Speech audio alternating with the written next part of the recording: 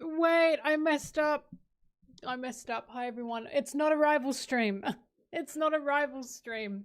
I had the I had the Twitch editing thing open and I forgot to press save on it. And then I opened it and I went, whoops. It's not a rival stream. It's not. Also, I've just realized, shit, hang on, I gotta fix my microphone. It's like tilting towards me. Wait, sorry. I'm sorry everyone, it's a mess. It's a mess today. Hang on.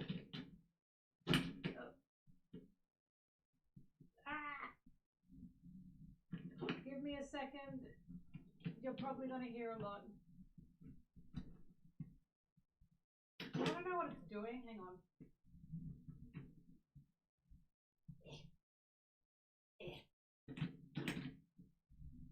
I know. Okay, I know.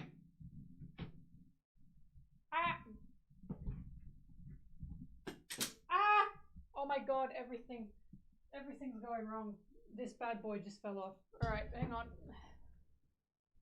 What do I do with this? I'm sorry. Oh my god, I meant to fix this before and I totally forgot.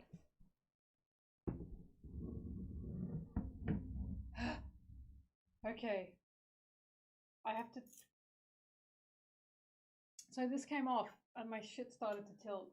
But it's kind of stupid because you don't really need padding. So that's awesome. Now let me just... We are not rivaling today. That was a lie. It was an unintentional lie. I didn't mean to lie about that. Okay. Hold on!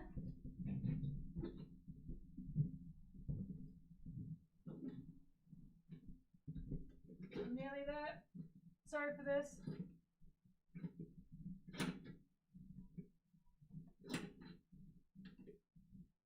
Okay. Better than ever. Wow, that's a lot better.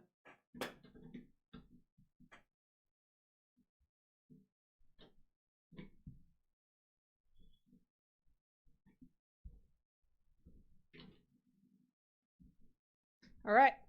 Yes, my microphone was violently tilting towards me. So now that works out. Mic building stream. Thanks. Extra pink. Yeah, it's because the sun's up and the window's open. Anyway, I'm going to put on music. I'm going to edit. It's the dreaded audio editing that I hate. But I hate this task that I fucking hate. And you know what I was thinking? I was like, I gotta rush to get this done. And I'm like, what the fuck am I rushing for? I don't have any reason to rush because I don't have any sponsors lined up at the current time. And my next chapter review is going to be for the break week, and there's no break week next week. So, there's no rush. Oh, I've got a new Sanji. Yeah, hang on, let me show him to you. He finally arrived. And I now have 2 Boa Sanjis. So this is the new one. Gay Cowboy Sanji. And then this is the other one that I got also from Throne. I got both of these from Throne. And I forgot to show this one off when I got him. But now I've got 2 feather bowered Sanjis. And I just adore him. But what is going on? What is going on with this? Like, it's a very fruity Sanji. Homoerotic, perhaps.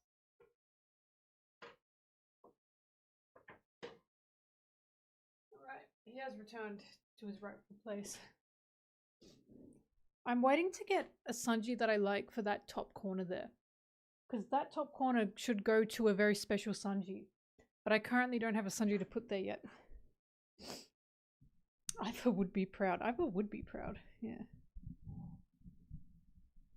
Okay. Oh, that's a lot better. Gosh. No, I don't hate them all. There's just not a good enough Sanji. Okay. Now I'm gonna put on music. Yes. Why do I look tiny? I gotta sit up straight.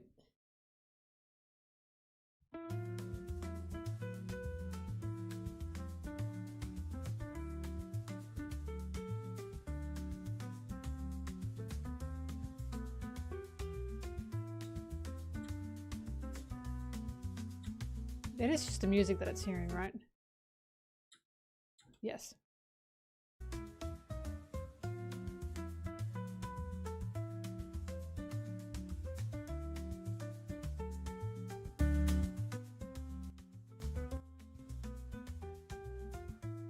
All right.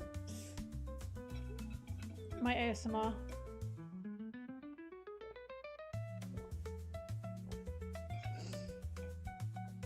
Oh, fuck.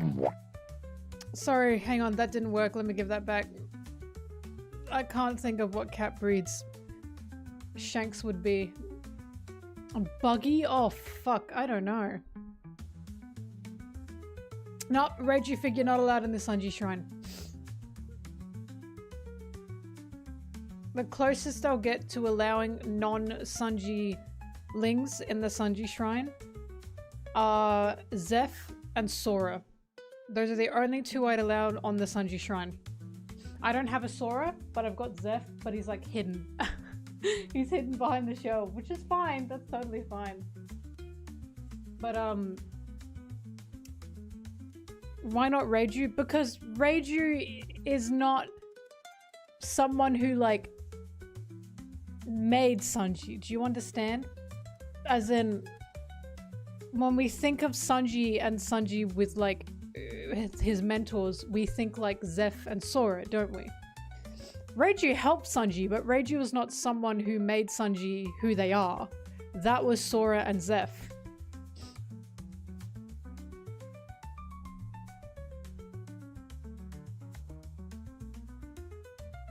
Sorry, I'm giving the points back. But also, that's Sanji's parents. Alright? Iva is Sanji's mentor, not Sanji's parent.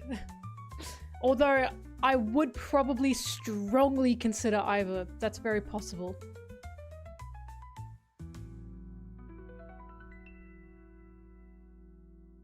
Alright, Crest Sanji's back. Now I'm going to, hang on, this is gonna scare a lot of you.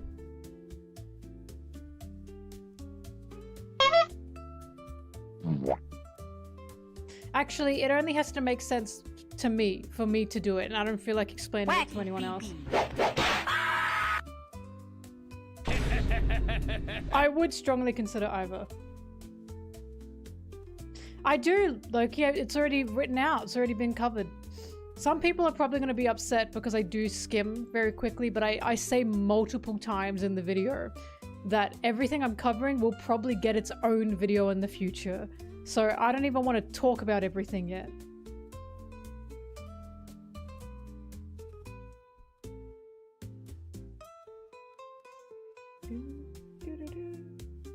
Of course I glaze dragons! Dragon, who do you think I am?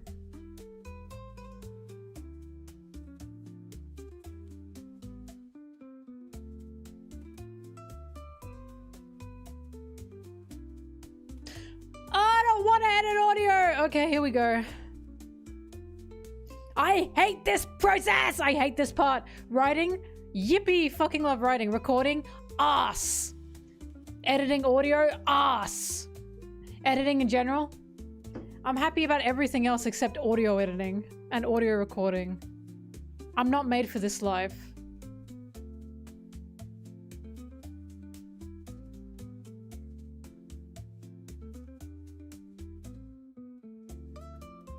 Of course Dory and Broggy share a bed.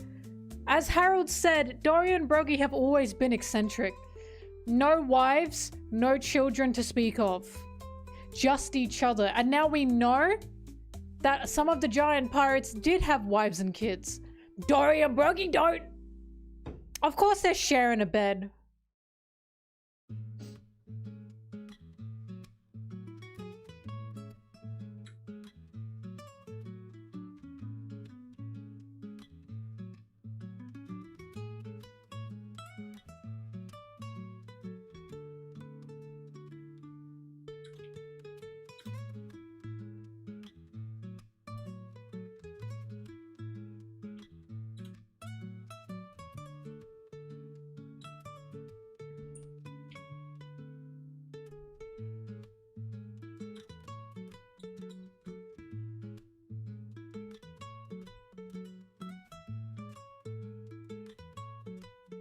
Actually, no, Loki, I don't want to talk about that, but no, trust me, this is not making me mad.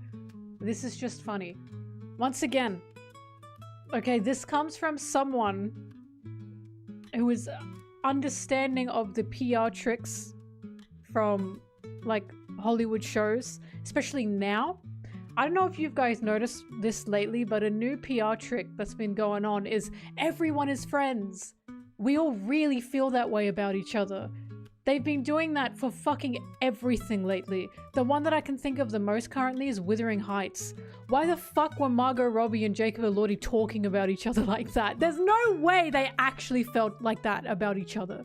If you don't know, they were talking about like, oh, I needed them in the room with me. I felt disoriented when they weren't in the room with me. It's like a new form of method acting, but it's to the audience. It is fucking bizarre. It's all PR, right? And it's what K-pop idols do as well. Of course, this is what J-pop idols do as well. This is like fucking media tactics taken from like obsessive fan culture that they're now pushing because it makes people think what they're watching is more believable, I suppose.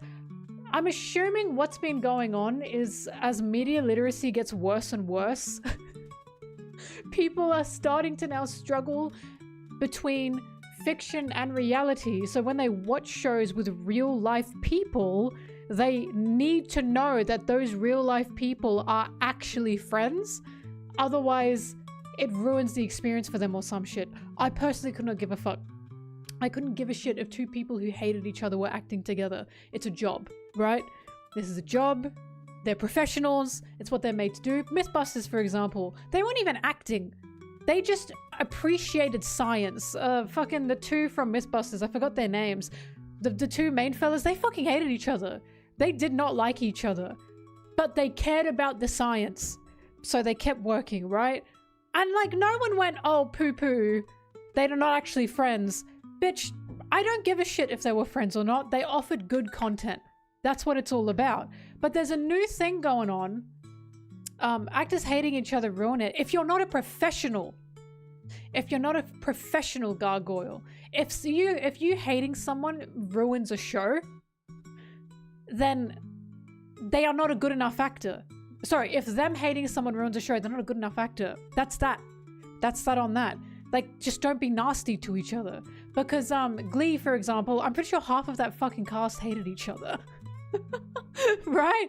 That was a stupid show, but fuck, it was fun for what it was. Either way, it's about a job, right? So long as you're manageable on set, so long as you're professional, so long as you're doing a job, so long as you're not a man-child, who fucking cares? The reason I'm bringing this up is because perhaps Gargoyle, Sex and the City is what, a sitcom?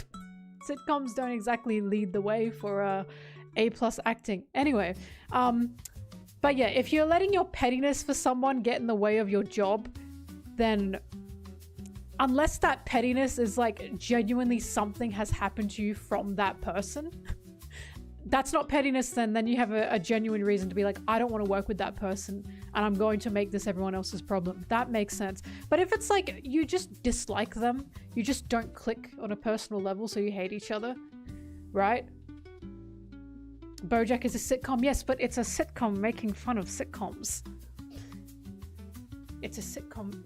Why? Hang on. Why in the world are you defending sitcoms to this extent? What nerve have I hit?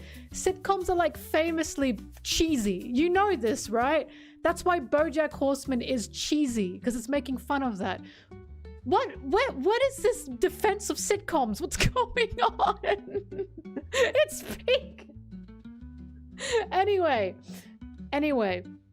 what I'm saying is it's a PR move for actors to pretend to really like each other. I'm not saying they're not real friends, but I'm saying since I think the MCU happened, this has been like a new, and Family Guy's bad. Anyway, this has been a new tactic that's been used to like push and advertise things. And it's like, oh wow, they're all such good friends. The reason I bring this up is because first season of the live action, I don't know if they're actually friends or not. I don't know them personally. However, the guy that played Zorro was fucking never around. They were never around. He clearly did not care that much to like integrate with the group. He was there to do his job and then he vanished.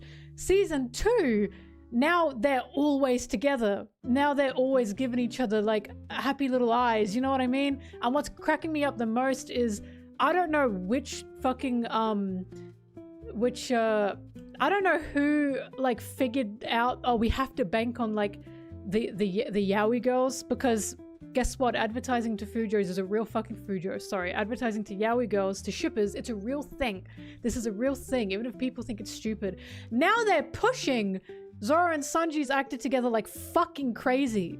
Those two didn't even like talk to each other in any promotion shit in season 1. Suddenly in season 2, they're constantly shoulder to shoulder. What the fuck is going on?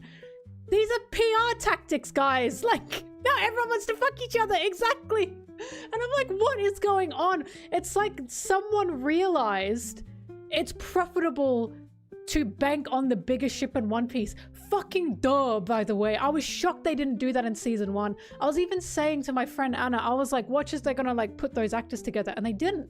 And I went, oh, okay, someone didn't do their research. Season 2, now they're doing it. People are gonna say this is a conspiracy, right? It's not a conspiracy. This is fucking PR. This is marketing. They're banking on the shippers, right? It's not what it, like, this is not me being like, oh my god, the controlling everything. This is genuinely just how Hollywood marketing works. People really undermine the amount of money shippers put into things. Truly, they really do. And I don't know why. Anyone who works anywhere in fucking marketing on like big media shows knows that like these top ships are good for money. they've always been good for money. Why do you think that in Japan they push for fandom culture, right? They want more fandom culture. Fun fact, the doujinshis that people post, doujinshis are fan comics. Technically those should be illegal because technically those fall under copyright, but the companies purposefully turn a blind eye because they know those fan comics are really, really, really good for their revenue. They know that those fan comics are really, really, really good for keeping fandom and for building fandom. They know that. Basically, every single Zosan fan comic that's ever been made, the company knows, Toei knows, Shueisha knows. They've got numbers on this shit. They know this shit. They're not idiots. They're not blind to it. Right? Anyway, the reason I'm laughing is because it's like, I don't care if they're friends or not. I don't know them personally. I just find it funny that as me, someone who is me, who lived in the K-pop realm for like 5 years of my life, it's so blatantly obvious to me that this is PR. And I'm like, I feel like I'm going crazy. Oh, they're real good friends. Wow, look at how they look at each other. They're acting. Like, it's a job. It's a job. They're co-workers at best. You know what I mean? I'm sure they could become best friends through that. I'm not denying there are some best friends on set, but I have a sneaking suspicion that after the live action stuff is all over, they probably will not be interacting too much again. Oh, you know what I mean? And season 3, it's going to recycle all over again. It's going to happen all over again. But, you know, it's just an interesting fact, I think. I don't care. I don't care so long as people do their job. I really don't care if you were friends with your actors or not, but some people really care about that.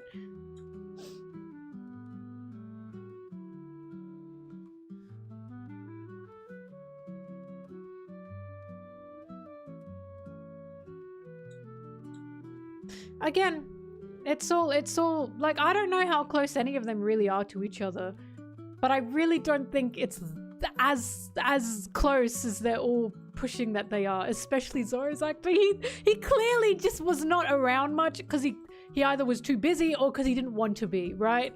And now I feel like he got probably, I don't know, maybe he got scolded for that, and now he's around so much more, and it's like, oh my god, I see the tactics.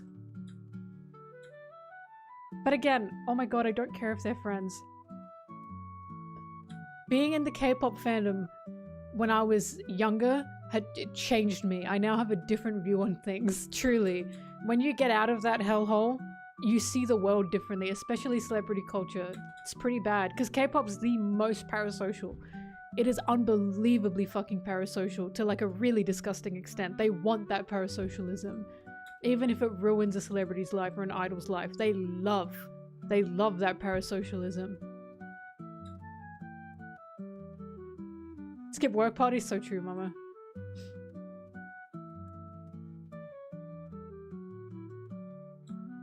Bye, Crash. But hey, no one's gonna listen to me anyway about this stuff, so I'm sure the Big Pink is not going to ruin anything for them. It just means that, hey, I'm not ever gonna get any interviews with the, like, I'm not ever going to be able to interview those guys like a lot of people want to do within the One Piece sphere. So I'm fine with that. I kind of don't care for it anyway.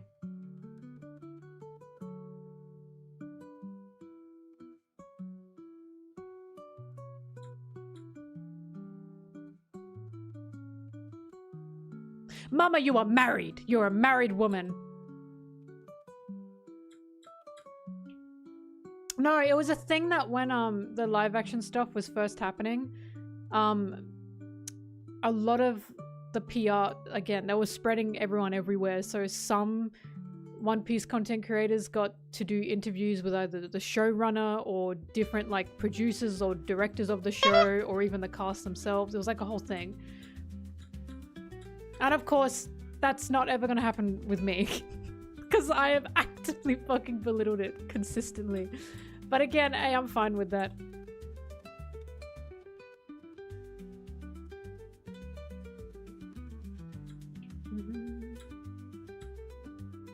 Yeah, when the first season came out, they were really, really trying to appeal to the fan base, and it worked. And it worked.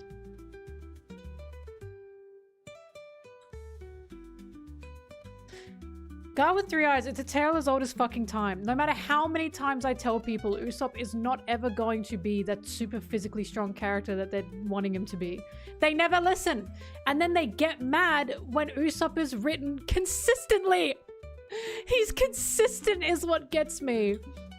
It would be bizarre if out of nowhere he just got a fucking insane item that made him like one of the strongest ever. And it's like, that's not gonna happen. And if he does get like a power up, it's not gonna be fucking Enma, is it?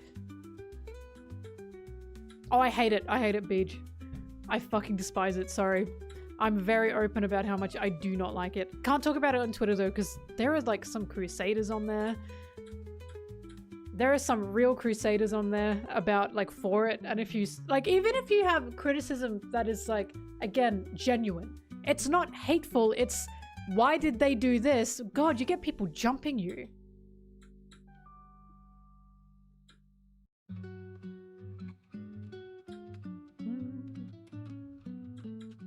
You get people going, why can't you let people enjoy things? Whoa, I'm not saying you can't enjoy it. Jesus. I'm just asking, why did they make this decision?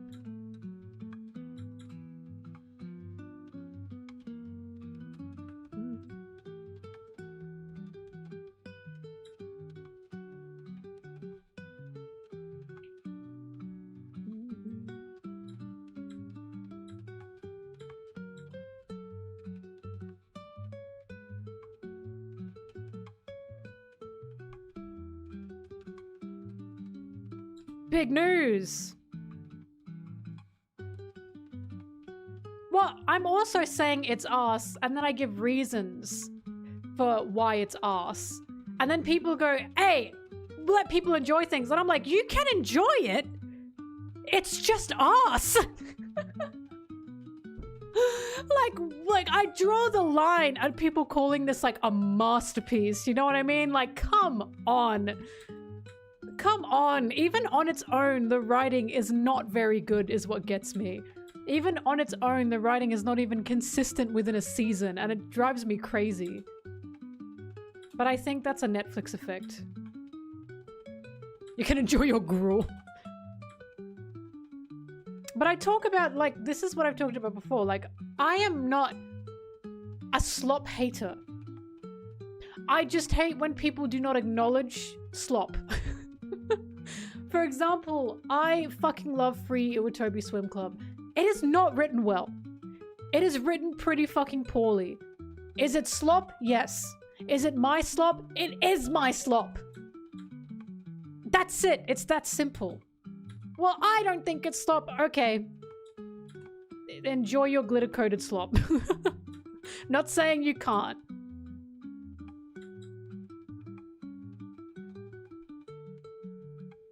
My slop! It's like Hero Academia. It's written okay. It's by no means like the best anime ever or the best manga ever.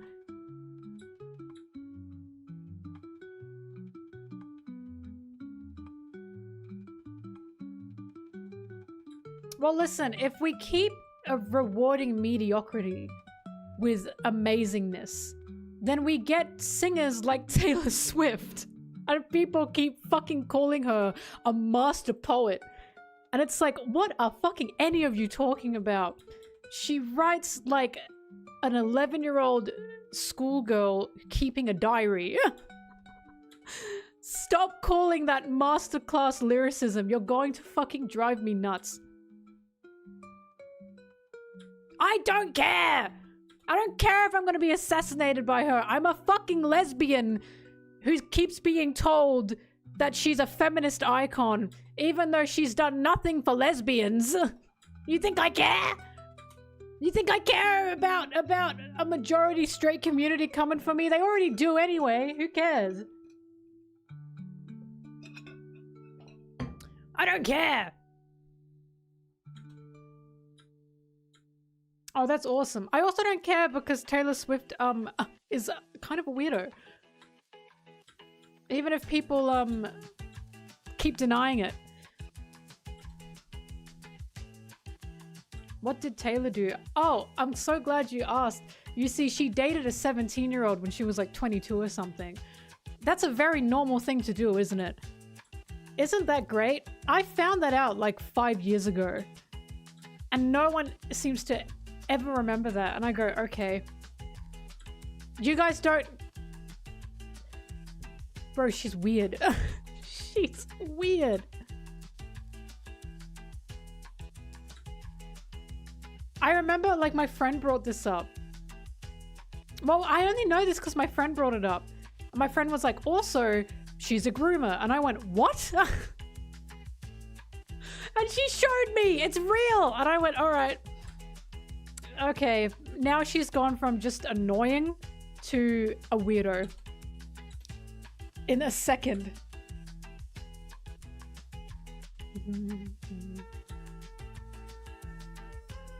Yeah, being the most popular.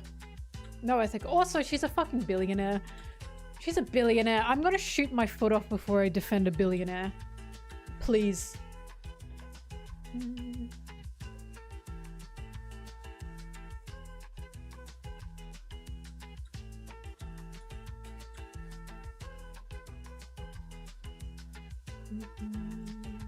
Also, if you're a lesbian and you like Taylor Swift,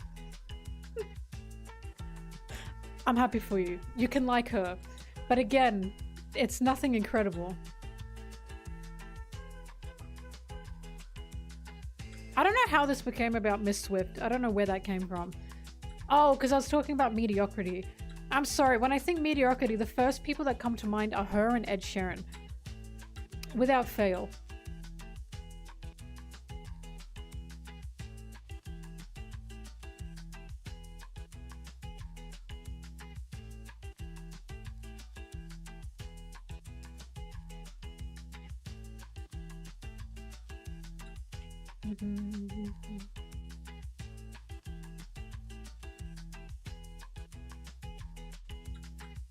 Oh, Blooper, those people exist. Many people like that exist. That's like a real problem.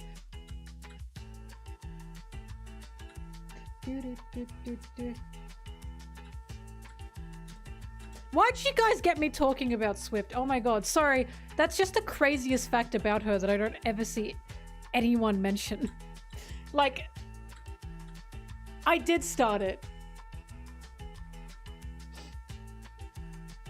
And she also moved next door to some guy's house after his, like, grandma died or some shit. Fuck, what was that? Again, it's weird. I was told all of this by my friend.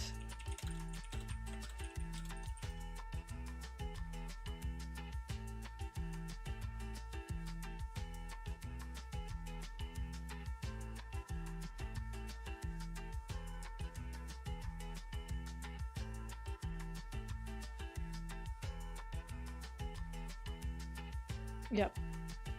She dated a 17-year-old high school student when she was 22. Oh! Yuck! Why? Who? I don't know who it was. That's gross.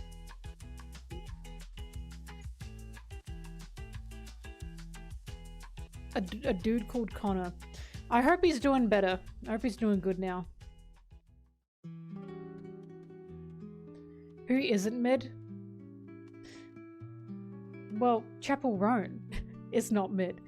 And now she apparently yells at children. Little rich children. And people want me to be angry about that. She doesn't, by the way. It wasn't her, if anyone heard that.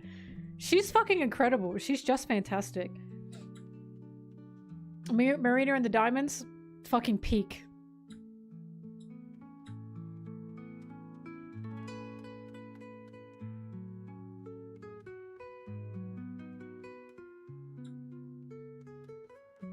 In terms of lyric writing, it's not exactly a masterpiece in lyric writing, but the Wombats, they're just so quirky. I love the Wombats lyrics.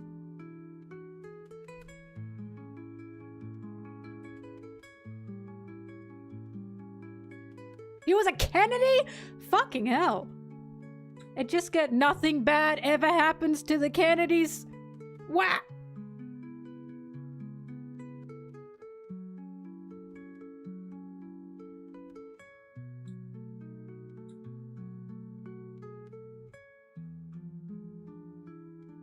And no one has ever made Midnight City ever again. Ever. Midnight City M83 has never been made again. Well, look, I'm kind of iffy about making fun of Taylor Swift fans because, of course, they are a bunch of usually teenage girls who like something. And there's a whole thing about when a teenage girl likes something, it's stupid. When teenage boys like something, it's cool. But then I thought about it and I was like, no. Actually, teenage boys liking things is also stupid. So it evens out. I'm actually not just not liking Taylor Swift because a bunch of teenage girls like her. I'm not liking her because I think she's way too overrated and she's way too parasocial with her fans, and I don't respect that, especially from a billionaire. No, teenage girls do still love her. Like, teenage boys and a bunch of boys like Kanye. I don't get it. I don't get, like, still, by the way, still. Guys, let it go. Please fucking let it go. He's not worth it.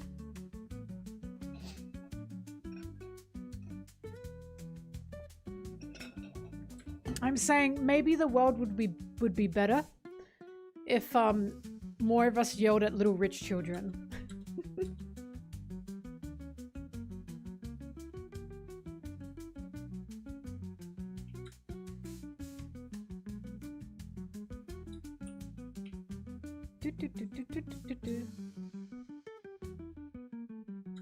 I was gonna say, teenage girls still love her gargoyle. Trust me, they do.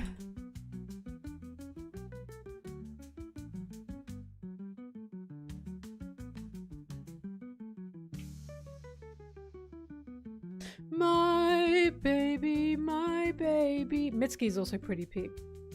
I'm not a fan of all of her songs because some of them aren't my style, but I do like her songs. Gargoyle, why do you not believe us? She still has people coming into her fandom.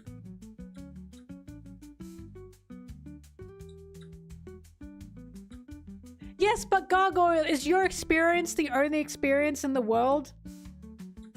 Tons of teenage girls still like her.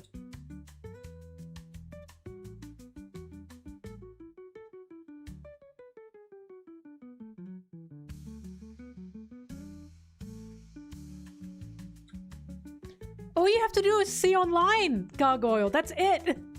Go online to any kind of Taylor Swift discussion. It's filled with a bunch of teenagers. It's teenagers. They're obsessed with her.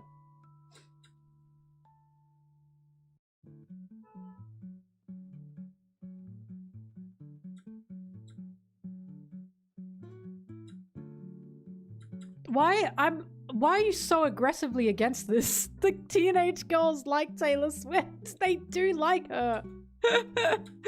I'm not sure what you're gaining from not believing that. Hello, thank you.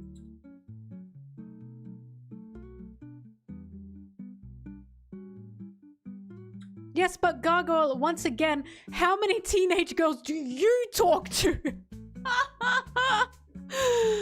What the hell? All you gotta do is look around in her fandom spaces. It takes like a second. Loaded question. 2, and then what? Mama knows like 13. How about this, Gargoyle? Let's go to a Taylor Swift concert together and let's look around and see how many teenage girls will be appearing at that Taylor Swift concert. You will be shocked. No.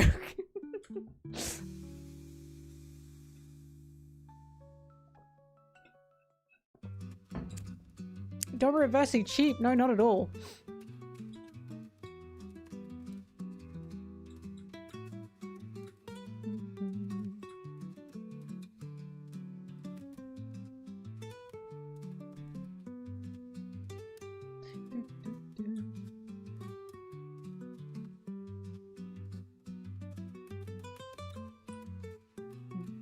I remember people were already hating Domi Reversi when Rox was revealed to have it. And I still stand by the reason a lot of people didn't like it is because they were believing that Rox was that bad. And then we find out Rox was actually like possessed and taken over. And I said, what do you know? History being told by a biased source such as fucking Sengoku is not the correct history. History was changed. Imu directly changed history. And Rox had to take the fall for that.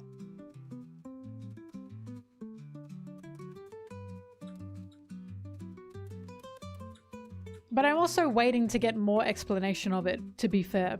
I can't make all my judgments on it yet because I'm still waiting. How much more are we going to find out here? Because there's clearly more to know since Chopper just slapped the devil out of someone.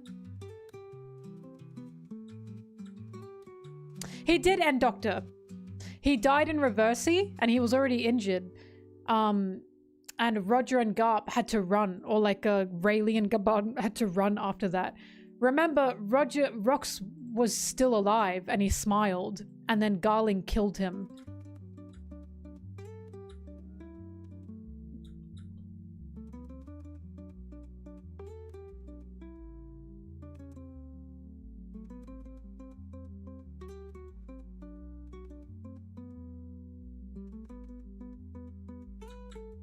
And Doctor, that should be the saying of this fandom.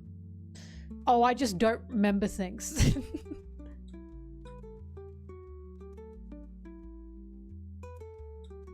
His character changed post time skip. People are saying Roger's character changed post time skip. Roger was a fucking concept by post time skip. What are they talking about? Oh my god, everyone, Oda's so good at writing propaganda that everyone keeps fucking falling for it and then saying, well, that's just not what he wrote. Yeah. It's almost like propaganda is a lie, right? Isn't that crazy? I thought Roger was gonna be evil. I thought Roger was the devil. Yeah, it's almost like you were told that by sources that were not Roger himself, right? It's almost like you were told that by powerful sources within the world to believe that he was that. It's the same thing as Rox. Man, it's the exact same thing as Rox. People have been upset at Rox, and it's like, well, because you wanted him to be a fucking crazy evil antagonist. And he wasn't. Because it's very rare that Oda tend to do that. Even when he writes evil characters such as Kaido, for example, even Kaido's got more going on than just being that fucking evil for no reason. Not that there is a reason to starve people out, mind you, but of course there's an explanation of character.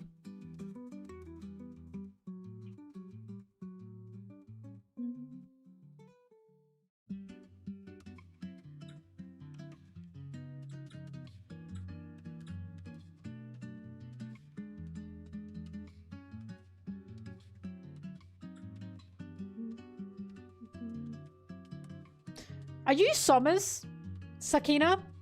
Give me back my emotions. I'm now more and more convinced that Sommers is in fact a critique on fans who are going, stop not killing people. Stop pretending to kill people just for them to not be dead. I've never been more sure about that in my life, that now that's what Sommers is. And I'm so glad I've been given this loaded smoking gun where people will keep talking about the fake out deaths and I can say, okay, Sommers. By the way, the fake out deaths is a reasonable critique, don't get me wrong, but it's gotten to a point where people fucking complain about it so much that it's like, I think you just didn't pay attention. For Saul, for example, people complaining about Saul not being dead. Shut up. Like, genuinely shut up. Even when Saul died, people were like, how did he die? I was asking how the fuck did he die? He was frozen on a burning island. And when it was revealed that he was still alive, I was like, that makes sense. That makes sense. And then people went, that doesn't make sense. You're just mad that it's not as grim as you want it to be.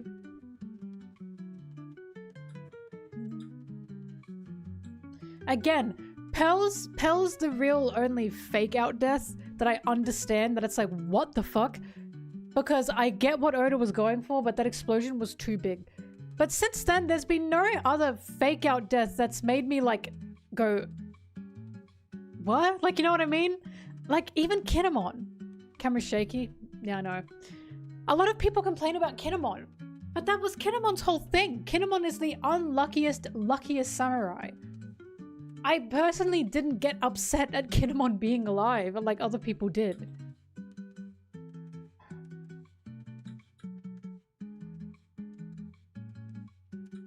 I don't know, people think I'm dick riding when I talk like this, but it's like, but Kinemon, I never expected him to die. I never expected him to die. Not like that, anyway.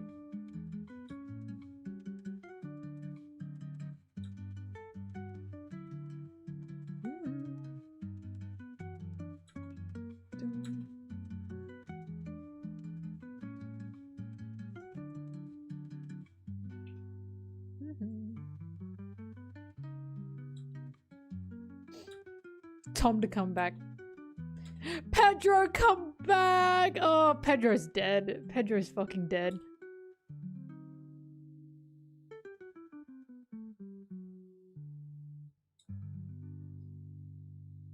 Saul dying makes Robin's tragedy and her will to live again so much better. No, it doesn't!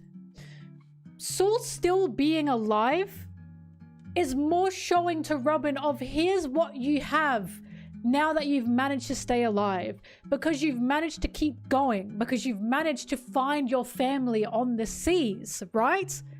If you were not still alive, you would not have been able to find this. You would not have been able to know of this. Saul being alive is the hope that Robin was still fucking hoping for years. Again, Oda's writing a hopeful story. What you want is a tragedy. It's like Kuma. So many people were saying Kuma dead, Kuma dead, Kuma dead. Then they got mad that Kuma wasn't dead. They said, where's the tragedy? Oda's not writing a tragedy. Like, where is this coming from? He's writing a hopeful story. And to write a hopeful story, you need that kind of tragic writing in the middle of it. But the fact that it ends on a happy ending means it's not a tragedy. Robin's story isn't tragic. It's hopeful. That's the point. There is no lack of her backstory because Saul is still alive.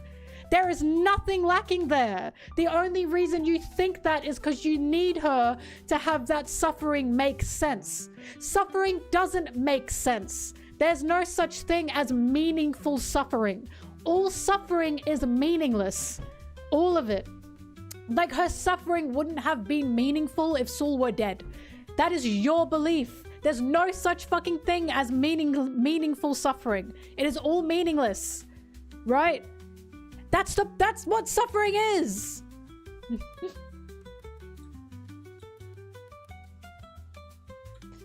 I'm specific about Saul because I think saying that Saul being alive cheapens Robin's backstory is ridiculous. That is ridiculous. What was Saul sacrificed for? Because he got her fucking out of there. What are you talking about? What are you talking about? His sacrifice was managing to get her out of there. In the same way, Zeph cutting off his leg was a sacrifice to Sanji. Sacrifice doesn't mean you die. How the fuck is that a meaningless sacrifice if Robin got away? She survived, right? What is this idea of he had to go after her? He was a huge fucking giant wanted by the government. He was in the same position as Robin. Like, what are you on about? It's this idea of, like, that's meaningless, that's meaningless. What Saul did for Robin was so meaningful that she got away from that burning island and she found people because of what Saul said to her, right? Robin's mum being dead is something that she carries on. All of Ohara being dead is something that she carries on. Saul's the only survivor of Ohara alongside her, and that means something. But Saul, death bait, it's what? Death baits? Like, do you know what I mean? People back then were questioning how the fuck Saul died. I don't think it's death bait if Robin also wasn't aware of that. Looking back on it now we can be like, oh, Saul was alive the whole time. We are reading the story from someone like Robin's perspective. She did not know he was alive, right? No one knew until she got to Elbaf, or she got to O'Hara, Egghead, and found that out. I don't have a problem with that. I don't know why you guys have a problem with that. What's the problem with, oh, he's actually alive? It's supposed to be hopeful. What's your issue with hope? I don't get it. It's hopeful. He's alive. Thank fucking God. I don't understand a fandom here. I don't understand this fandom where it's like, oh, I wanted him to be dead. We're meant to find out that Saul's alive and be excited.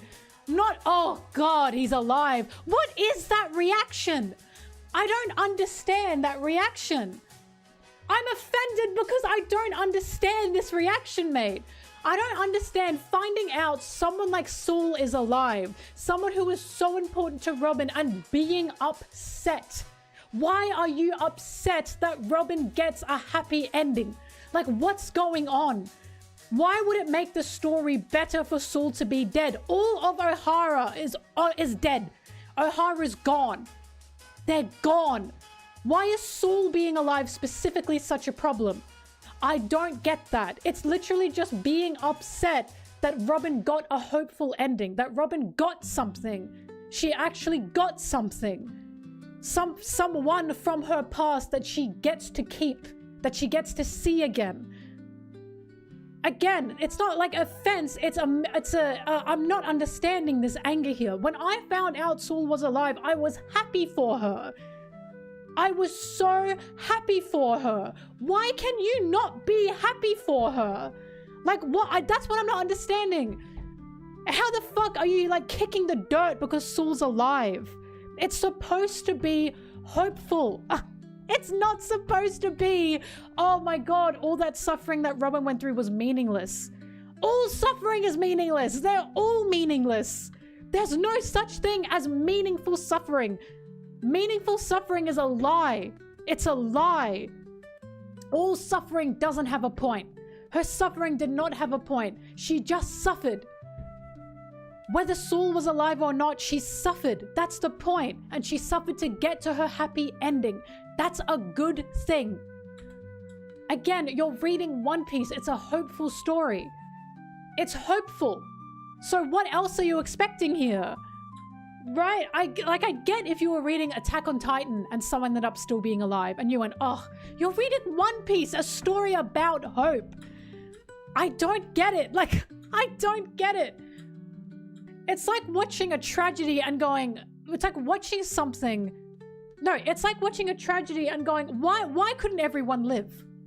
Why couldn't everyone live? I'm sucked that everyone died. Her happy ending is ongoing, Sakina. She didn't get anything from O'Hara, did she? Everyone she knew from her past was dead. She had nothing and no one. She had no mentor. Nothing. Absolutely nothing. Robin was the only one who had no one from her past left. Literally no one. Until she found out Saul was alive, and until she found out Saul, just like her, was carrying on the will of O'Hara. Saul is part of her O'Hara journey. Right? That's a big thing for her. Her happy ending is not just the Straw Hats. It's also Saul. Because she's not joining Saul's crew now, is she? She's not going to sail with Saul now, is she? This is someone from her past that helped her, who is still alive. Her mother is dead. All of O'Hara is dead. So why is Saul still being alive such a problem here? You should be happy for her. He's writing that so you're happy for her. Again, it's this anger towards Oda for writing hopefulness that is frustrating to me. That's the frustrating part. And again, it's not like he wrote Saul to be totally dead, is it? It's not like he wrote Saul to just straight up be dead. It's not a Pell situation. He wrote Saul with Kuzan, right? Kuzan was a friend of Saul. Kuzan used a move on Saul that he used on Robin, that Robin survived from. Ever since he did that to Saul, everyone was like, how did Saul die? Is he still alive? O'Hara book survived. Her people's history still survived. Yes, and it still survived because of people like Saul.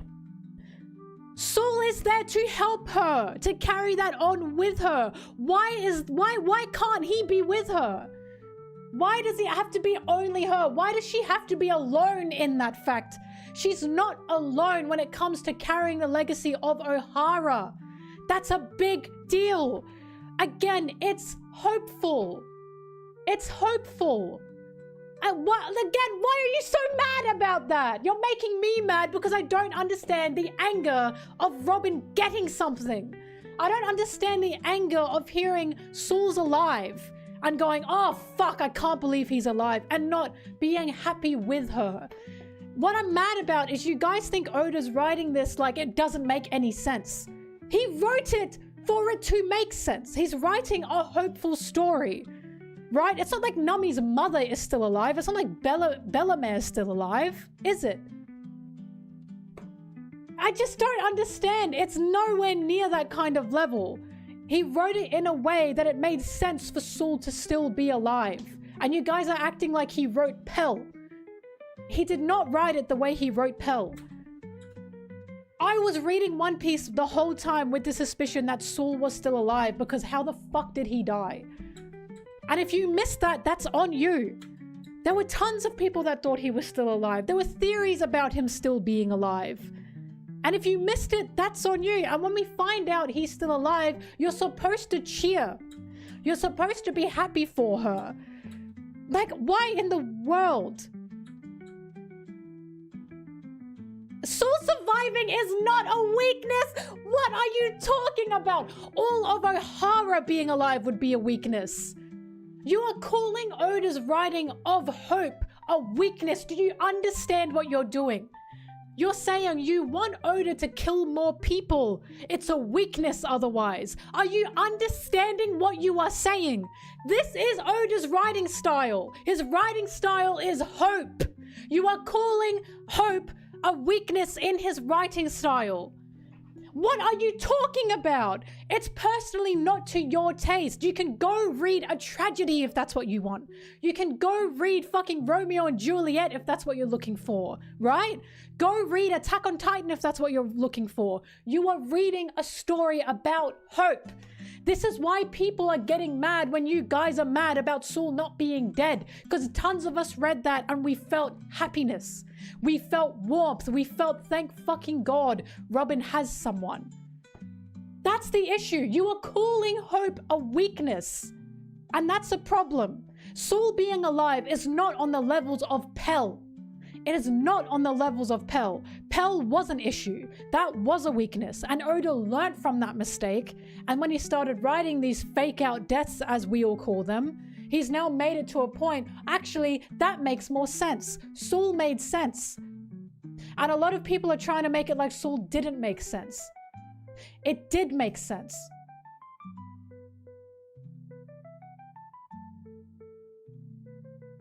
He has a cynical side of him?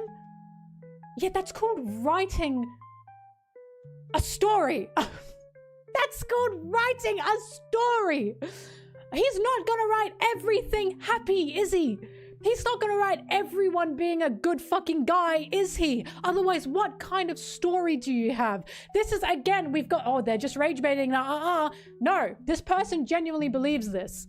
It's not rage baiting. I'm sick of that excuse. You are not rage baiting. This is not rage bait. People genuinely believe this, guys. That's not rage baiting. Oh my God. The reason I hate the term rage baiting is because, now I'm not calling you stupid in the chat. I'm not calling you stupid. The reason I hate the term rage baiting is because it's the belief that people are not this stupid. People are this stupid. There are people that stupid that exist, right? These conversations, the reason I know they're genuine is because when Saul was first alive, so many people were mad about it. So many people were mad about it. It's insane. That's how I know this is genuine. Because I've seen this conversation over and over and over again. Right? I'm mad about this because you were reading a story about hope that has tragedy in the middle of it, but it ends happily, and you're going, why isn't this ending with death? Because that's not the story you're reading. See what I mean? It wasn't rage baiting. You guys have got to stop calling these things rage baiting. I'm serious. I'm serious, because then you give stupid people an out to say stupid things. Yes? If you're making yourself look like an idiot, not you, you're not an idiot for that opinion, but if you're making yourself look like an idiot to rage bait someone, you just look like an idiot. Right? This new rage baiting term is genuinely, it's just a joke. Everything's rage bait. Everyone is genuinely that stupid. I've had it. I've just had it. I told you, Rivals does not make me mad. But listen, I fucking draw the line at hope being called a weakness in writing. I'm sorry. Reading the chapter of Robin finding out Saul was alive in Egghead and having her cry, and reading the chapter of her reuniting with Saul, that was some of Oda's best writing. It was some of his best writing. Emotionally speaking, that shit was so fucking beautiful. And then I get people going, I didn't like that. He should be dead. And you're calling that a weakness? That's where I draw the line. That is not a weakness in writing. That's simply hopeful writing. And I think that's a good thing to have, right? It's power, damn it. I defend Saul being alive with every bone in my body. Every bone in my body. Because the amount of cynical people that were mad about that is unbelievable to me. Robin found her hope in Luffy, and because she found Luffy, she found out Saul was still alive. If she didn't find Luffy, she would have probably died and not known that Saul was still alive. Because she survived, because she got to keep living, because she wanted to keep living, she found so many more new things on the horizon. Saul being alive included. She had no idea until that point. Saul, for her, that's like, again, she was praised. She was praised. This chapter's called Praise Me. Because look, Saul, look. I did it. I made it. I found my family. That's why that's so emotional. It's like, it's again, Robin deserves that. She deserves someone from her past. Everyone else is fucking dead. They are all dead. Except for Saul.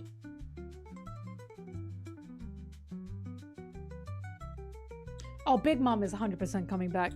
I don't know what's going to happen with Kaido. I don't think Kaido's dead, but he's definitely coming back. Oh, sorry. I don't think Kaido's dead, but I don't know about him.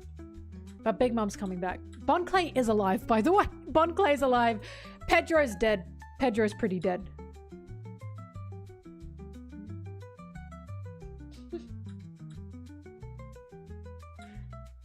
Look, the reason it just makes me fucking crazy is because, again, it's a cynicism. It's a cynical idea to me of being like, that makes me mad.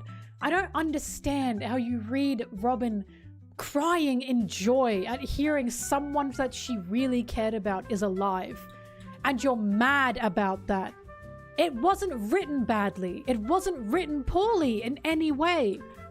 It was some of his best writing. And some people were mad about it. It just pisses me off. It just feels incredibly cynical to me. He should be dead. Saul being alive does not weaken him telling Robin to run. It doesn't weaken any part of her backstory. And Oda went so far in on that even when we got the chapter of her reuniting with Saul, he showed her past again. He's so confident about that he's showing her past again in the chapter where she's reuniting with Saul. We are supposed to see her past, see what she went through, and think, look where you've come now, Robin. Look how you've made it. You stayed alive all that time and you've managed to meet Saul again. Not even knowing that he was there. Not even knowing that he was on the horizon. She nearly jumped off a fucking cliff as a child. And I'm meant to look at that and go, oh gosh, Saul should have stayed dead. Like, what? It doesn't make any sense to me. You're never ever gonna make me believe that's weak. And you're never ever gonna make me believe that's bad writing. It's not gonna happen. Oop.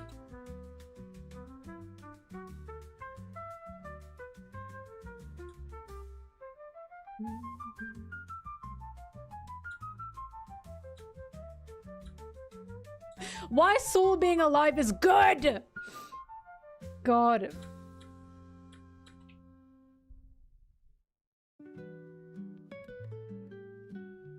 I was gonna say, this suffering is not gone just because that's what gets me. That's what gets me. It's meaningless suffering. And again, no such thing as meaningful suffering. However, why does Saul being alive negate what she went through? She still went through that. I don't get it.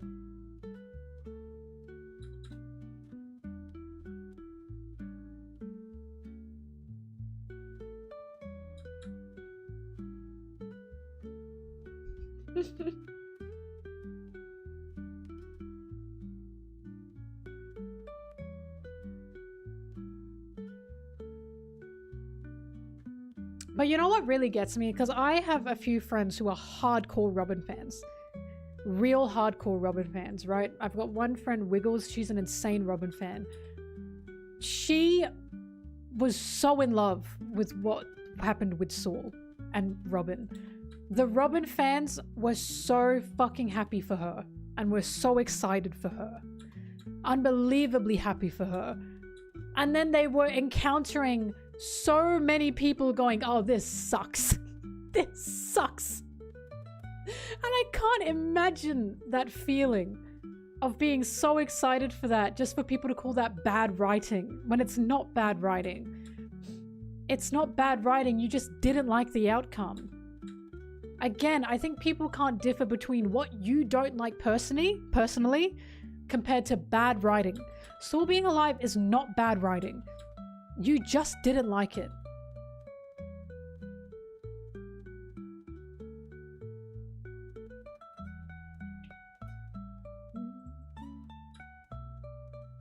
Again, he's had a problem with fake out deaths. So, Pell was the biggest one.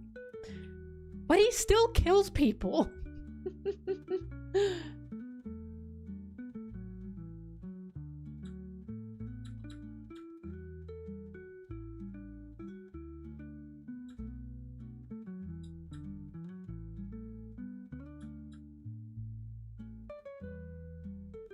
Deathbait is a fucking insane term to use. I'm sorry. Deathbait? Deathbait. Again, it's not baiting if you're writing something happening to a character and the character doesn't know what happened to them. We don't really know what happened to Saul and O'Hara. We assume he died, but again, I'm saying this one more time, tons of people thought he was still alive. Me included. So many people were still questioning that. And now that we bring it up and say, yeah, we thought it was weird that he died, people go, no, no, no. And it's like, I'm sorry that you missed that. But I remember asking, how the fuck did he die in ice on a burning island? Didn't make sense. Especially because he was near the shore as well, but whatever.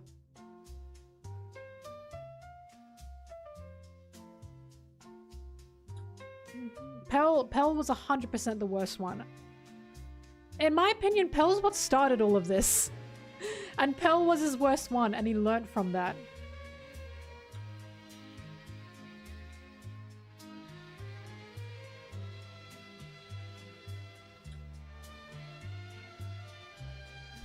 Oh yeah, we got faked out that Odin was still alive, and that was a trick. We got a fake alive.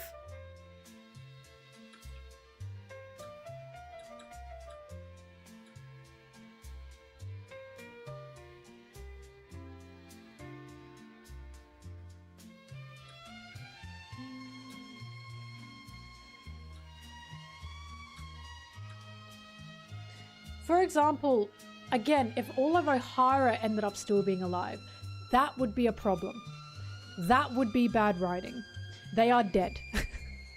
O'Hara's gone, they're dead. Sanji's mother still being alive would be a problem. Dead.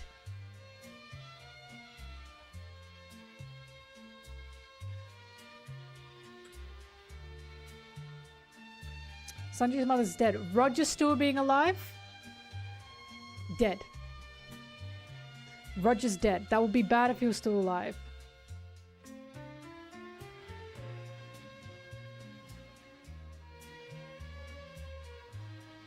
I didn't find Pounds egregious in any way. But I think it's because in terms of emotional climax of the story, Pound was like not the center of it. Do you know what I mean?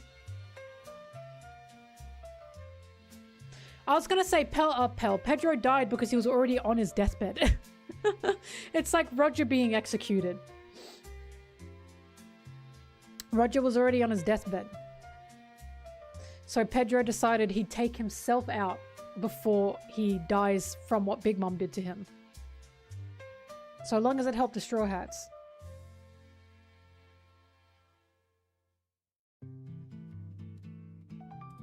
That's what I mean! Also, Pedro was a big fan of Roger. Pedro was doing what Roger was doing. On a smaller scale.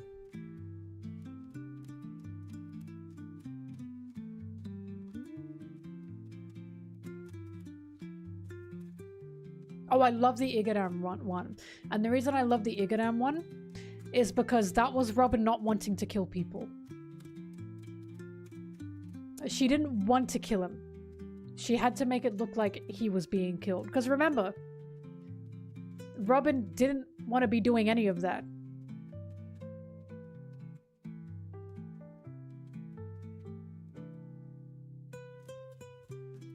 Now you're rage baiting. Robin meeting Saul's scene, on hindsight, it wasn't it. Now you're fucking rage baiting me. Now that can't be true. You can have that opinion, but it's a stupid opinion. It wasn't it. And it's one of the fucking best emotional, like, scenes that Oda's written. Come on. That's just ridiculous.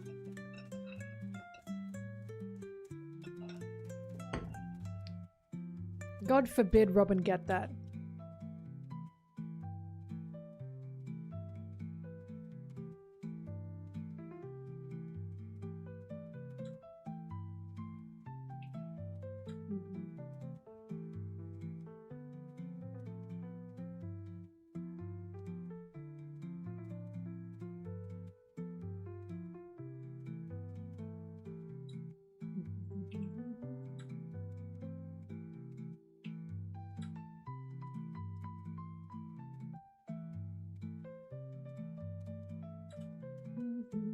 The reason I'm so passionate about this is because when I read those scenes, I was fucking overwhelmed.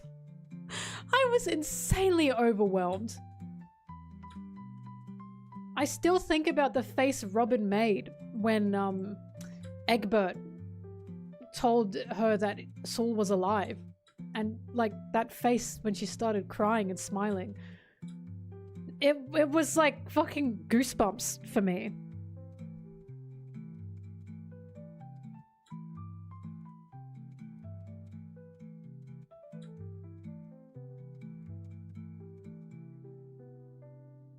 Yeah, Egbert. And also, look, YouTube chatter, we're just not going to agree with this. You're saying it's enough for the books to be alive. I'm saying enough perhaps in terms of what O'Hara did, yes, but what about Saul? What about Robin specifically? Robin thought Saul had died for her.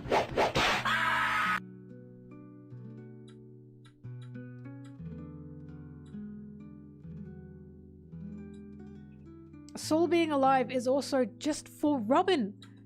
It's for her to have this happiness. And again, I think that's fine. It's not bad writing.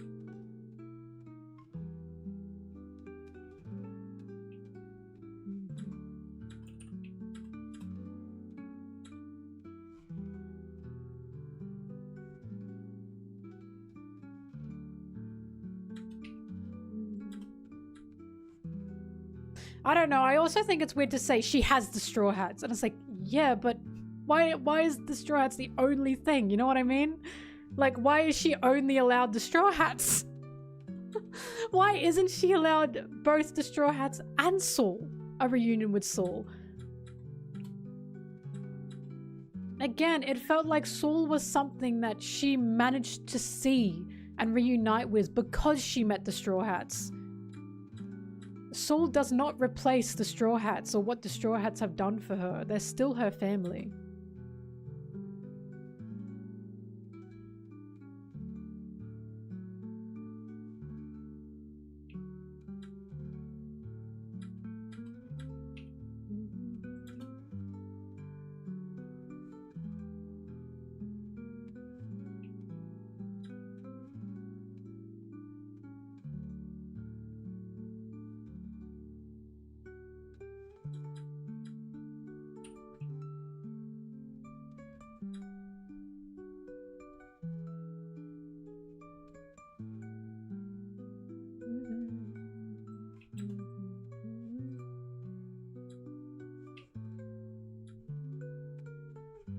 I don't know. Look, it's happened. The reason, again, a big reason for a lot of this is the same thing happened with Kuma. The amount of people that were mad Kuma didn't die. It gets to a point. It just gets to a fucking point. It really does. Like, I can see why Oda wrote Sommers. I can surely see why he wrote Sommers. It's like being mad that Kuma didn't die is insane to me.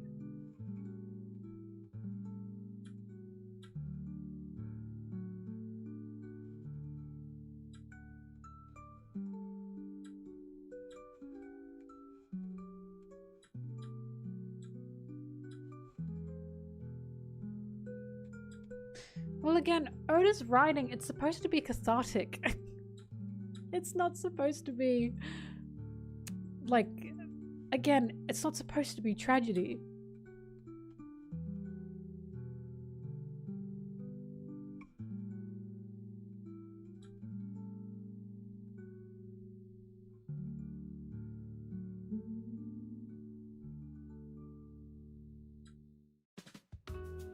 But also, the funniest part about all of this is a lot of people say Oda's struggling to kill people. Again, they call that a weakness. I personally call that a strength. And the reason I call that a strength is because there are so many stories out there that rely on gratuitous death. They rely on death being the biggest point of anything, right? Oda does not write like that. He doesn't write death being the end-all be-all. Even when Ace died, right? Ace is still alive through Luffy. Ace is still within this story to such a heavy extent that Ace's will is being carried on thanks to Luffy. Even Marco was like, wow, Luffy is very similar to Ace, right? Even when Oda writes death, that's still not the end of a character. I don't know, it's, to me, I've never seen his unwillingness to kill characters as a weakness. I see that as a strength for a writer that wants to rely more on that hopefulness. He wants to rely more on the emotions of those reunions. He doesn't want to rely on the death of a character being the biggest emotional draw.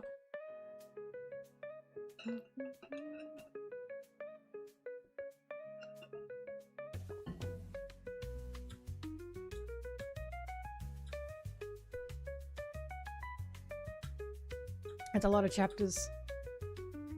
But see, that's an opinion thing. But I think there's something personally mature about a writer that actually doesn't want to kill their characters. Because again, otherwise you get gratuitousness.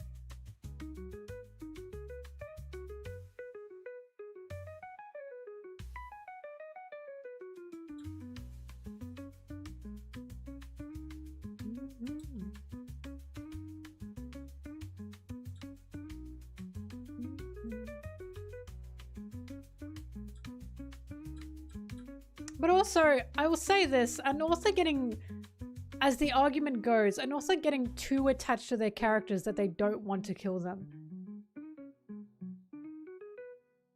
Is that a bad thing?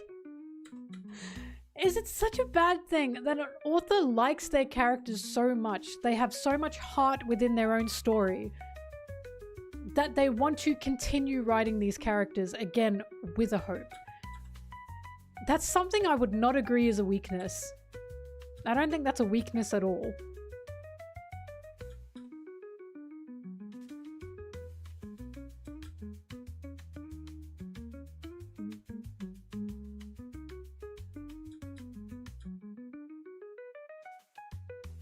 Depends if the plot was built around their death.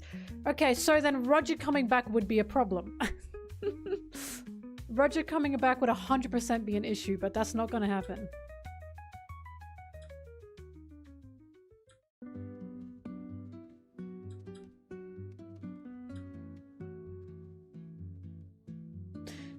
But the stakes, I understand that, but the stakes in One Piece have never been death. The stakes in One Piece have always been harsher than that. The stakes in One Piece are freedom and liberation. The issue with Luffy losing anything is not death, particularly. It's a country being imprisoned. It's people turning into slaves. Sakini, I don't think you're an asshole. I don't think you're trying to be an asshole. I just think there's a way in which you're looking at the story that I think is like, that's not what One Piece is my issue. I'm not calling you an asshole.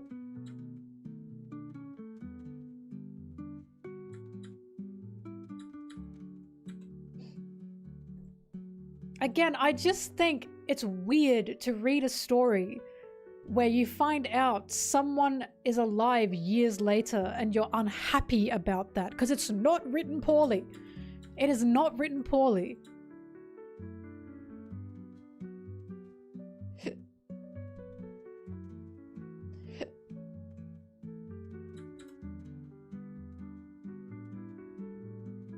No, people would die if Luffy lost the fight, but I'm saying death is not the end-all be-all horrific thing that would happen in One Piece.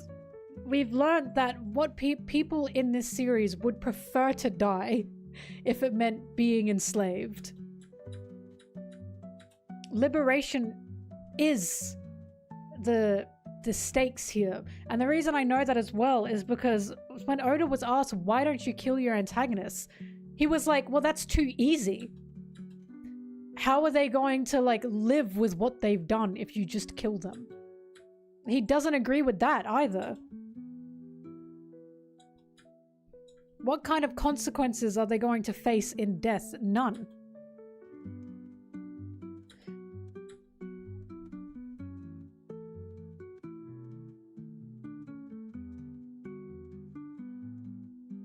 I'm not saying death is a stake factor. I'm saying if you think the only thing at stake is death, that's not true.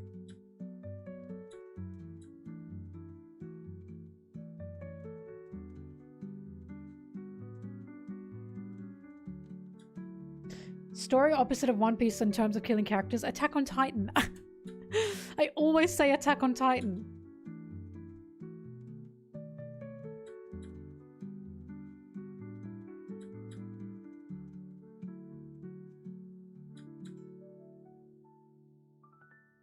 Also Game of Thrones, but I haven't read Game of Thrones. But I know that for Game of Thrones, there was just so much death in it that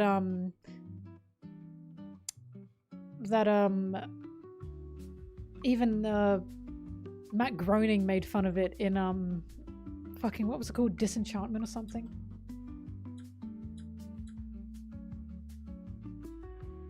Well, look, you want to talk about death that does not make me feel anything? The fucking death at the end of the first Demon Slayer movie. the one fire guy, whatever he was, I was like, I don't know this guy. Like, he was, I'm sorry, that did not make me cry. I was like, I've only known this guy for like a little bit. I barely know the dude. This death is not making me feel anything.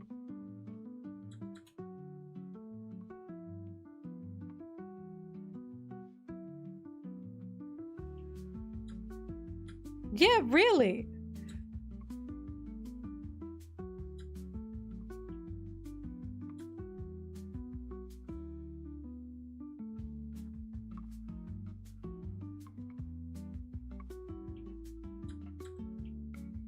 But also, here's another thing.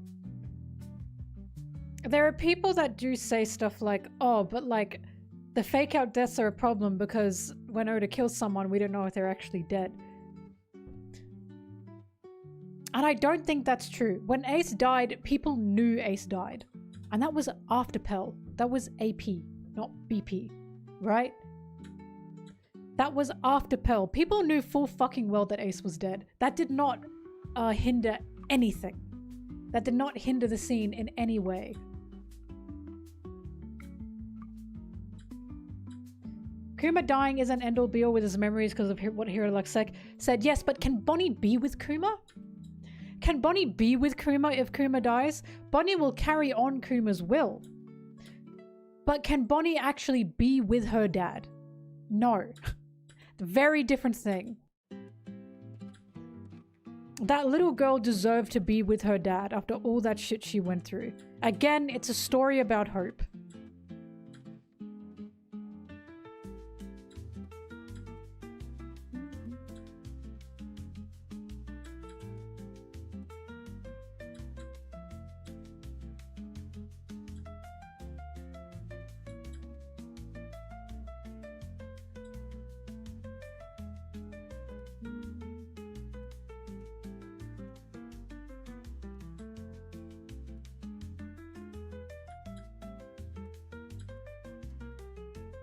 I mean, I knew Pedro was dead when he already was dying, by the way. I knew Pedro was dead because he already was dying.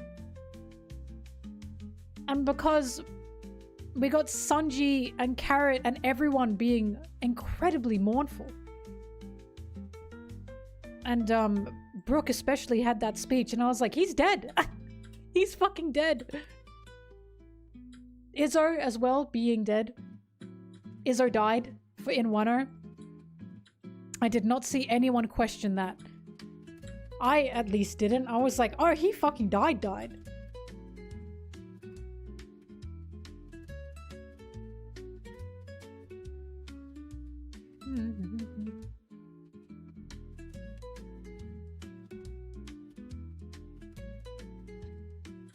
Everyone assumed Izzo was alive? No? Not to my knowledge.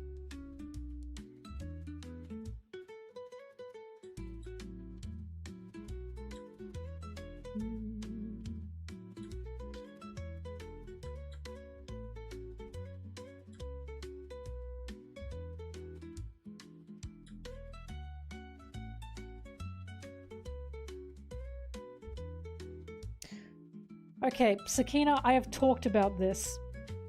Oda's not writing a full reality. Oda's writing a what if. Do you think we live in a world? Do we think we live in a world where just punching a dictator or punching a tyrant is going to change anything? No. Do we live in a world where Luffy exists? No. I wish we did, but we don't. A lot of people were upset about Saul and Robin because they were like, well, losing someone like that just doesn't happen like that. Because this is supposed to be a happy what if. This is supposed to be a happiness and a hope, right? It's supposed to be a wouldn't it be nice. Again, it's a hopeful story. It's a happy story. I agree, our perspectives are different, because I agree, that's not how the world works. But Oda doesn't want to write directly how the world works, does he? He wants to write a wouldn't it be nice type of story. That we face all these things in this world. And it could be like this. It could be a hope. It could be a happiness. Whoops.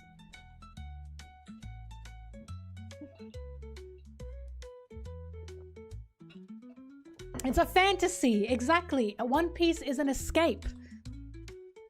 It can inspire you, but it's an escape.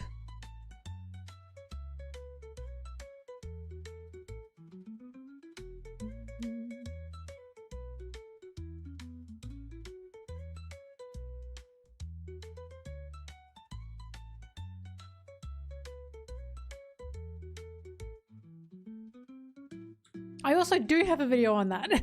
It's called The Reality of Fantasy.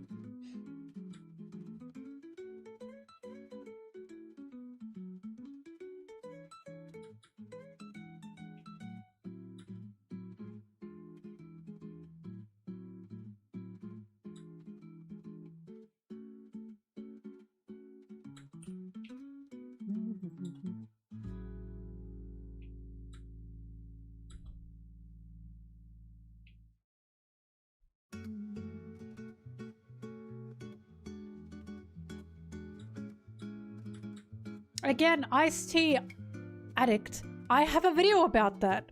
I literally talk about how he makes like real world comparisons. And then he ends it in a what if? He ends it in a wouldn't it be nice? Again, we don't live in a world where you can just punch a tyrant and everything's okay. That's not the world we live in.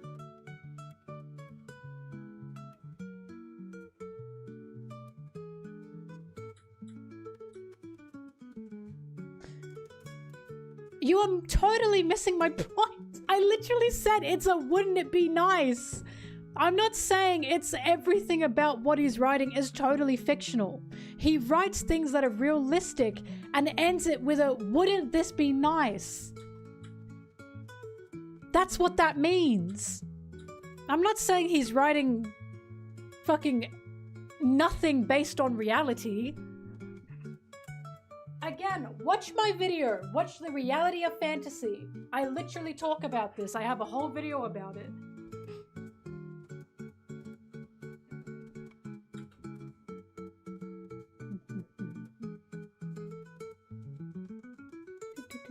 But also, my views on death and death, like writing death, changed completely when I watched BoJack Horseman. And changed completely when they ended it the way they did. And they themselves talked about death being a cop-out, death being too easy. And I agree with that. I think death is a very easy writing tool. It's like giving some character cancer. That's a very easy writing tool in terms of making us feel something. Yeah, writing based on reality.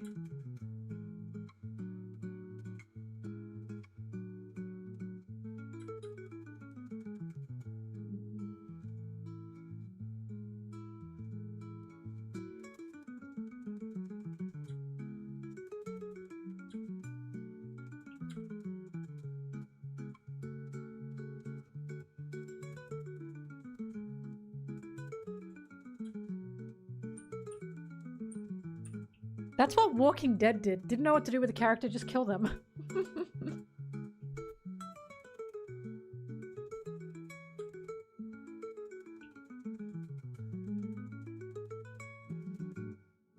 Look, in a world where some of the top stories and the biggest stories are very lenient with death, or they're very, again, gratuitous with who they kill and who they want to kill, Oda is just incredibly refreshing.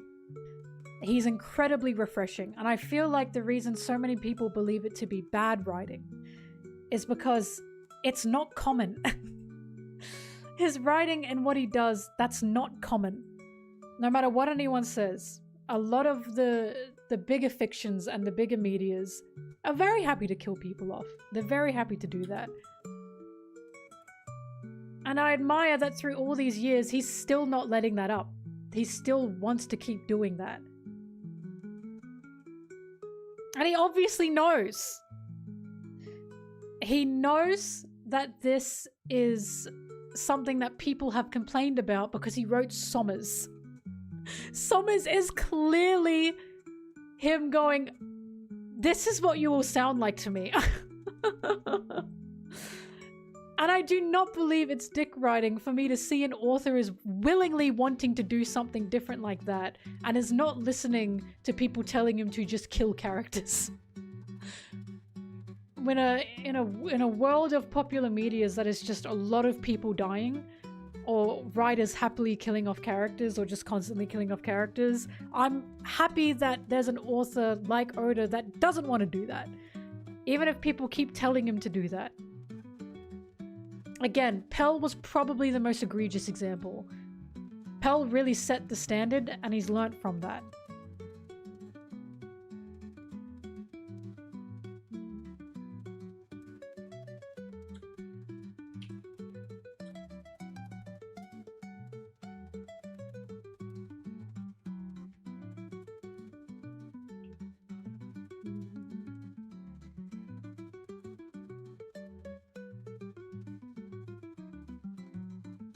Yeah, I was gonna say, meaningful suffering, it's a real topic. Because it not only stems from a lot of religious roots, it also stems from capitalist roots as well. Once again, BoJack Horseman is something that made me think about that, because Diane is trying to write a book and she's gone through like a lot of shit in her life and she's really struggling to write a book, her memoir, right? And her boyfriend says to her like, well, why do you have to write this? Why is this so important? And she says, well, because if I don't, then all the damage I got was meaningless. It's not good damage, it's bad damage. And of course her boyfriend was like, was it her boyfriend or Princess Carolyn? I think it was her boyfriend. Her boyfriend was like, there is no, like, good damage. That's not a thing. And I went, huh. It's like people that think you have to suffer for art, right? You don't. Art does not become more meaningful because you suffered. It shouldn't be more meaningful because you suffered. It can mean more to someone personally, but you shouldn't have to suffer to be able to create and have it be meaningful.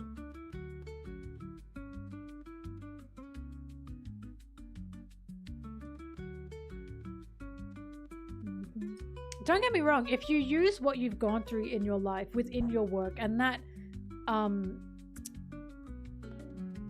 makes you feel, what's the word I'm looking for?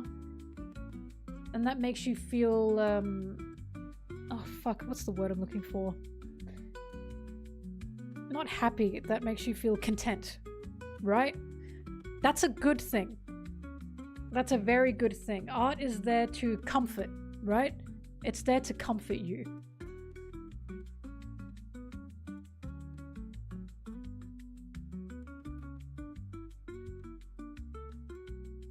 Like if you use your experiences of suffering within your art, Sakina, I'm not talking to you anymore.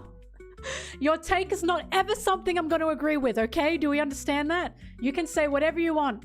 I'm not going to agree with it. You clearly have a different perspective to me. Anyway, what I'm saying is, if you've suffered and you put that into your art, that's totally fine. That's a good thing. That's a good thing that you feel comfort from doing that. But you shouldn't have to suffer to create art.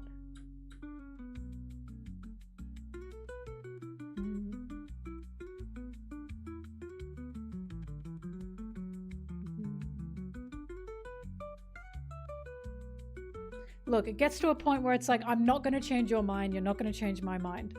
It's not happening. I don't agree with you. You don't agree with me. Move on.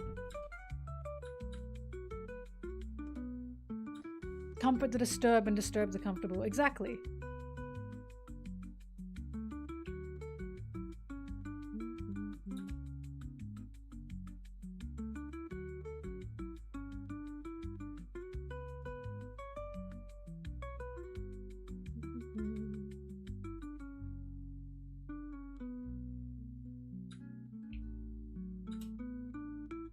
Oops.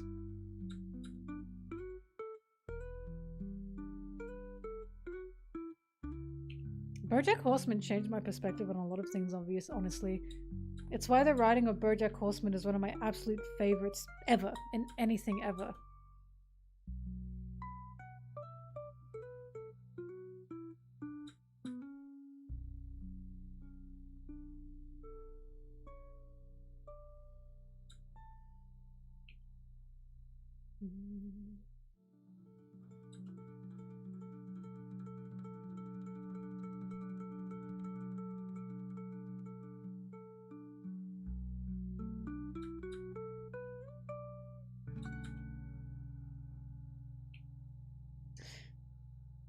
Van Gogh.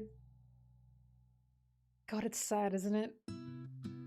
It is so weird watching people profit off of Van Gogh.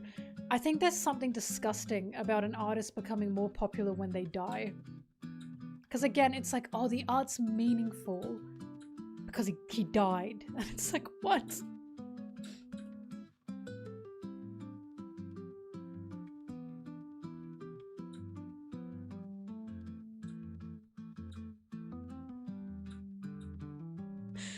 Oh my god, Sakina, what are you talking about? When did I... Now you're rage baiting me.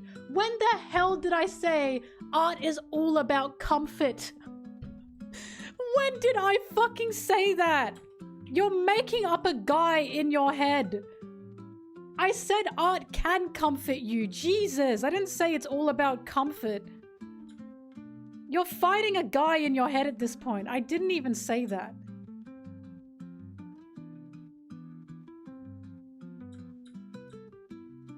God forbid.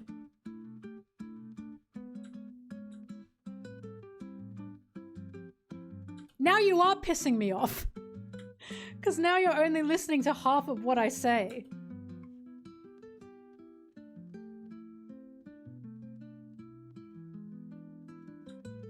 You know what's ironic? Just before this, I talked about you can like slop.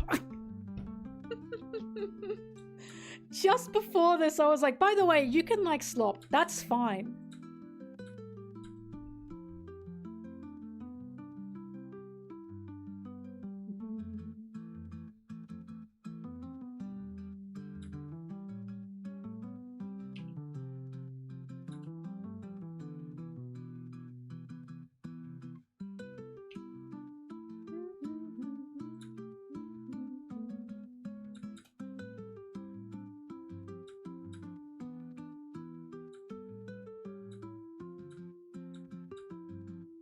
What I said, Sakina, was if you're using your suffering for your art and that comforts you, that's a good thing. That's a good thing. I did not say all art should be comfortable. Never have I ever had that take in my life. I love disturbing art.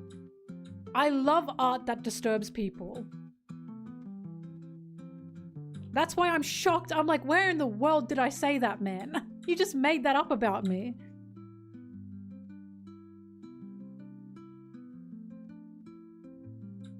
Fan of Saw series, by the way. I feel so comfortable when I watch Saw.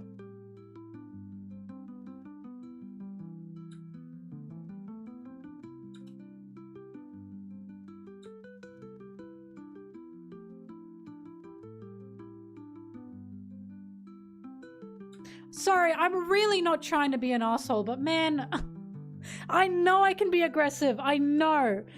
But I'm sorry, the hole that you kept digging, it gets to a point. It gets to a point.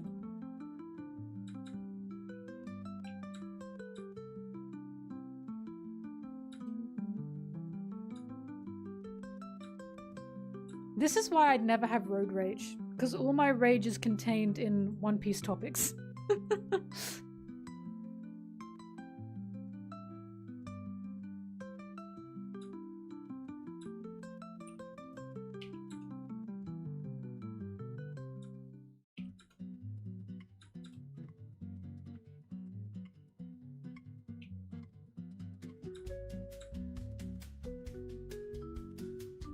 You're making me want to get my license so I can prove I don't have road rage.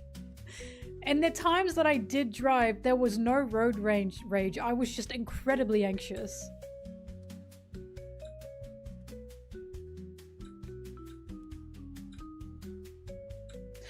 One of my top 5 animes of all time has a fake out death. I just realized. And I loved it. Kids on the Slope, Sekai Ichi Hatsukoi. Incredible.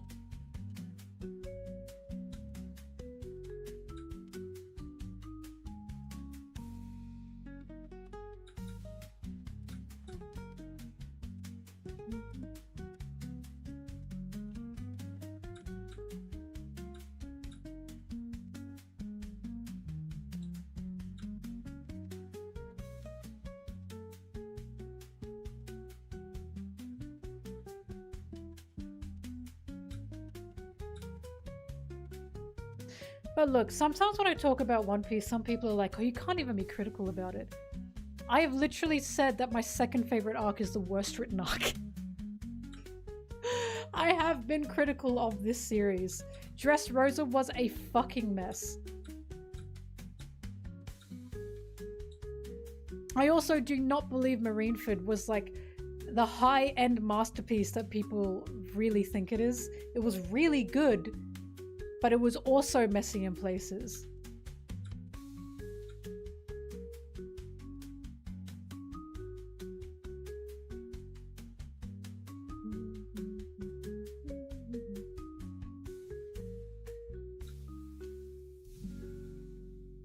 My slop! Aaron, are we gonna rivals tonight?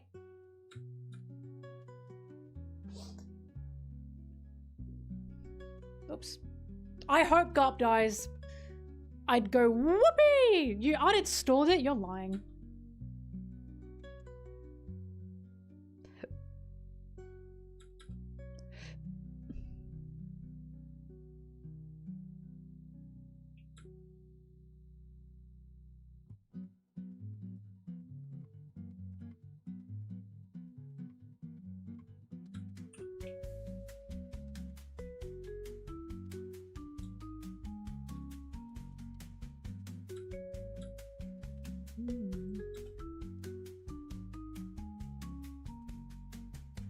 I still can't get over when I was saying Rox is not evil, right?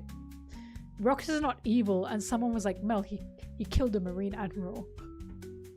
And I went, oh no.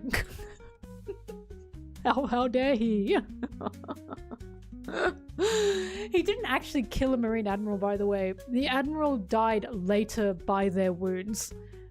He was not going to kill that person.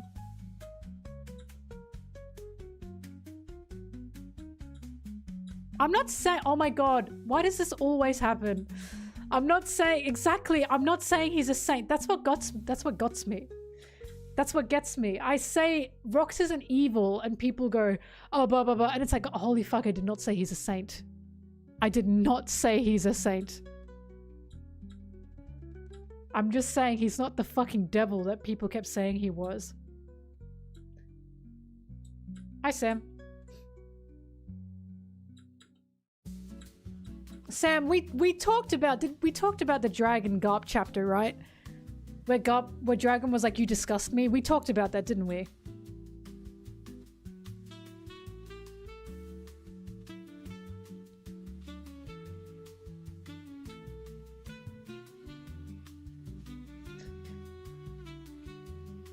But what gets me about the Rock discussion is, oh, he killed a Marine Admiral. If you read the flashback, the Marines were fucking constantly after Rocks. The only ships that he sunk to our knowledge that we saw were Marine ships. Think of how many Marine ships the Straw Hats have sunk. Usopp took out a fucking line of them once.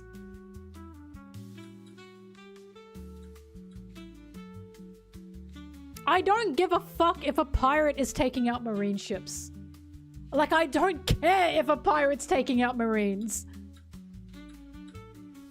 Is Mihawk evil because he's called the Marine Hunter? I don't think so.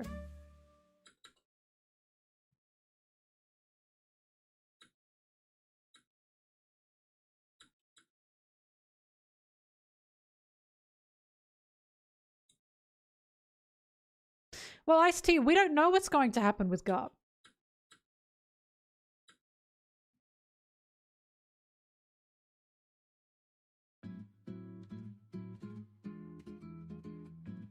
If Oda wanted a happy ending for everything, Arlong would have gotten a happy ending. And he didn't, did he? Even though we find out what happened to the fisherman. Even though we know why Arlong was like that, Arlong still didn't get that so-called happy ending.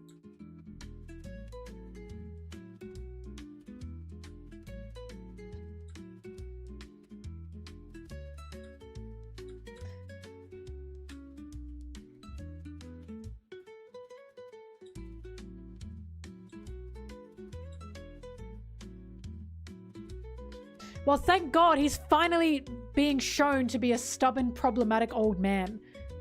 Having his own son say he's disgusted by him and still being friends like that to that point with Sengoku, even though Sengoku was like fucking weird about what he was talking about. Like again, Garp is clearly a stubborn old man. That's why I love that scene between Dragon and Garp, because I was like, that's exactly what I've been saying. What Oda represented and showed there between Dragon and Garp is exactly what I was saying. He's a stubborn old man.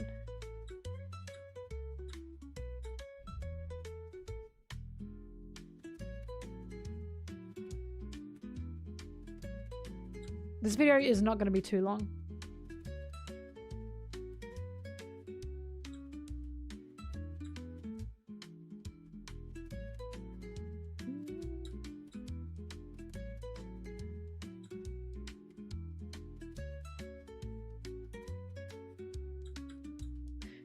Again, Garp's redemption would be having to retire the uniform. His redemption would be throwing off that justice symbol.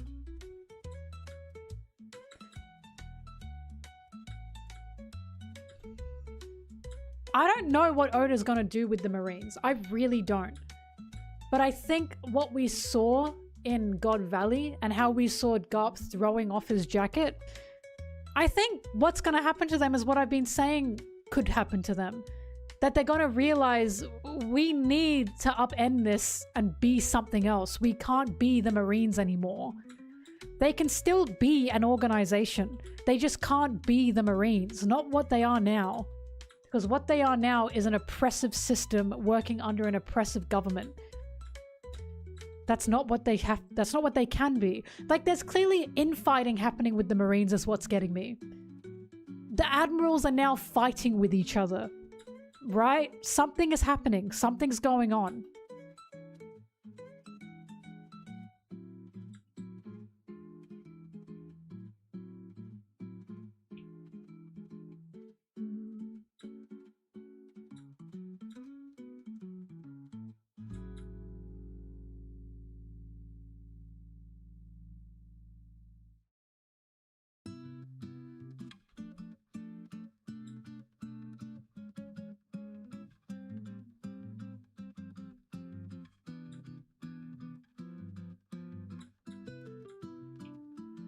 Here's something actually.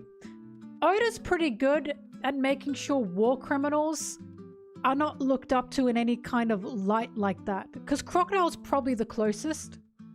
But Crocodile was essentially blackmailed to help Luffy there.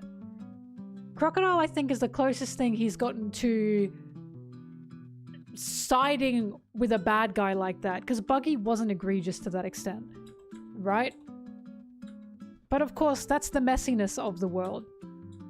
Because I disagree, he does not give everyone their happy ending. He does not give everyone their flowers. Otherwise, we would have no overarching antagonist in this story. What about Dragon? What? Sorry? What the fuck has Dragon done? Help people?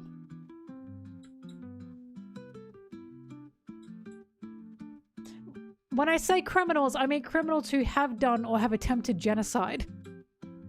We tend to get an explanation for why their character is the way they are. Very rarely do they come back around to be a good guy. Again, I think that's only happened with Crocodile, but Crocodile I wouldn't even call a good guy. No, not at all, Explosive, because Luffy didn't like Crocodile. He hated him. If you remember that conversation, Luffy was like, fuck this guy. And Iva said, but we're gonna need him to get out. And then Iva said, don't worry, I'll keep him and I'll hold him accountable. So long as Crocodile doesn't touch or try to do anything like it did to Alabaster again, it's kind of off of Luffy's radar. Crocodile even said, I'm not doing that shit.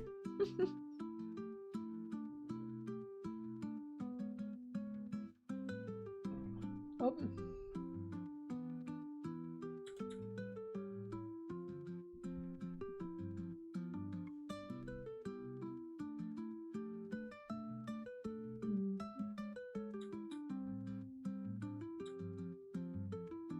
I'm aware that a lot of the community have different opinions to me. But hey, this is why I've been told I'm a breath of fresh air in this community. I'm happy to defend my Hope Core, is what I'm saying.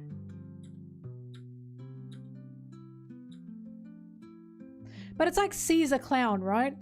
Caesar Clown was with our protagonist for a long time. A very long time. Was he given any kind of redemption? Not really, no. He was always just working for himself, and now he's siding with Judge again.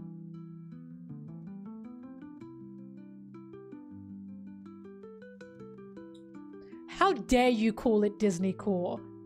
How dare you call it Disney Core? Hope Core is not Disney Core. What a horrible thing to say, as if Disney created the concept of written hope. You've disgusted me with that. What the hell? Maybe you, yeah. Hope Core being Disney Core? Oh my god. Disney is fucking Corporation Core.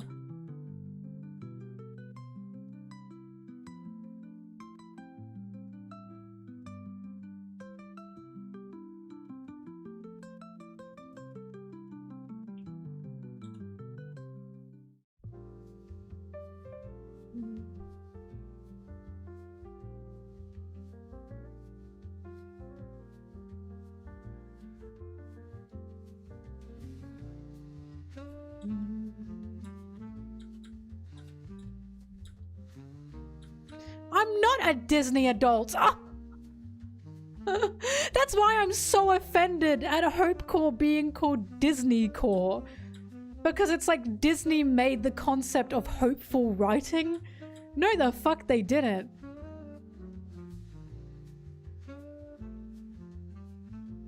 Hope Core is fucking Superman. The new Superman movie.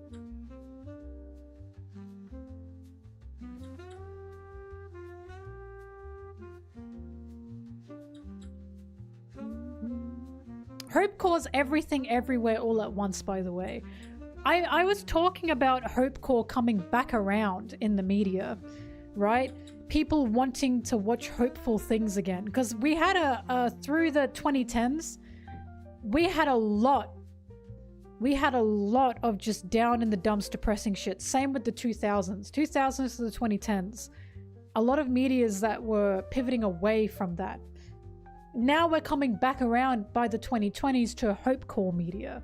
And again, I believe Everything Everywhere All at Once is what started this. Because that showed us a movie. It was ridiculous. It was zany.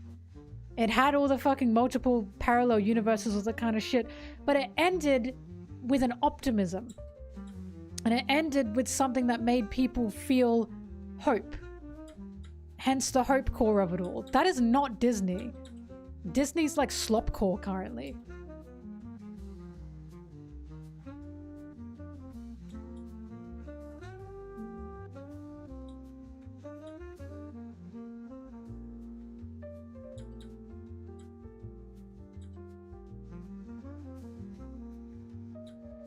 Well, a lot of hopeful series tend to be for kids.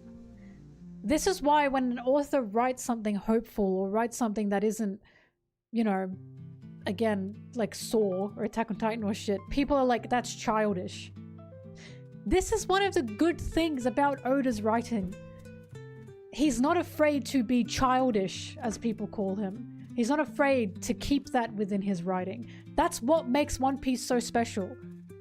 His story constantly called childish, constantly questioned, is this for kids? He doesn't take that as a negative, he takes that as a positive. Because otherwise it's also a belittling of children's media, which I don't like as well, by the way. Don't get me wrong, I don't like when children's media is censored and saturated. But I also don't like the looking down on of children's media. I don't like that a happy ending is for kids. I never liked that.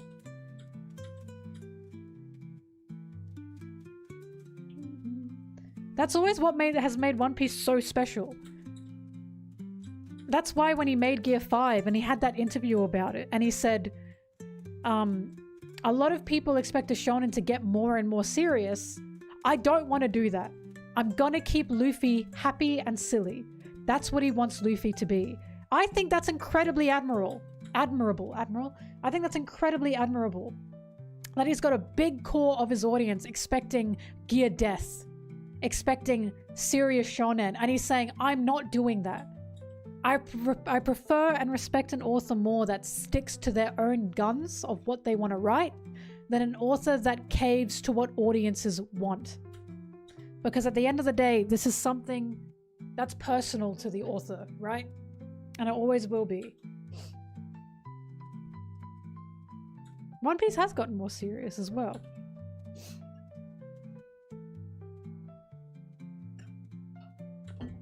One Piece being a shonen story is why people expect it to get more serious. All the mainline stories have gotten more and more serious. They got more and more bleak. The protagonist would lose their smile. That was like a whole thing. That's a whole trope within shonen stories. Not One Piece.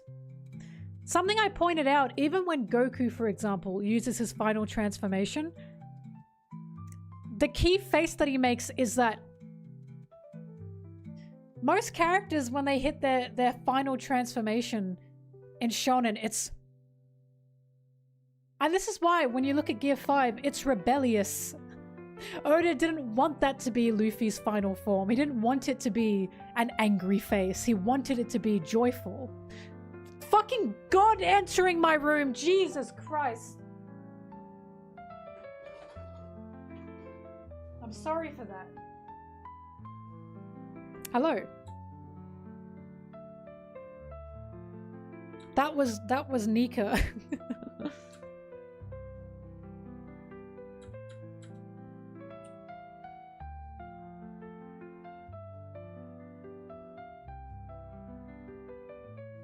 Oh, Sam, we talked about this. Sommers feels like making fun of people who complain about the fake out deaths because they want people to die. I pointed that out when I first saw Sommers, when we were first introduced to him, and now it's a lot more prevalent. Sommers going, oh, can't wait for people to die. I love tragedy. And then when they don't die, he says, give me back my emotions. Again, it feels like tongue-in-cheek making fun of that.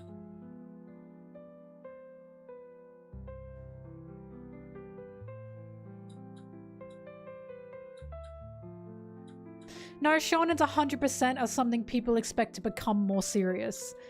Always have. And I'm not saying that Oda said that.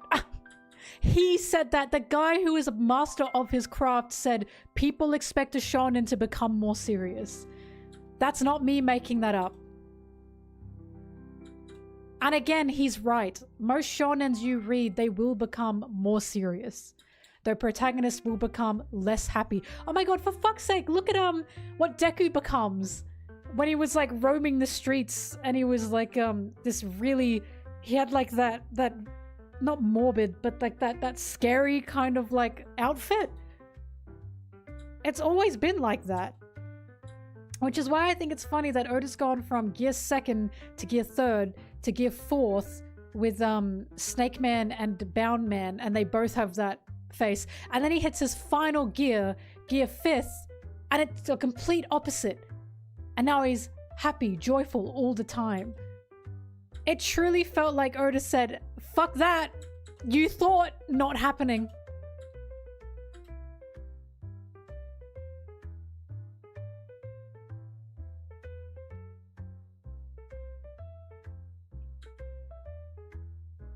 And the reason I know, by the way, that people were expecting they were expecting Luffy to get more serious is because they complained about Gear 5.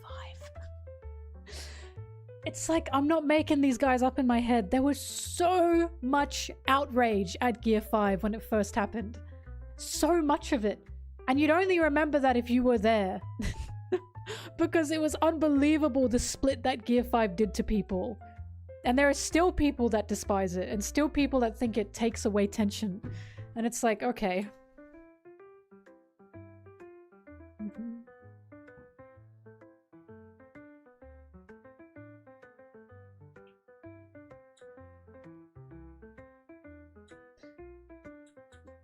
Look, it might have been a small but silent part of the fan base. Sorry, a small but loud part of the fan base.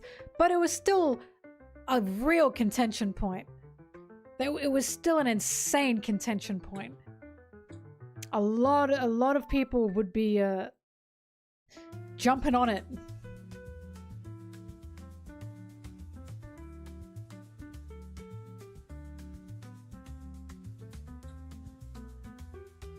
Sakina, Deku's final form was not anything joyful. It was not anything joyful. Again, it was the ending of Hero Academia is incredibly serious.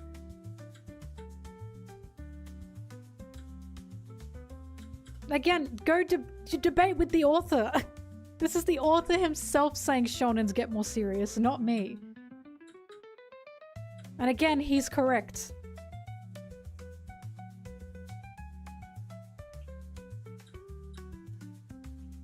All I'm saying is Deku's not fighting with a smile on his face.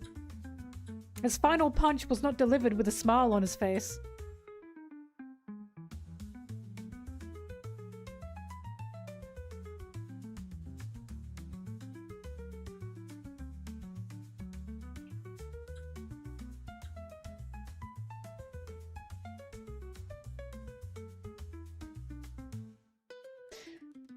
Mama, seinen's for adults. Seinen, so I found out Chainsaw Man used to be a shonen and then it got turned into a seinen, which is interesting.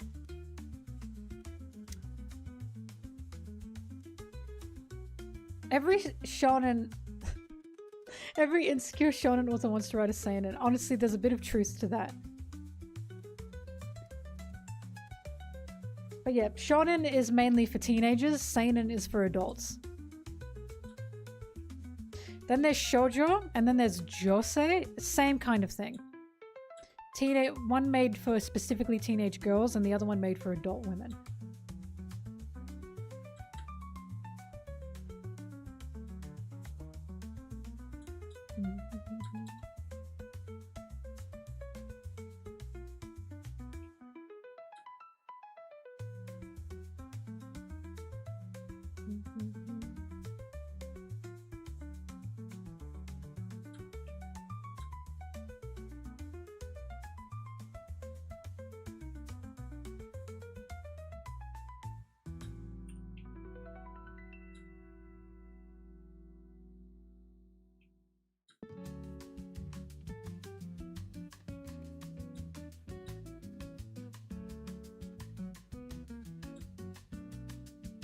So I was thinking about the haunting the narrative trope again.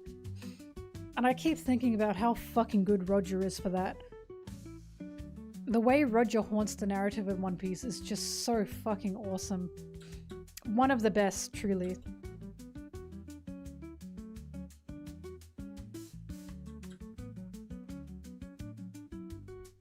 Bye, Tim.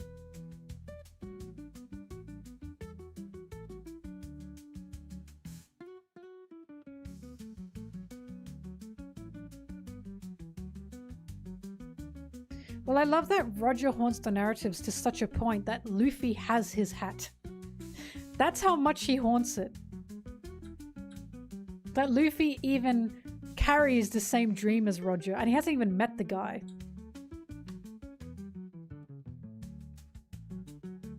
Doflamingo is not dead. He doesn't haunt the narrative. What? Haunting the narrative means you have to be dead. Roger and Ace haunt the narrative.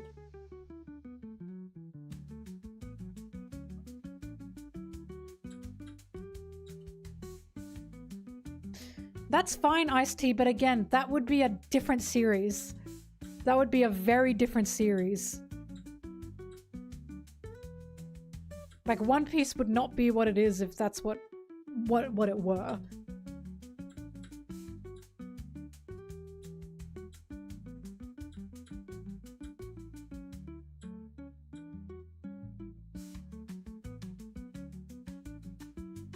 Oh, Kuina haunts Zoro's narrative, that's for sure.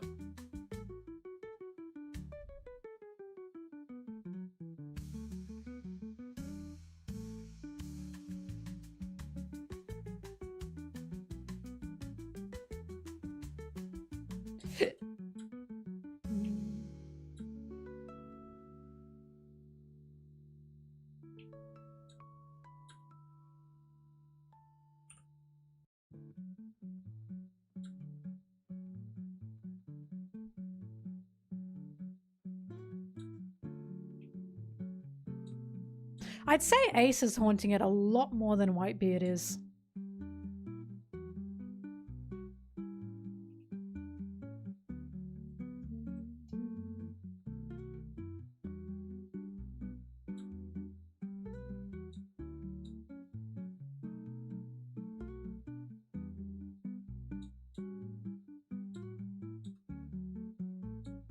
Rox haunts it for Loki, but Harold haunts it more.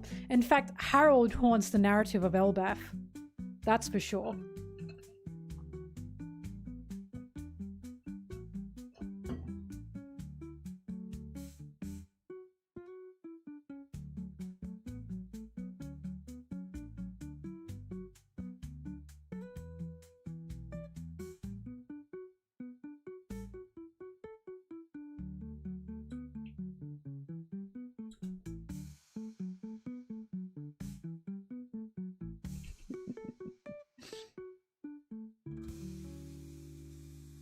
No, I don't bring that up. But if I talk about Harold, which I will eventually. Oh fuck, Odin was a huge haunter! Odin was an insane haunter of the narrative. That's very true. Joy Boy now is a new haunter of the narrative. Ever since we were introduced to the concept of Joy Boy by... Fuck, when were we introduced? Ah, Robin, Fishman Island. Ever since the time skip, and ever since Robin mentioned Joy Boy in Fishman Island, Joy Boy has been haunting the narrative like fucking unlike anything else. It's insane. We don't even know what he looks like. We haven't even met the guy, but we've met some of his former crew and we know he's dead. That's crazy. I still think the man marked by flames is going to be one of Joy Boy's former crewmates. In the same way Zunisha and Emmett were.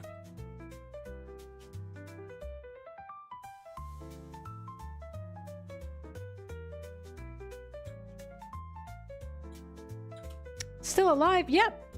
Zunisha's still alive. Emmett is still alive. Who's to say that there wouldn't be another one? It's not a crazy thing to think. We've already got 2 characters that were Joy Boy's past crewmates that are still alive.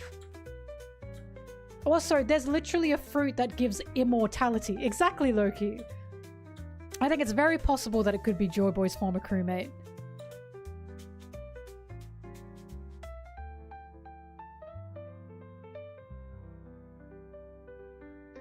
Oh, for fuck's sake, we've got 2 fruits that keep you alive. Brooke, for example. Brooke's literally a skeleton. What if the man marked by flames is also a skeleton? And Brooke goes, huh?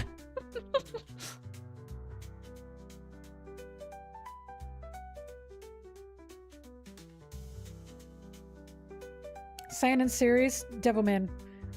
Fucking love Devilman.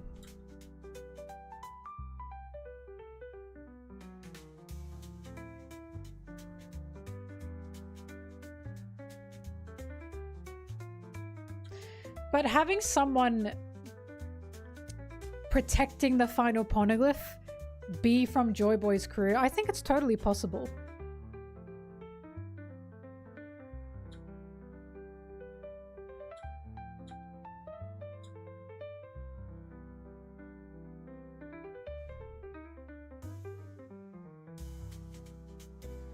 I think this would be about 40 minutes, this one.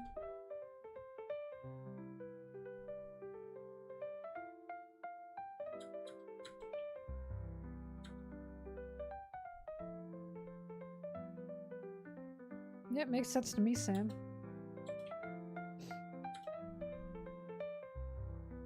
Yeah, either Roger's crew or Joy Boy's crew. That's what I'm thinking. If it's from Roger's crew, I hope it's that cunty little bitch in the ponytail. I really like him.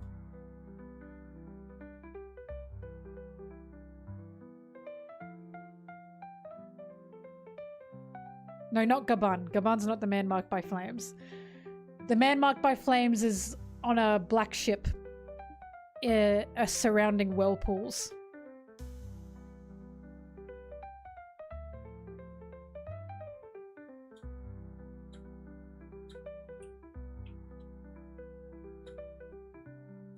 Oh, he is a cunty little bitch with a ponytail, that's true.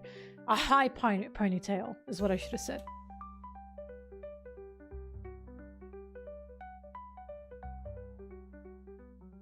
Unless the man marked by flames is a Davy.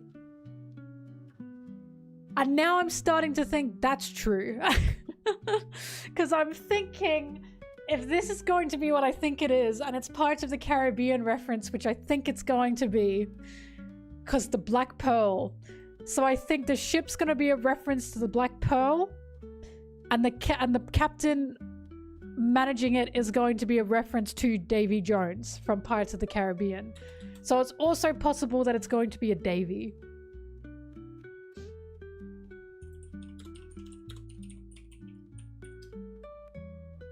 Yep, I'd say that's possible.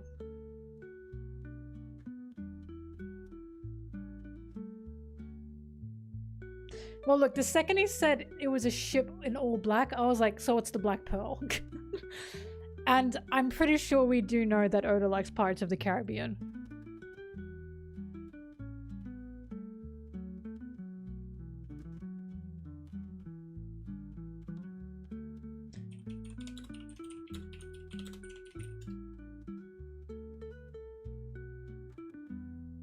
Oh, sorry, he did raise it. But also Davy Jones and Black Pearl, you know what I mean? It's not going to be one-to-one by any means.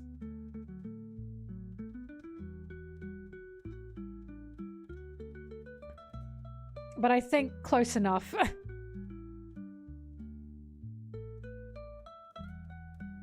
Sorry, I was double checking his name was Davy Jones. It was, I'm not stupid.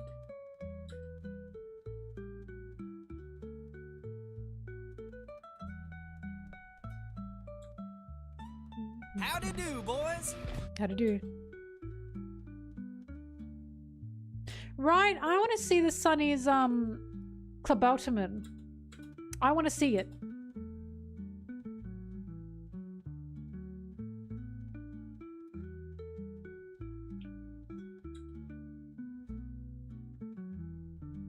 Isn't it fucked up that people blame Usopp for like Water 7 and they say, why wasn't he listening to Luffy? And of course, Usopp was the only one that saw the Klabauterman.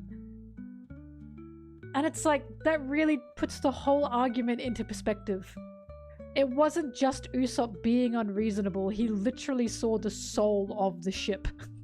Which is what he said to Frankie. He said he knows the Mary can't run anymore, but I saw her. I saw her soul. How can I possibly give her up like that? That's so fucked up.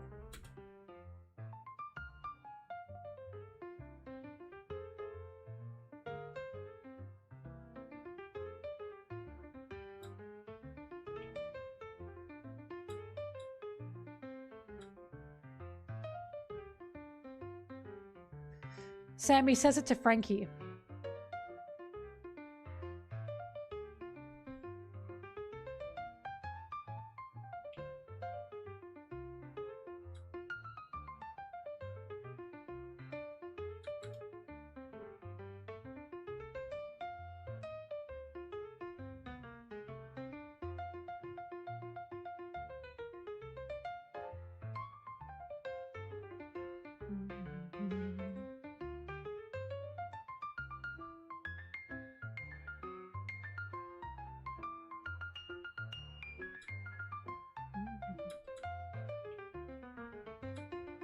I'm telling you, the egg on Roger's ship was just for decoration. It was just for decoration. You've all been tricked.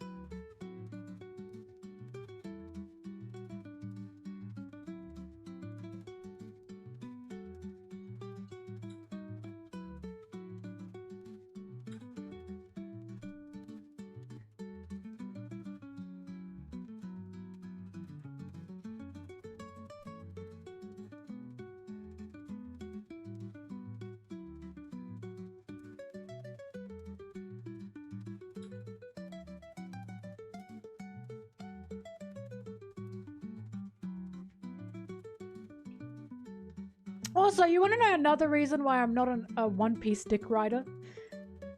Because I didn't like Senor Pink. I didn't like him. I was shocked at how many people liked him. I thought that was a really fucking weird writing decision.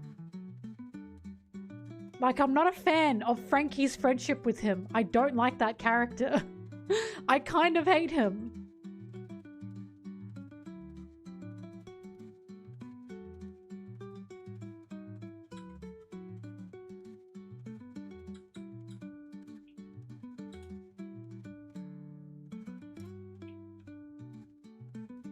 Right, Frankie felt that's the most out of character I've ever felt Oda write. He's usually really good at that.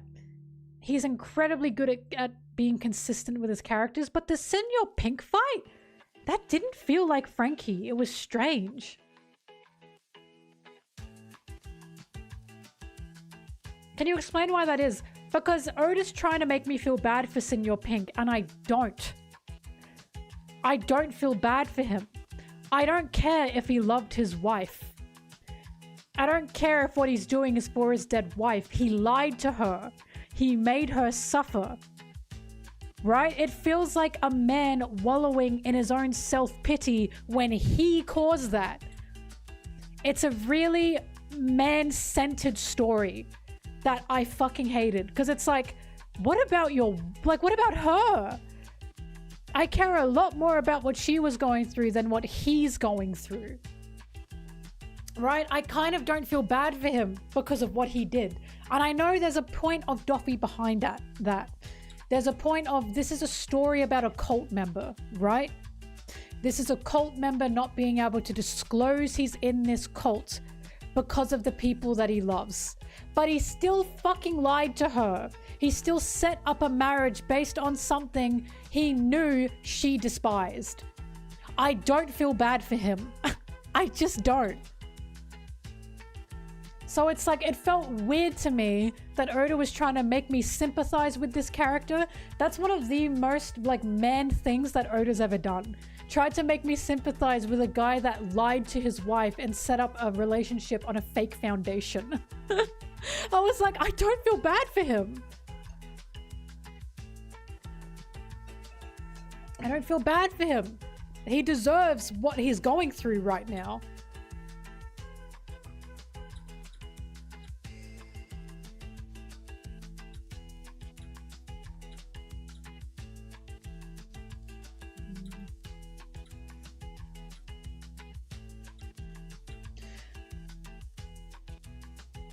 Well, it's like, a cult's a cult, and the thing with a cult is they brainwash you, right?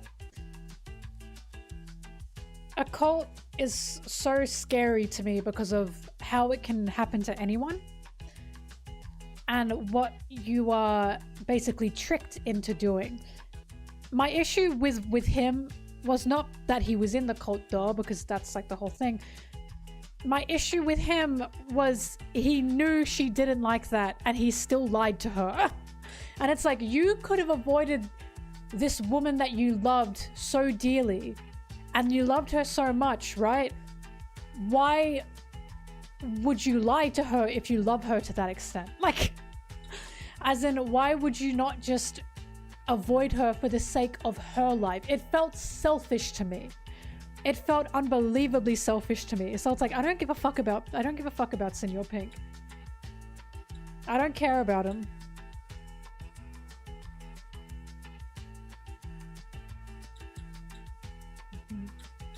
Look, there are many times I'm reminded, yeah, there's still a man writing this. And Senor Pink is the biggest one.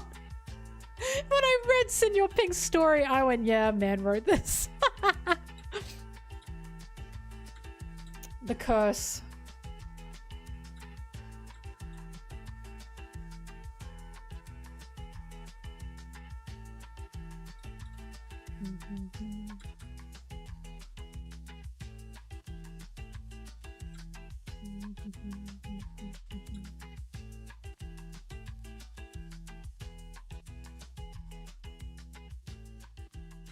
He put it in out of spite. Sam, that makes me hate Senor Pink more. that someone hated the character. So he was like, I'm gonna make you like this character. And then the story doesn't even make me like him. It makes me go, what the fuck, man?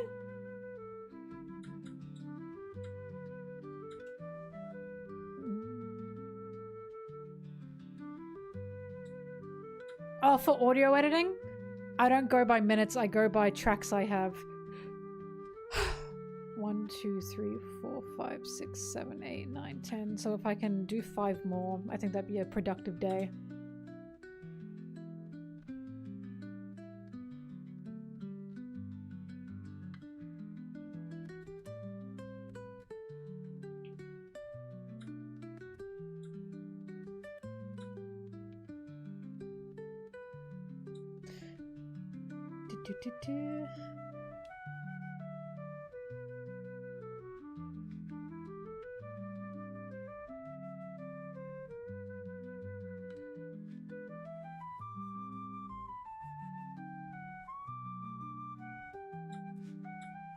Oh, Baby 5's story was fantastic.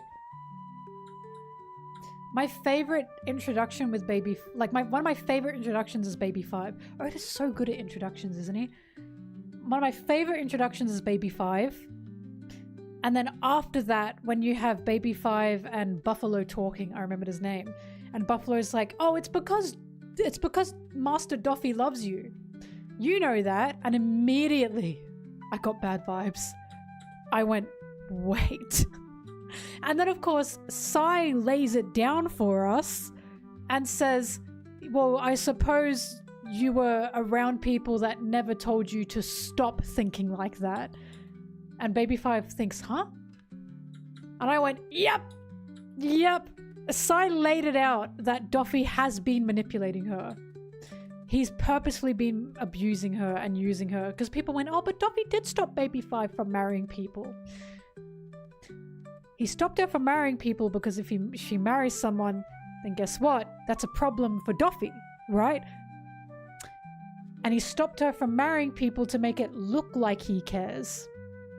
He doesn't actually care, because if he cared, he'd tell her why she shouldn't be thinking like that. He'd teach her how to have some self-love and how to have some agency over her own life and not have to serve people all the time, right? Doffy never taught her that. The only thing Doffy did was stop her from marrying guys and then go, oh, it's because I care about you. He's keeping her as a minion. It has nothing to do with caring about her. And Sai even said that. Sai said, I suppose you were never taught different. That's not love. It's not love at all. It's manipulative. It's, no, you're not marrying anyone. And it's because I love you. No matter what.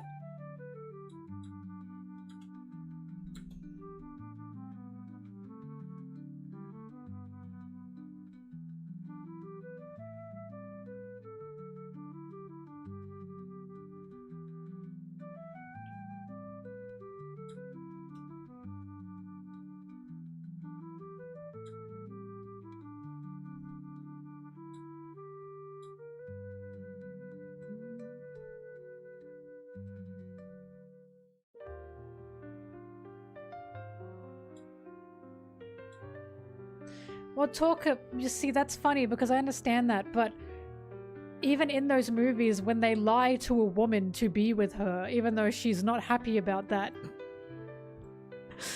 I don't like that either. Again, I don't feel bad for the guy. A woman says, hey, I specifically despise that thing. And instead of avoiding her for the sake of her life, for the sake of her happiness, they lie to them and marry them. And then it's bound to be disastrous because, hey, you're kind of being manipulative. Even though the woman has been very out in the open about what she believes in and what she likes and dislikes. Like, I still think the guy's a piece of shit for that. I think if you truly love someone, you wouldn't lie to be with them, would you? To me, it's a lot more tragic that you know that this person doesn't like that or doesn't respect that, so you let them go. And then you see how that haunts the person that let them go, right? Instead of, oh, I lied to them and that caused all these problems. Duh! Fucking duh! Like the idea of, if I had quit this place, could I have been with her? Would it have worked out? Should I have lied to her? Or is this the better scenario? That's a lot more engaging to me than actually just doing it.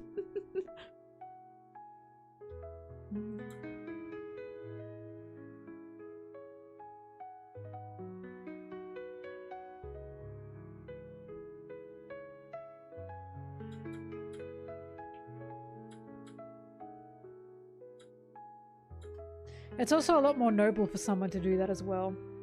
Like in a writing sense. To let the person you love go because you know it won't work out. So long as you are where you are and they believe what they believe, it's not going to work out.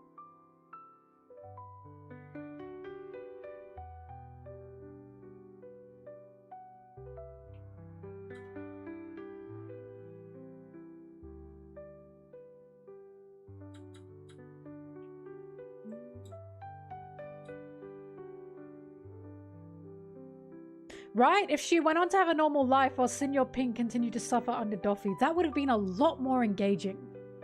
A lot more engaging to me.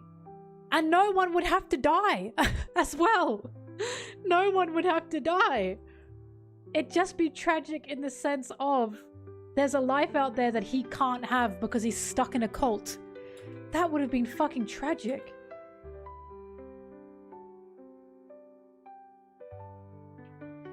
That's also a good showing of what cults do and how they ruin any relationship someone can have, which already did, mind you. He did do that with Senior Pink's story.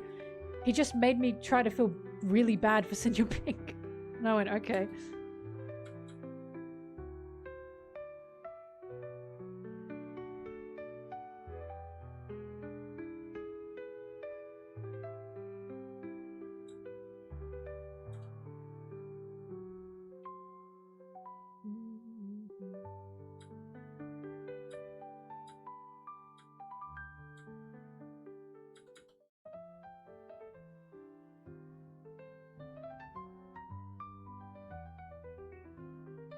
Oh yeah, the baby dying sucked. I don't know, Senior Pink's story just feels like consequences of my actions to me.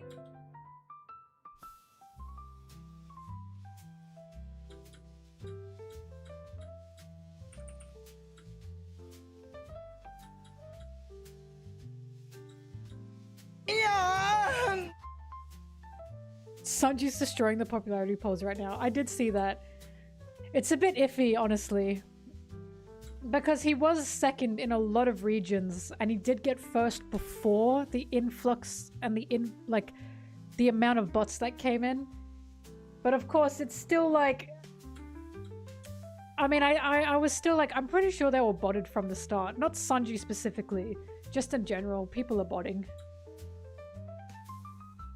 But Sanji's still popular, so...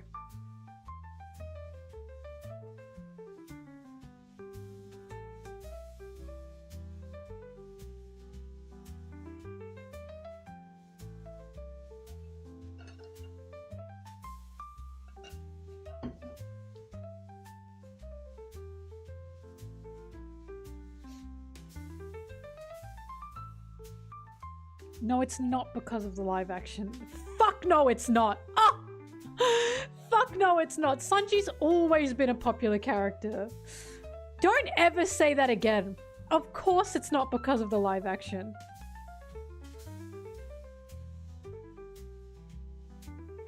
Sanji's always been in the top 3 for years. It has nothing to do with the live action.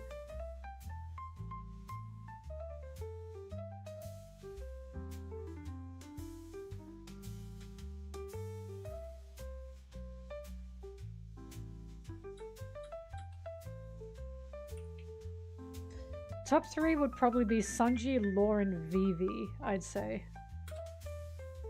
I'm not gonna lie, Shirahoshi's creeping up there. I really like her.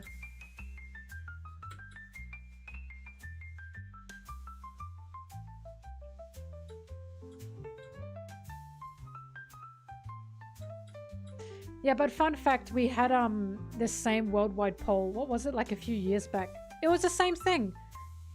Luffy, Zoro, and Sanji were always in the top 3. They're always that popular. Nami then got pushed to the top, but that was botting.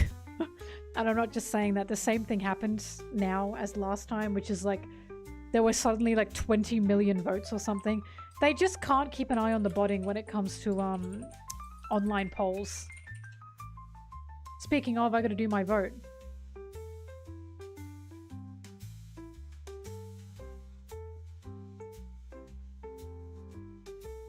Also, speaking of, what in the world are these arts that they chose?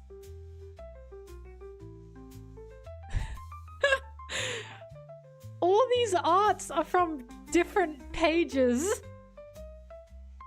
Look at the chopper. That's like a whole different coloring. And this Sanji does not fit in at all. What the hell? Why did they do this? Why didn't they just cut out all of them from a specific arc? Like, what is... There's something wrong here. From a specific spread, I mean. Ugh.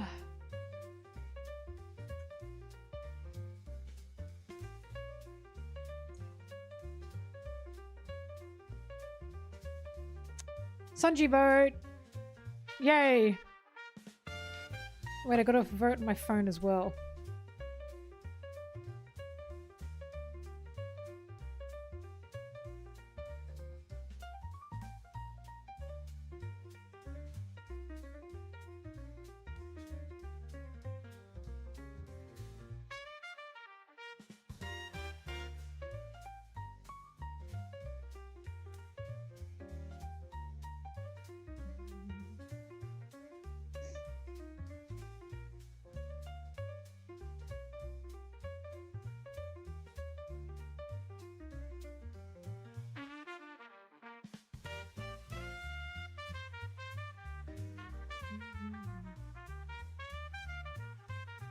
Sorry, hang on.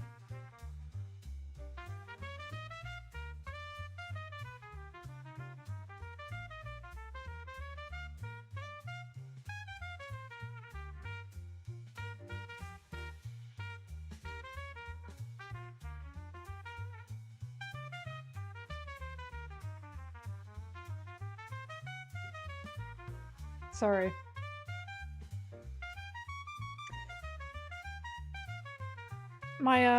My friends are talking about the Marvel Rivals problem. And because the new problem is currently, you guys saw it if you saw my stream yesterday. People keep banning the main supports. And then the games are arse because they've banned the main supports. And then they're like, where are my heals? Why am I dying so much? Jeez, mate, I don't know. Because you've banned 3 healers that people tend to play. It just feels like there's something weird about that.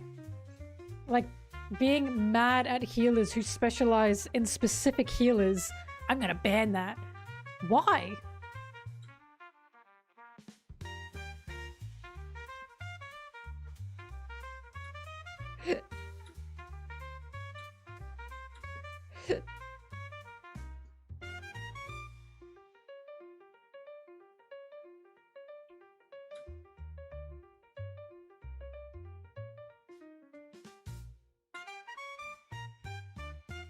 Well, what gets me is so many supports have specialized in the main three, which is Cloak and Dagger, Invisiwoman, and I guess Gambit now, I suppose, or Loki, right? And then they all get target banned, and then supports get blamed. And then it's like, you are target banning the characters people have put time and effort into for obvious reasons.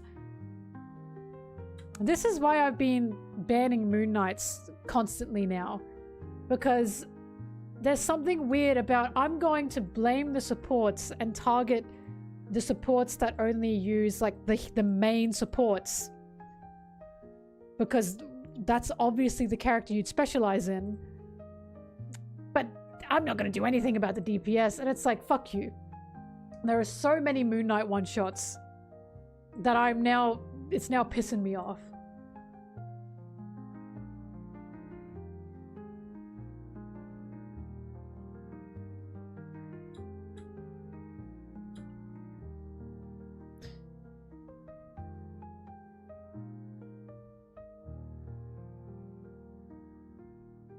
I don't know. I wonder if the devs are going to add that you can only ban like maybe 2 supports at a time now that they have the 3 ban thing.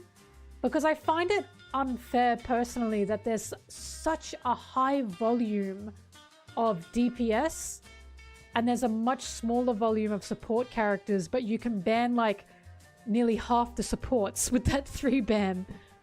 And it's like, I don't know, maybe they got to put a limit on that.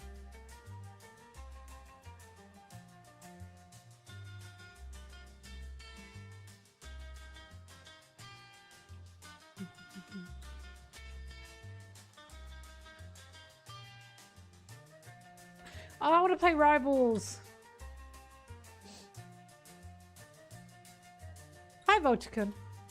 It's been a while.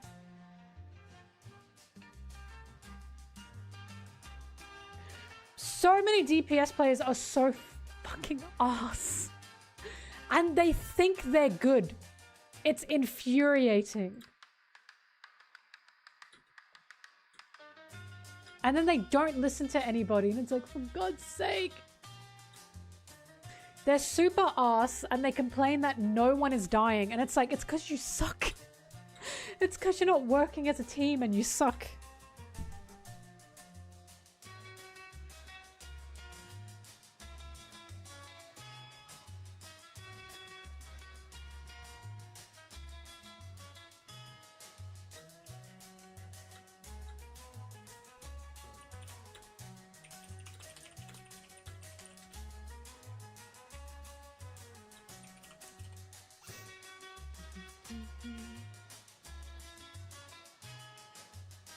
I gotta get back into Platinum. Last night I fell out of the Platinum rank.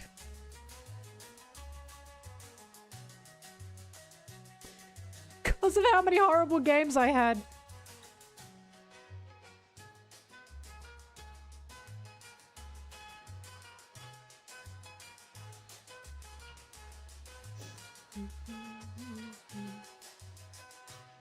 Well, listen, if my friend is up for it, I can probably stream...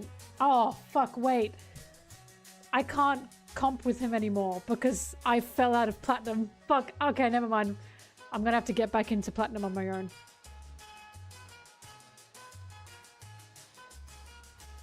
He's a good DPS. Hence why I play with him.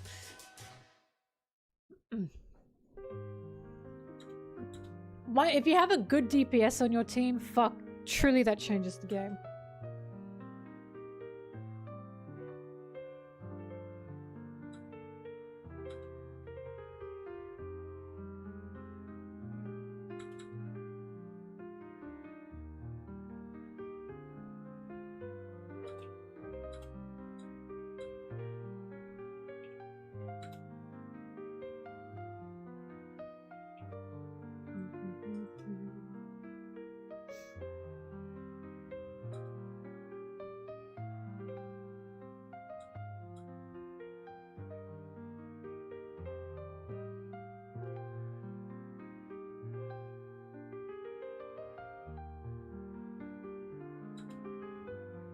I do my best. I always know I'm doing my job as a healer. So long as you're not like 10k behind the other healer, and so long as you have tons of assists, and so long as you have the most healing sometimes, it means you're doing your job.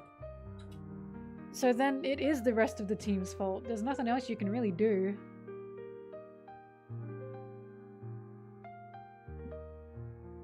Like, I can't be killing people.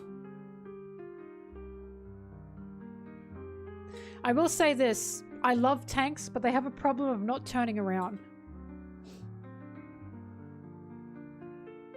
You've never seen 10k behind the other healer before? I envy you. I've seen it way too much.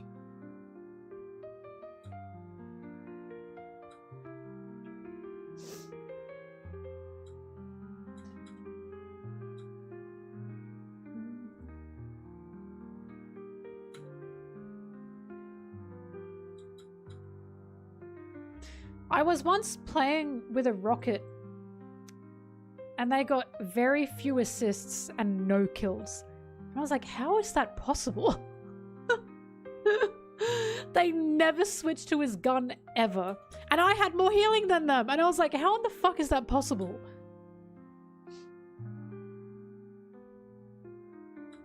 Okay, Sam, you got me.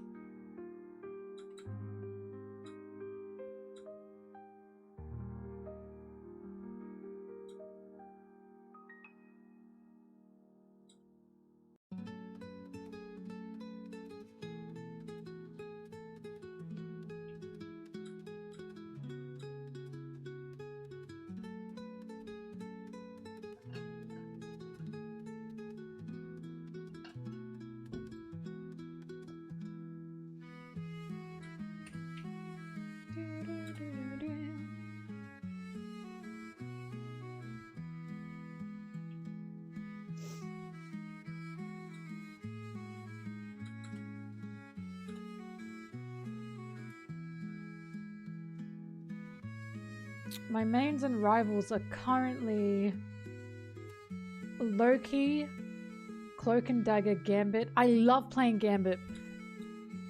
Honestly, I want to play Gambit a lot more. But Loki, Cloak and Dagger, Gambit, and now the Fox girl, White Fox. She's really fun to play.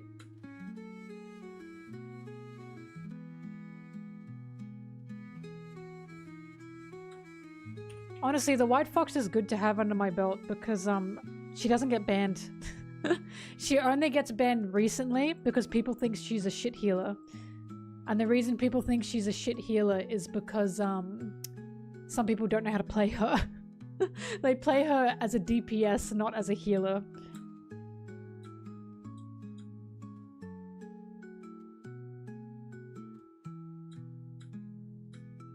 I got into Diamond before.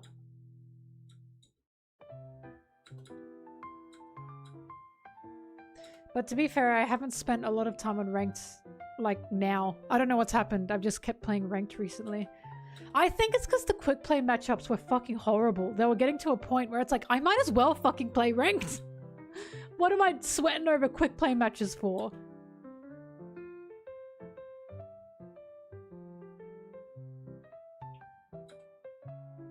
But yeah, in Overwatch I wasn't a healer main. The only healer I played in Overwatch was Brigitte. I loved her. But I didn't play healer much at all in Overwatch unless it was Brigitte. I played tanks, I played Diva a lot, and Mei. I loved Mei. I love her. I still love her. I miss her, honestly. And then I also played Sombra. She was so fun. And then also Symmetra. Those were my three.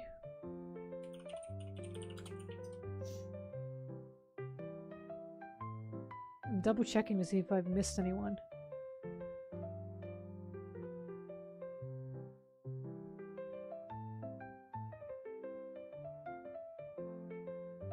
Diva's such a fun tank.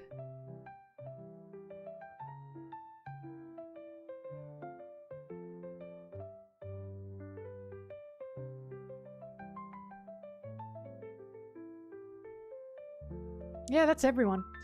I don't remember playing anyone else. Not to the extent of those characters anyway.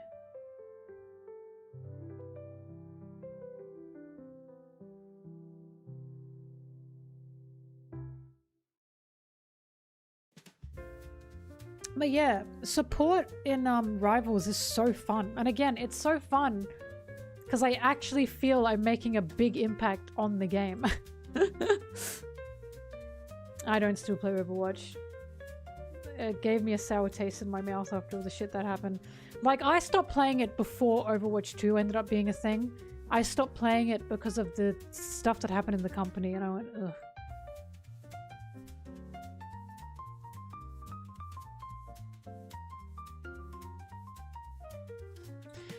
I only played Mercy if I had to. Like, if I had people on the team begging for it, and I went, okay. Oh, I also played Lucio sometimes.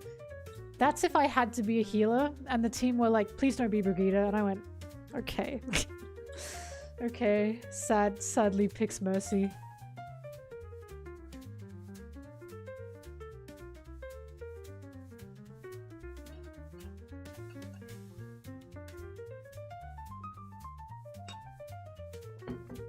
Brigitte was so fun. Oh, I miss her. People forget this. Well, I mean, maybe not. When she first came out, she could bash Reinhardt's shield and stun him. It was fucking awesome. And then they changed that, and I went, you bastards. But of course, that turned into me as a Brigitte trying to go around the Reinhardt. And it would turn into the Reinhardt. It was so fun. It was so fun.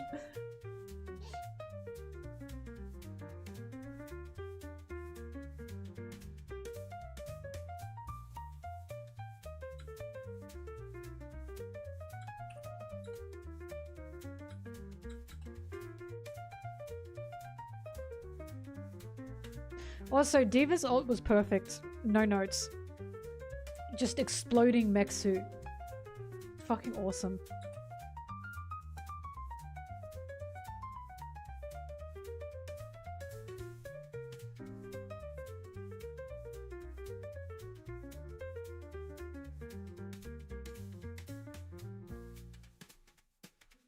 The only thing that gives me the Overwatch itch is Mei, honestly. I've never played a character as satisfying as her.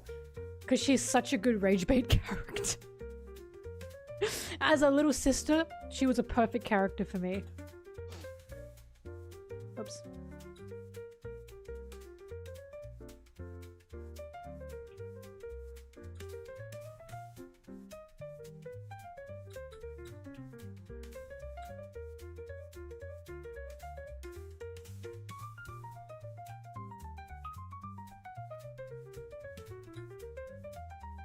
She doesn't freeze people anymore. What the hell does she do?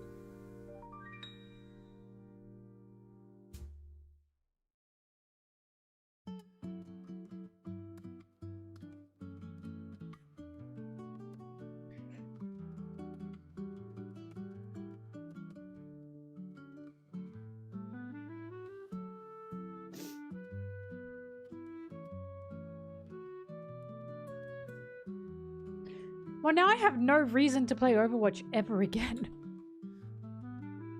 They got rid of, like, the best part.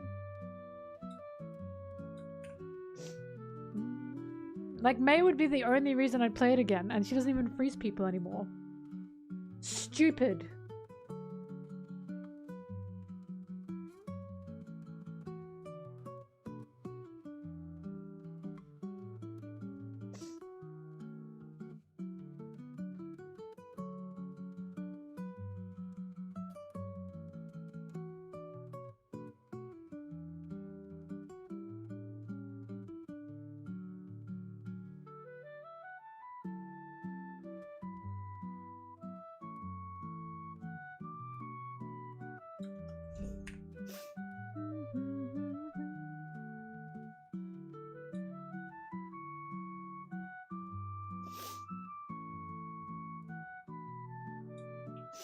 Eh.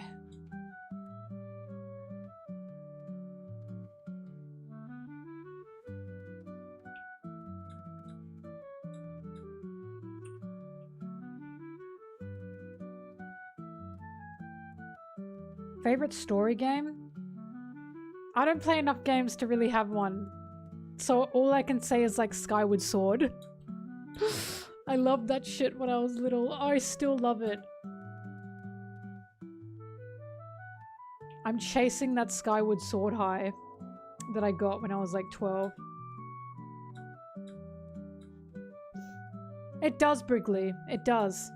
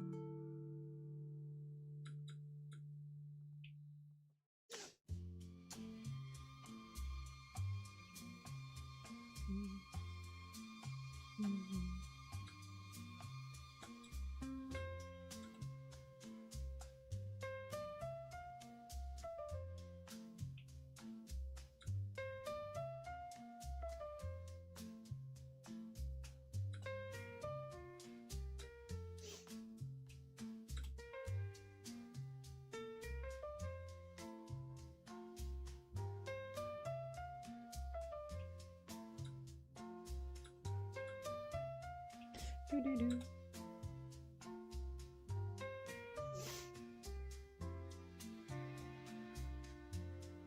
Zeri, not just any children, rich children.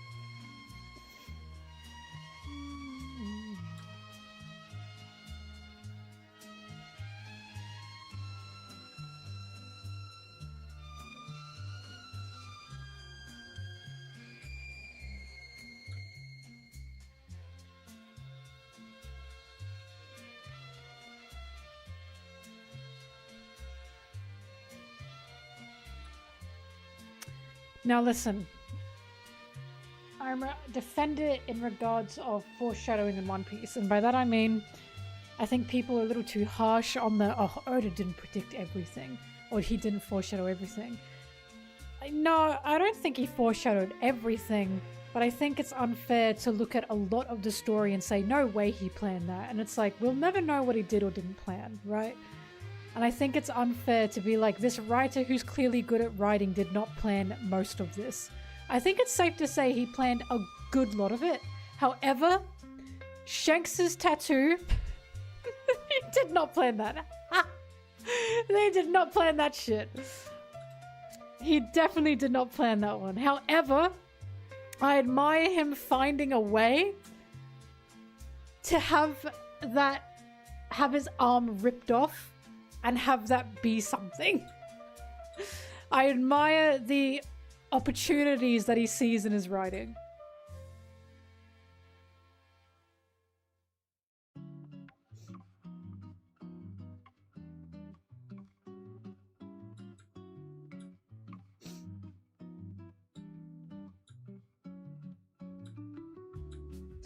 I do believe he planned for Shanks to have a brother from the start.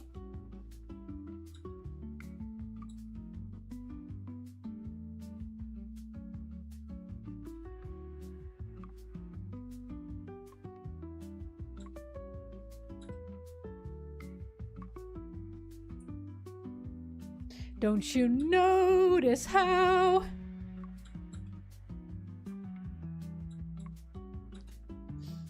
No, I think that brother was always planned. Like, Shanks having more of a past, I believe, was always planned.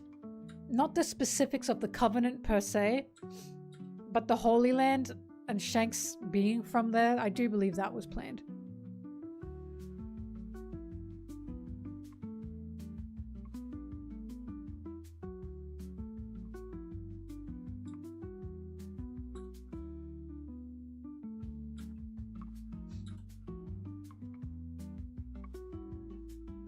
Why not the tattoo then? Because we never fucking see it.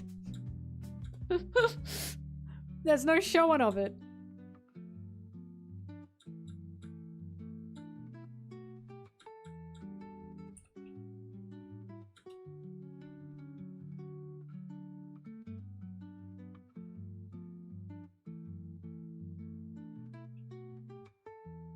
Yeah, but his brother is not something that we need to be... Actually, we did see Shamrock! We saw him in fucking Marineford when I was talking to the elders. That was Marineford, right? He does wear long sleeves in the flashback. Again, I admire Oda's opportunistic writing.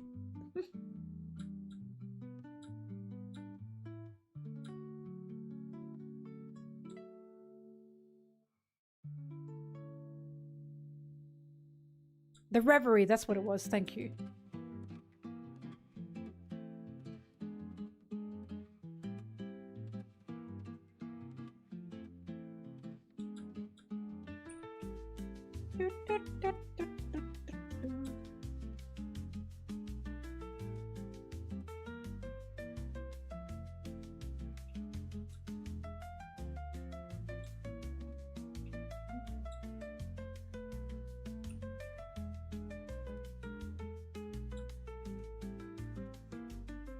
Can you imagine? He forgot to draw Shanks' scar in that one scene, so he gives him a whole brother, a whole twin brother. Oops. I'll just give him a twin. I don't think that's what happened, but fuck, that'd be funny.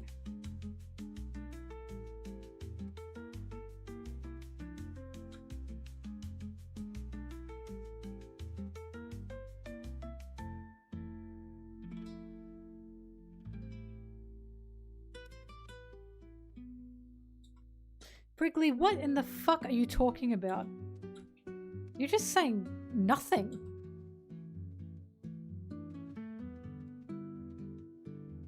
Right? That's what I'm wondering. What's the reference?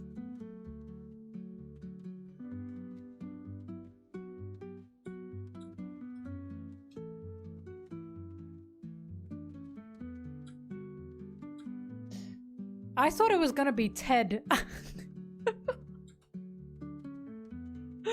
I thought it was gonna be Ted.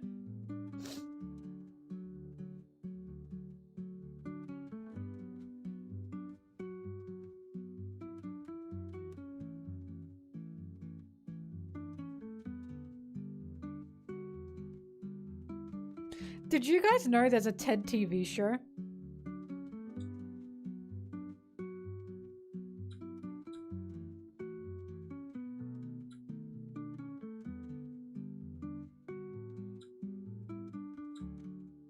No, Ted the Little Bear.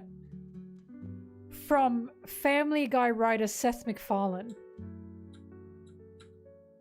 This only just became apparent to me about, what, 4 days ago?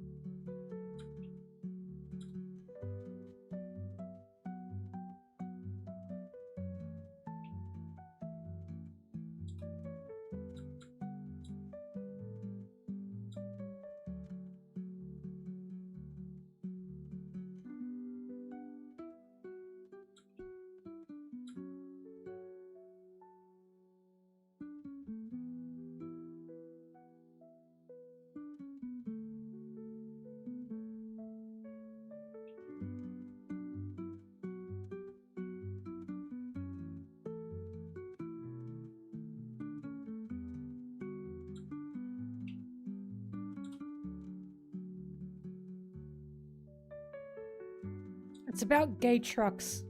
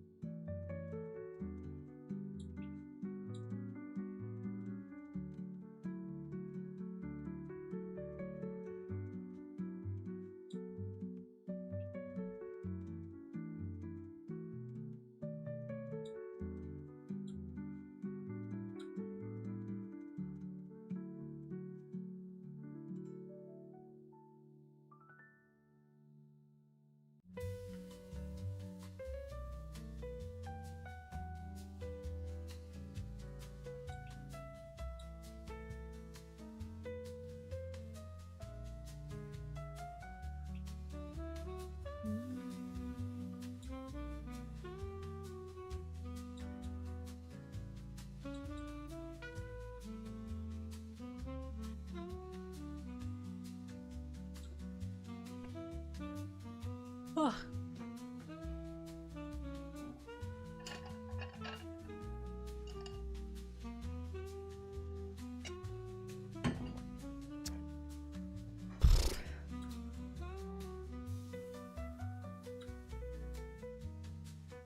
My favorite thing, the most fascinating thing about Seth MacFarlane is his inability to write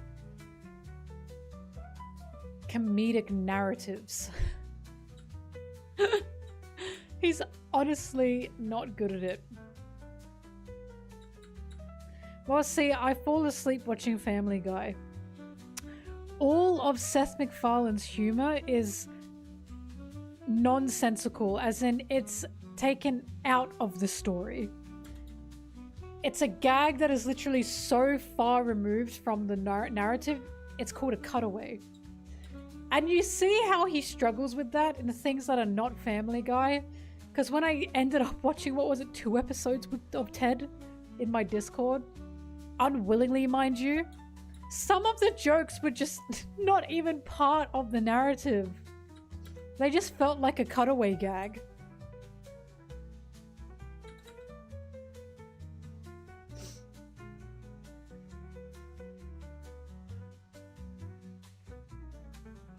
Cutaway gags are easy, that's why.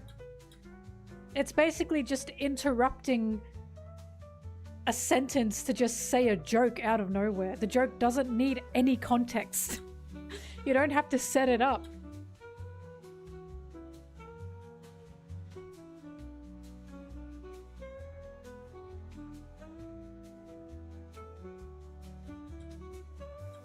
Wrigley, that's a normal story structure for TV shows. That's called an A plot and a B plot. That's normal.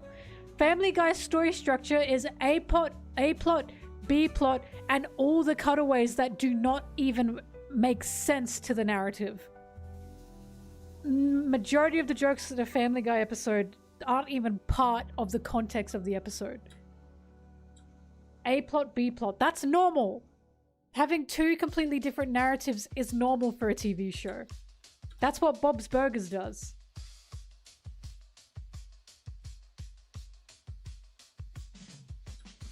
Wrigley, that is normal. That is normal writing for a TV show.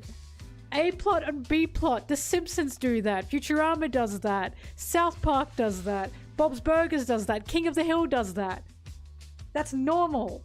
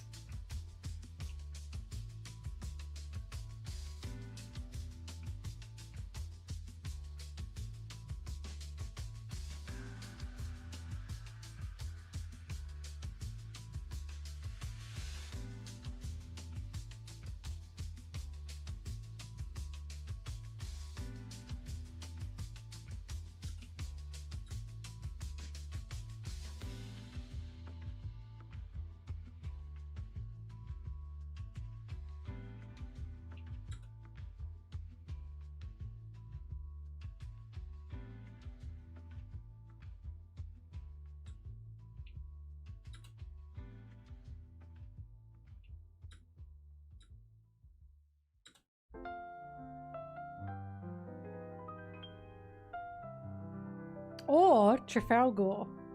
You could read the title of the stream. That's a crazy concept.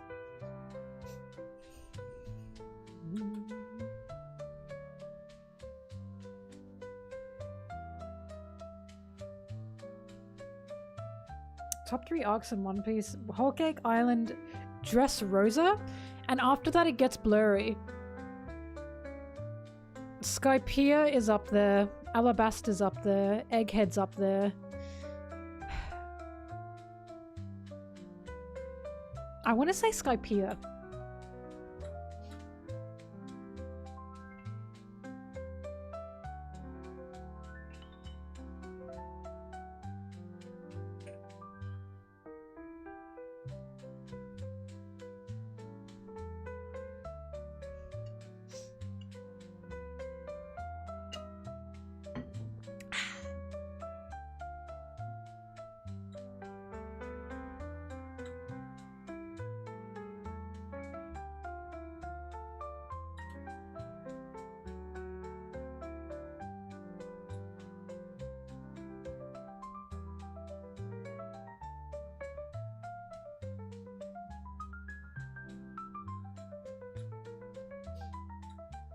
Well, Trafalgar. Let's use our thinking caps. What does it look like I'm editing right now? And what can we determine from what's on my screen right now?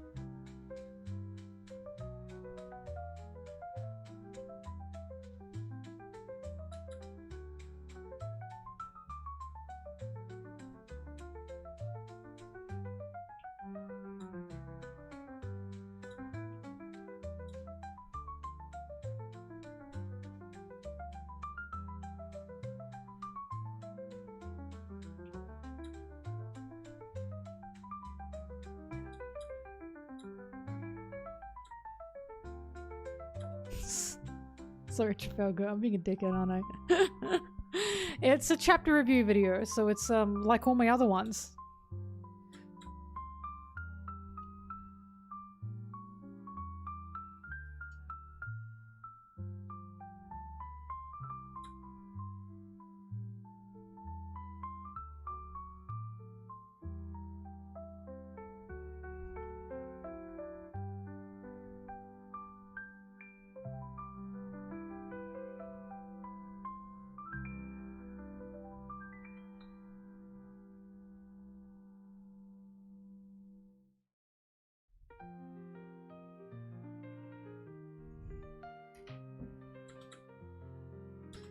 I'm a bully. I know.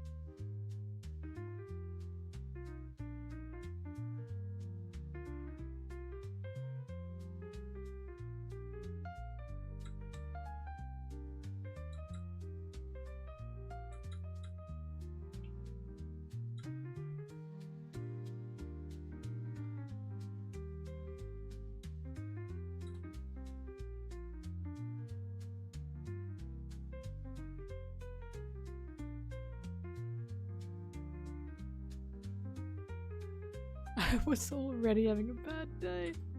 No! Come here to have a good day.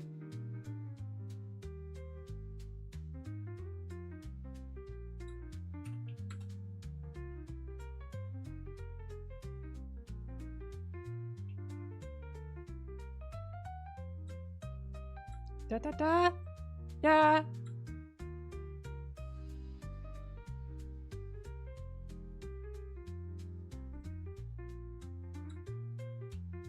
There was actually a video on, it was called Everything is Rage Bait and I'm Sick of It or something, and I've been meaning to watch it because I have a feeling the sentiments she has are the sentiments I have.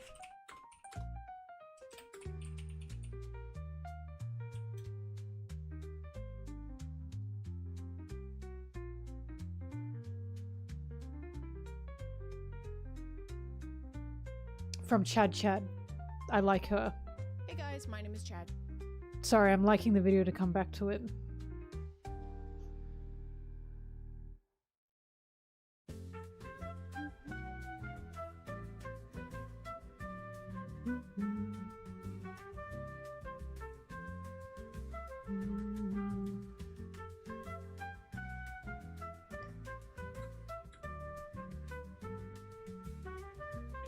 True. Sometimes I rage bait. I don't know. Look, it's specifically annoying when conversations happen and it's clearly an opinion that someone actually has, especially when you see the opinion all the time, like I do, because I'm on One Piece, like, you know, discussions online. And then people say, it's just rage bait, leave it. And it's like, you don't understand. People really think like this. I wish it was rage bait.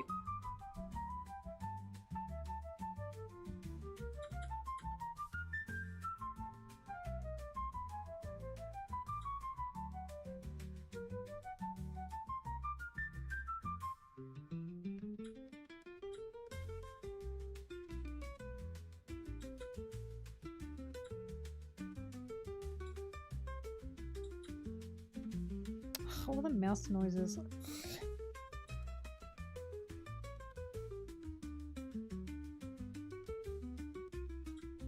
It's not a desire to be right. It's a desire to educate. Like, there's something a lot of people feel, which is, like, I see it a lot where it's like, when I realize I can't change someone's perspective or, like, education in one conversation, so I give up. I don't believe in that. Because then everyone's going to think like that. And then no one's going to challenge anybody in terms of, like, what they've grown up to believe or their education in something. I don't believe in that. I believe even a frustrating conversation is still a good one to have.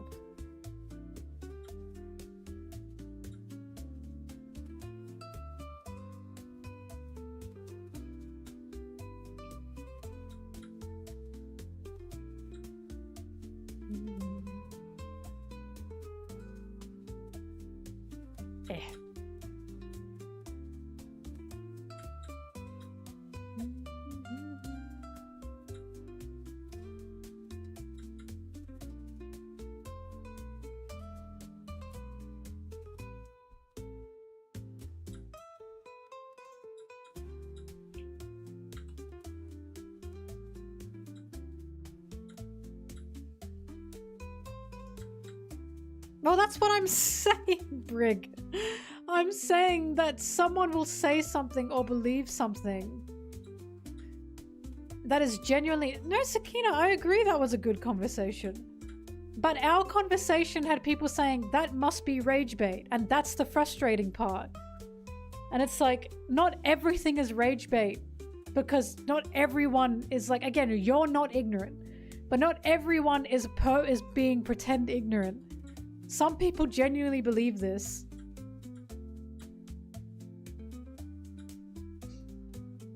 Like Asteroid said, it's a backpedal. It feels like, oh, consequences? Haha, it's just rage bait.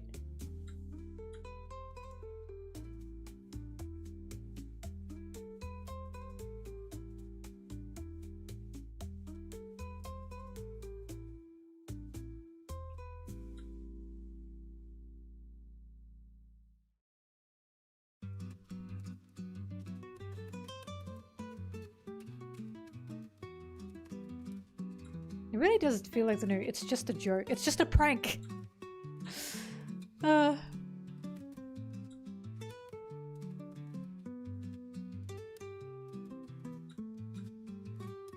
See, Super Saiyan, that's what I'm saying. It's easy to spot rage bait. But it's not. Because again, I think some people truly misunderstand just how stupid some people are. Like, I really think they do. This is coming from a person who makes content that gets stupid comments all the time. And those comments are authentic. They are not rage bait.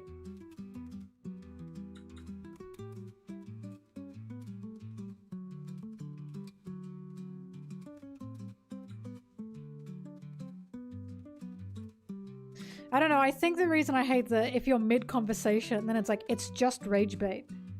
It feels like shutting down the conversation, and it's like, it's a conversation we're having though.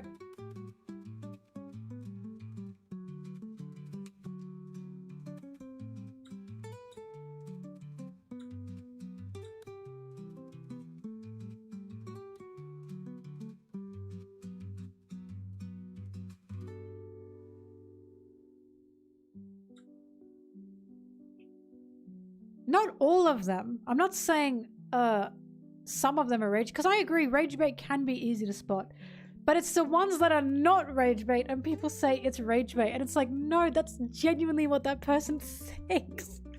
That's genuinely what that person thinks.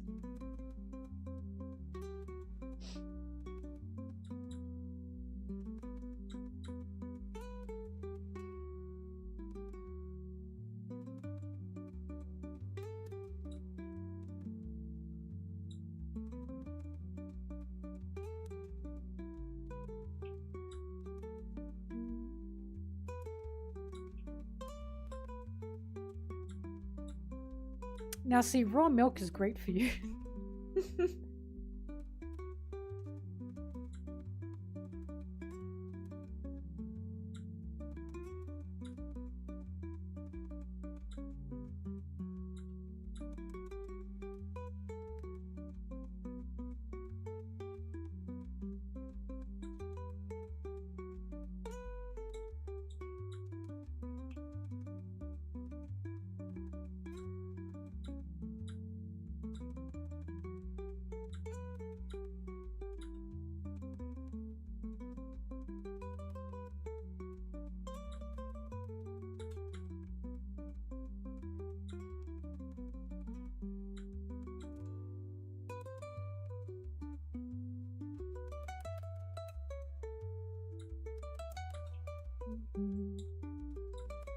I mean, I once again will not forget when Sarah told me when she watches some YouTube video theories and like stuff, she's like, she feels like a child because the way the people explain it in the videos is like they over-explain everything.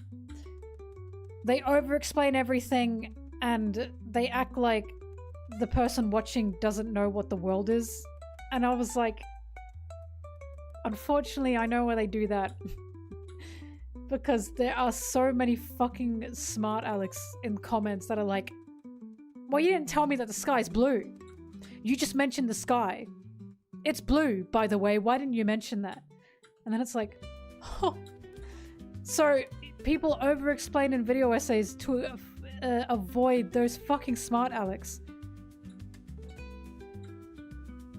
And also make the same point like 3 times. I do that because I know people forget the point sometimes. I'm in a fandom that has a collective amnesia. It makes me insane.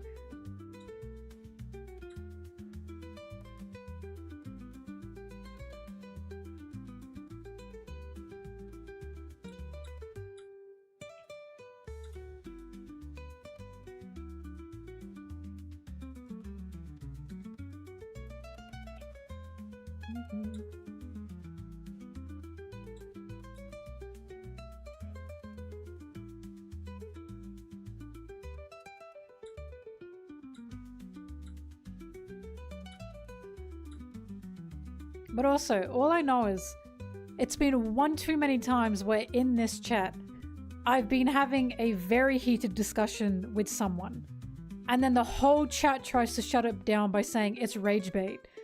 And then the person talking is like, what? No. Like, they genuinely believe what they're talking about.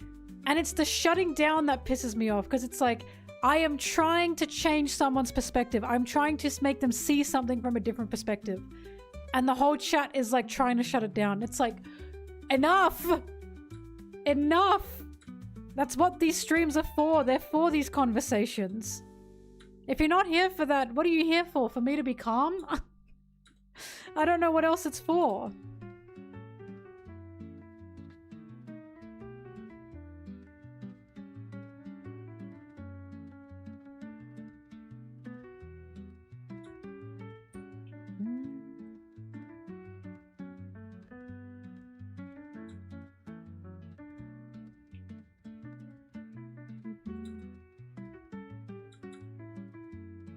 I don't know, it's extra tough because I'm in a shonen fandom.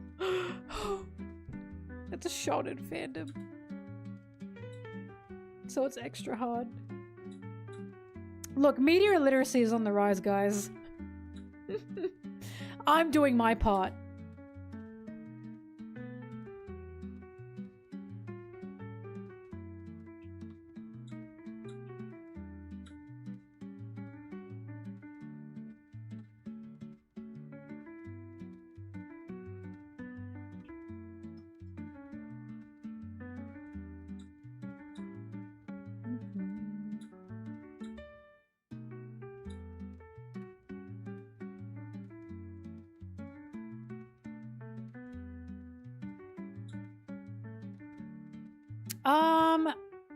They've been mostly civil.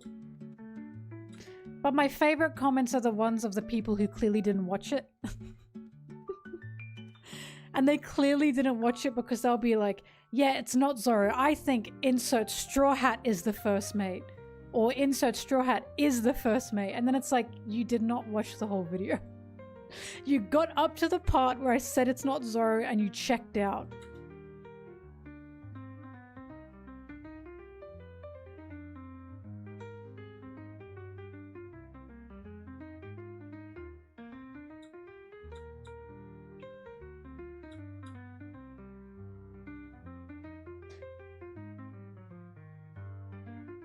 Why did that detect you for spam?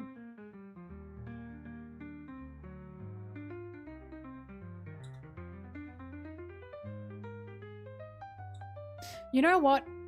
I think every Senate, like every debate, needs someone to sit there and go, it's just rage bait.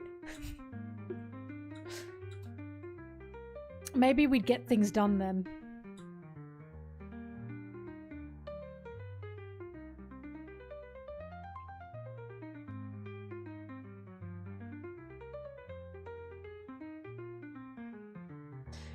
Sakina, media literacy is 100% a word used by professionals. And I know this because my university course was about media and media literacy. There have been papers written on it. It's 100% a word used by professionals. The term stems from professionals. Media literacy is in the same term and like umbrella as, for example, propaganda. Media literacy is being able to pick out if something is propaganda or not. It is definitely used by professionals.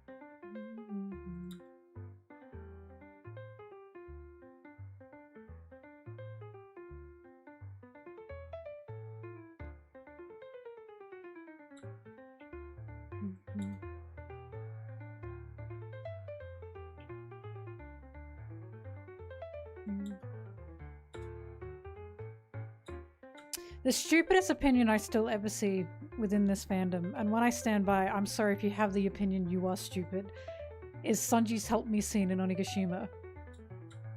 If you find that scene to be bad, or if you find that scene to be disrespectful towards Sanji or something, I'm just saying. I'm sorry, I think you're stupid. Like, that to me seems like you're not paying any attention to what you're reading.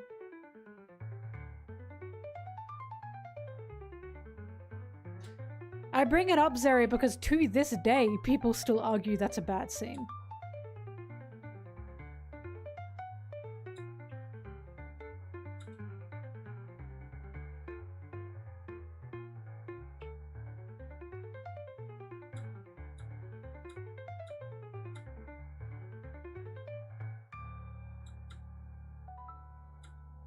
Which sense? I've seen a lot of takes on it. The biggest one I saw is like, oh, it throws Sanji under the bus. It's making Sanji weak so Robin can save him. And it's like, Sanji is in a situation in which he can't get out of due to his morals. It's basically people wanting Sanji to hit women. And being mad that Sanji found a scapegoat to not have to fight women. But of course, that is incredibly consistent of his character, incredibly consistent of what he's been taught and who he doesn't want to disrespect Zeph, while also learning to rely on his crew. While also learning it's okay to ask for help since Whole Cake Island.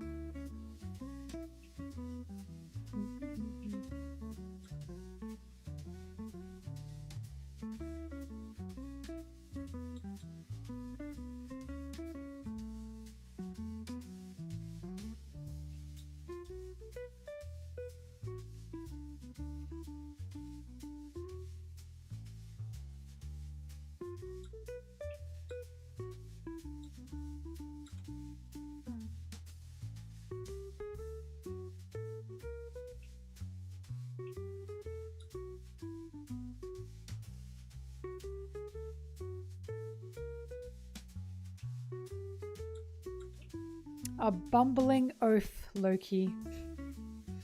A bumbling oaf.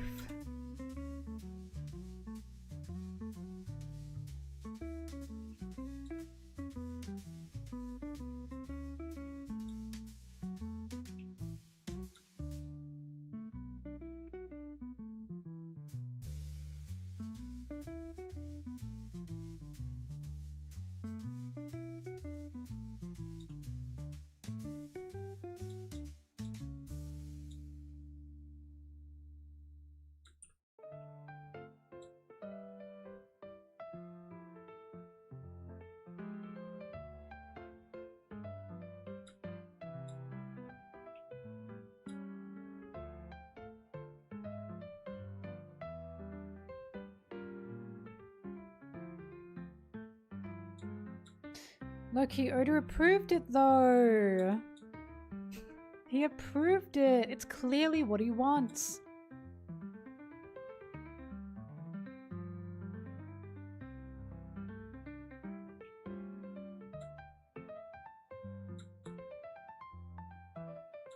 Sakina, I hate it, and it is a cash grab. It is one. What no one wants to acknowledge is live actions in this day and age, they're cash grabs. They're all cash grabs. They have no reason to exist. None. Outside of being a cash grab.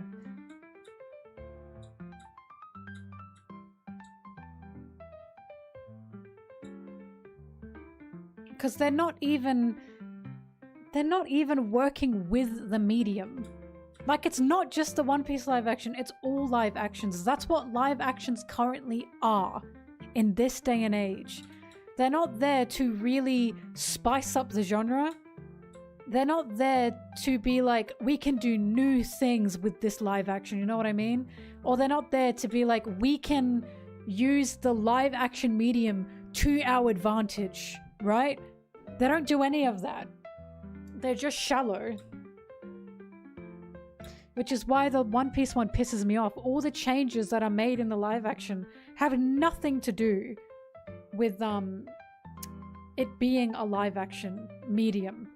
Maybe 1 or 2 changes, such as Hachi not being in it. He couldn't be in it. So the only changes I see they had to make for the live action were we couldn't do it because of the medium. And it's like, gee fucking whiz. It's almost like it's a manga and an anime successfully for a reason. And everything they changed does not make sense to the medium of the live action. As in, they're not taking advantage of it.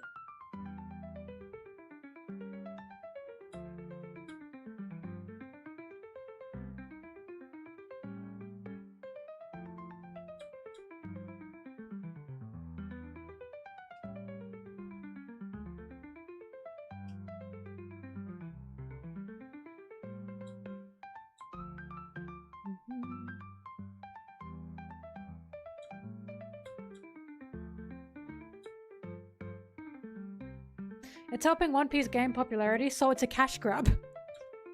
I keep saying this. I think it's sad that it's something that is a gateway to something better.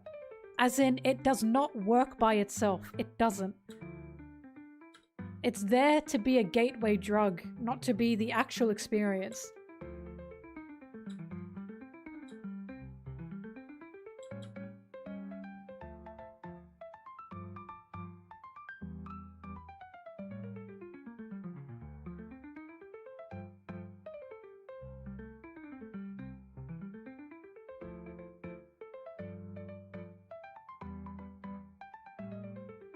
It is mana, correct.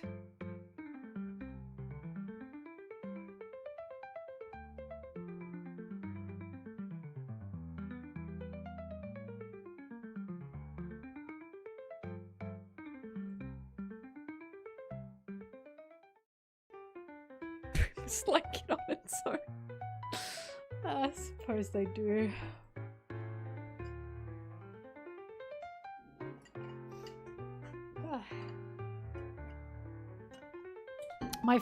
My favorite thing to bring up ever is because people go, well, why do you think it's bad? Why do you think it's bad? Blah, blah, blah. And I, of course, explain that as an adaptation, it's not even taking advantage of that. It's not even taking advantage of being a live action. The thoughts, the things they are adding do not make sense to like, why that change? And of course, Garp is the one I use the most. I always ask people, what about the live action medium specifies that Garp has to be in it? Why is Garp as a character so suited for a live action medium? Him specifically, desperate to be in it. And of course the answer is he doesn't. They just wanted to do that. There's no advantage to putting Garp in a live action medium, none. They just wanted to do that, and he ruined so many scenes because of it. They ruined the opening of that series because they put Garp in front of Roger. They put Garp on the ledge with Roger. You've ruined the opening. He had no reason to be there. Absolutely none. They have ruined the focus of Roger that begins this entire world. Just no reasoning for it. Like, that's what pisses me off. The writing decisions I'm seeing are so shallow. They're so shallow that it's like, I do not see much of a understanding in terms of medium adaptation here. What I'm seeing is I want to do that because I want to. Even if it doesn't make sense, I just want to put that in. Remember? Don't you guys remember Garp? Don't you guys remember this character? Isn't that cool? Isn't that cool? The live action of One Piece does the equivalent of what the MCU does, which is make a character pop up so we all go, oh! Like, that's what they're doing! That's what they're doing! Bartolomeo, from what I know, being in the fucking, Logetown, that made sense because Bartolomeo was at Logetown. Why he had to interact with the Straw Hats, I do not fucking know. He should not have interacted with them. Again, I haven't seen it, but I know that he interacts with them. What are you adding exactly by making Bartolomeo interact with the Straw Hats? What is that doing for the story? The point of Bartolomeo is he's supposed to be an obsessive fan that's an arm's reach away. And when he first meets Luffy, he's wrong about a lot. Because he doesn't know Luffy. He hasn't actually met Luffy. He's meant to be a little bit parasocial like that. Again, what's the point of making him interact with the Straw Hats? I believed he was an obsessive fan of Luffy even without him interacting with them before Logetown. So what's the point of making him interact with them? I just don't get it.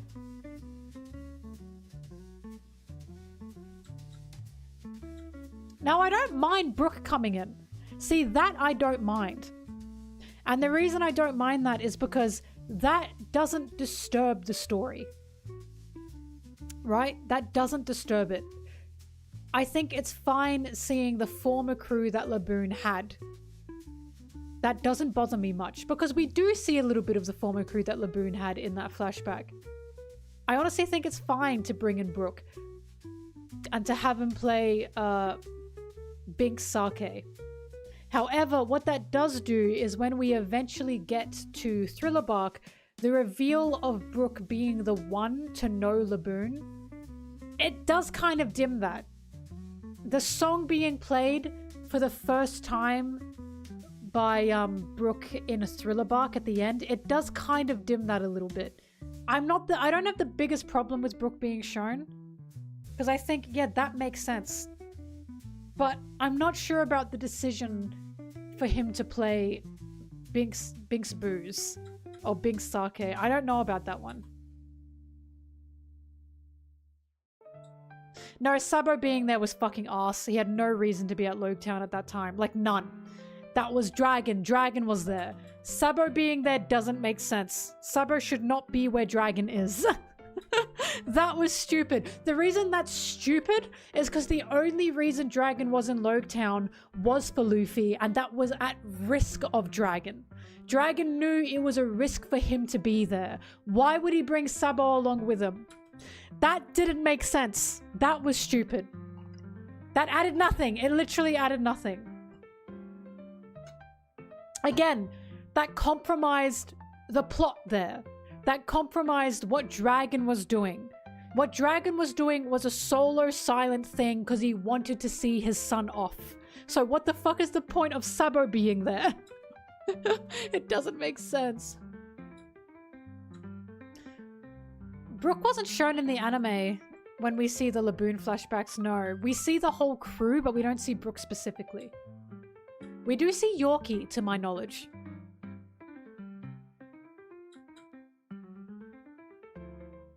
Again, it's these things that it's like they're not thinking about what they're doing. They're not thinking about the changes and what the changes do to the plot and what the changes do to character. The worst change they fucking made was Zoro's introduction. That was just so fucking stupid to me. Introducing him fighting? Okay, so you've immediately removed the mystery aspect here of the rumors of Zoro. You've immediately moved us meeting Zoro through Luffy's eyes, and you've immediately removed Luffy not seeing Zoro fight before wanting to recruit him. That was stupid. Unbelievably stupid. I hated that. There was no thought or reason for the changes in Zoro's introduction.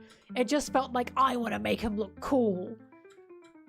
It didn't add anything. It added nothing. It just made him look like a shallow guy to me. It kind of made him look like an asshole, honestly.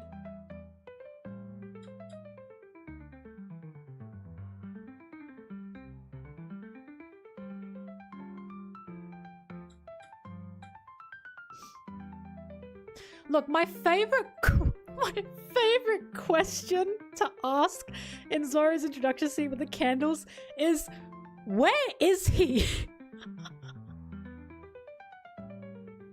Where is he? Was that Kuina's grave? If not, why is he lighting all these candles in the middle of a forest in fuck nowhere? To pray to Kawina? Just for him to kill a guy and bring him to a bar? Like, where is he?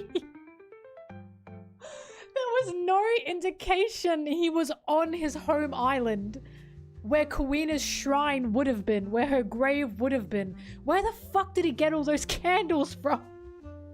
Like, that was my biggest question. It's like they didn't think any of that through. Where the fuck is he?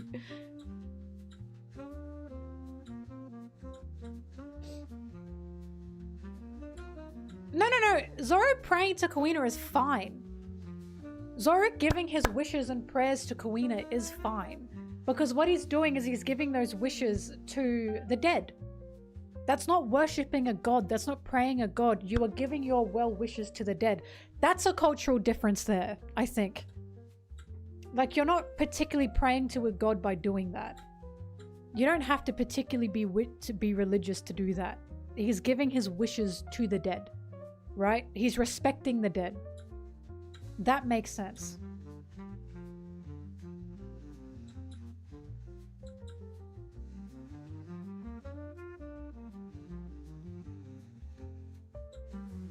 Well, he lit all those candles for Kawina, and then he fought Mr. 5, and that took all the candles out. Or was it Mr. 6? I forget. He fought one of them, and then all the candles went out, and I went, why'd you do that? Didn't you just light those? Wasn't that for Kawina? Mr. 7, thank you. But introducing him by having him just kill someone and then drag their dead body into a bar, I was like, who is this? I'm not saying Zoro didn't kill people, by the way, but I'm like, that's not... Like, that proves the rumors were true. That Luffy was hearing from Kobe. Like, what the fuck? It was so bizarre.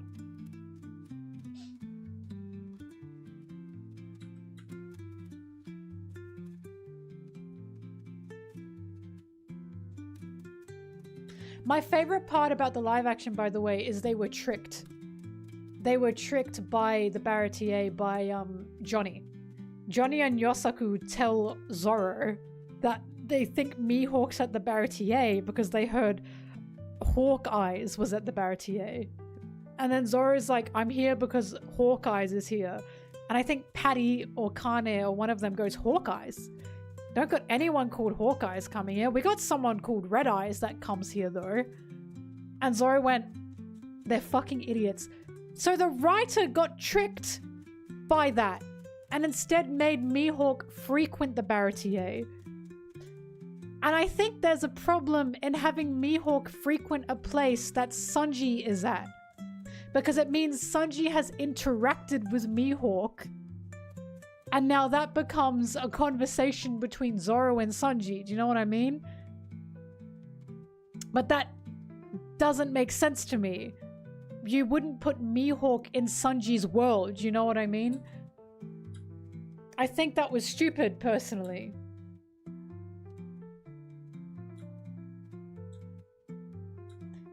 Was he not surrounded by candles?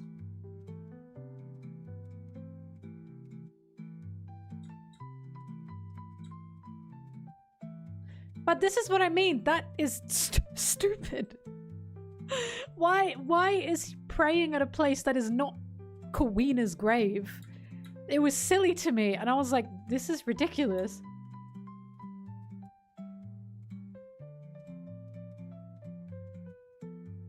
And you can't even say it's a Japanese thing because it's a Western adaptation. It was stupid.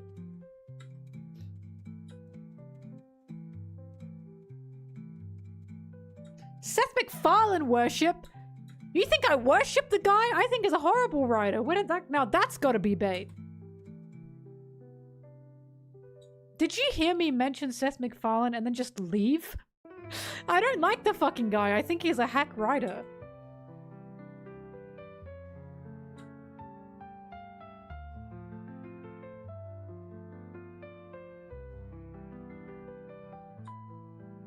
Right?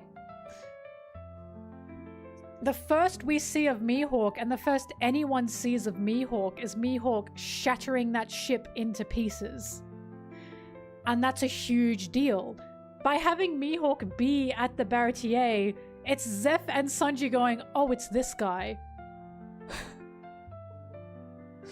Like, are we understanding why it's kind of a weird choice to bring Mihawk to the Baratier before Zoro like meets him? Because now he's just a customer to Sanji and Zeph, and that's strange. He's meant to be an anomaly at that point in the story.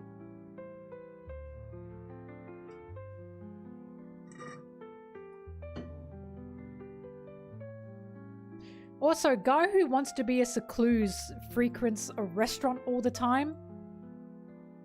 What is gonna happen when they get to the... They're not going to, but what's gonna happen if they get to Mihawk's, like, island, and he's literally set up on a place where he grows his own vegetables. He makes his own food all the time because he wants to be alone. What do you mean he constantly travels outside of the Grand Line to the east to get to the Baratier? What are you talking about?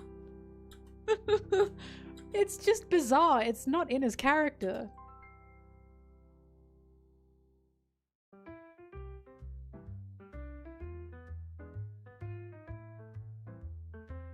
Croco Mom, that's an example of live actions say that they're more mature and they're not.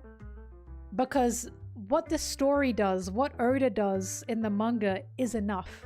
The scar on Zoro's chest is haunting enough. That's a reminder that Mihawk exists. That's a reminder that Mihawk's out there. And that's a reminder that Mihawk is the height that Zoro has to reach. Adding a bunch of hallucinations is like putting a hat on a hat. Like, we know. We know. We see Zoro's chest scar a lot. We are reminded of Mihawk. Zoro is reminded of Mihawk all the time. You do not have to hold our hand and make us remember that Zoro thinks of Mihawk. It's just such baby writing to me.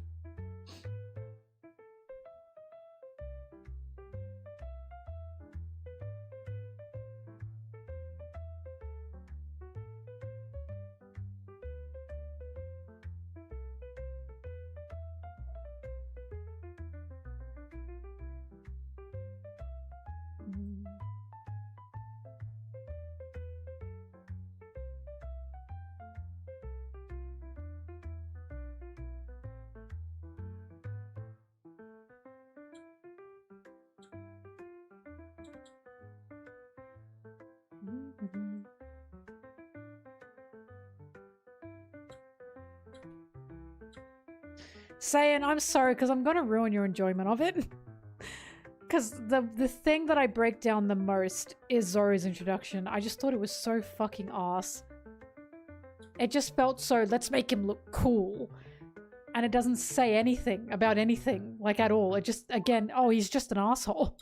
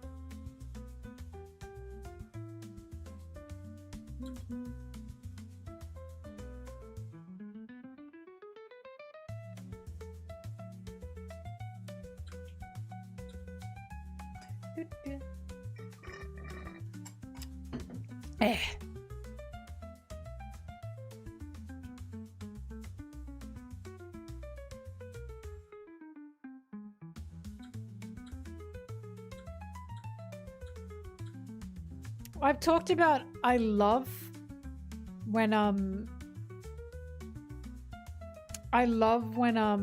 Oda's clearly tired.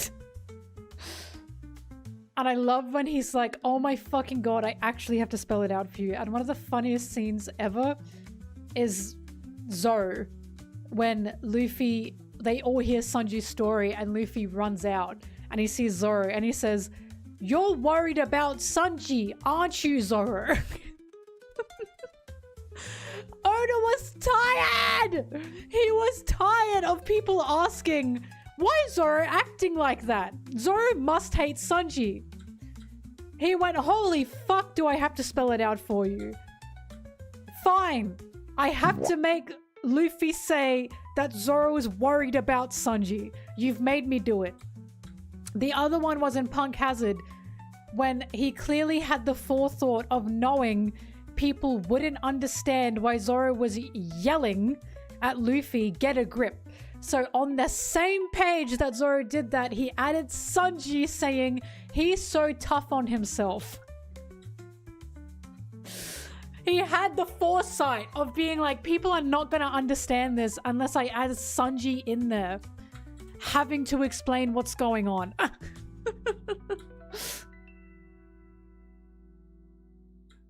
God. And people still don't understand that, by the way. They still... I'll never forget someone debating me about that. And they were like, this is Zoro giving Luffy orders. And they sent the page. And I literally sent the same page back and circled Sanji. And I said, why are you ignoring this? I'll never forget that. Literally on the page and you straight up ignore it.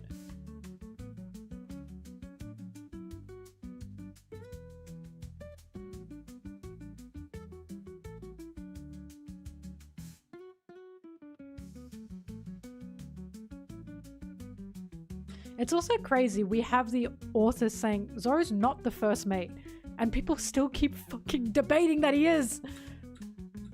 You're debating for your own headcanon at this point. Give it up.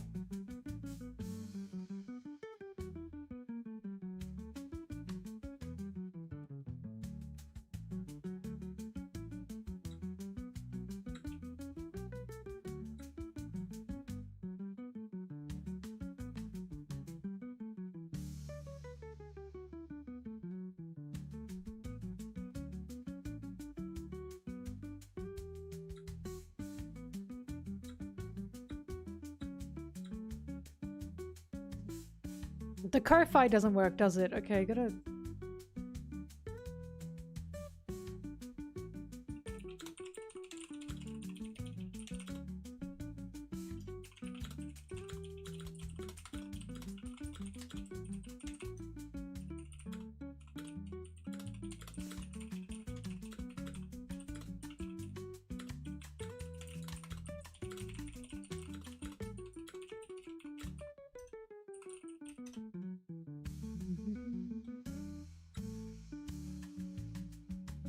The Ko-Fi works? Oh, it does too.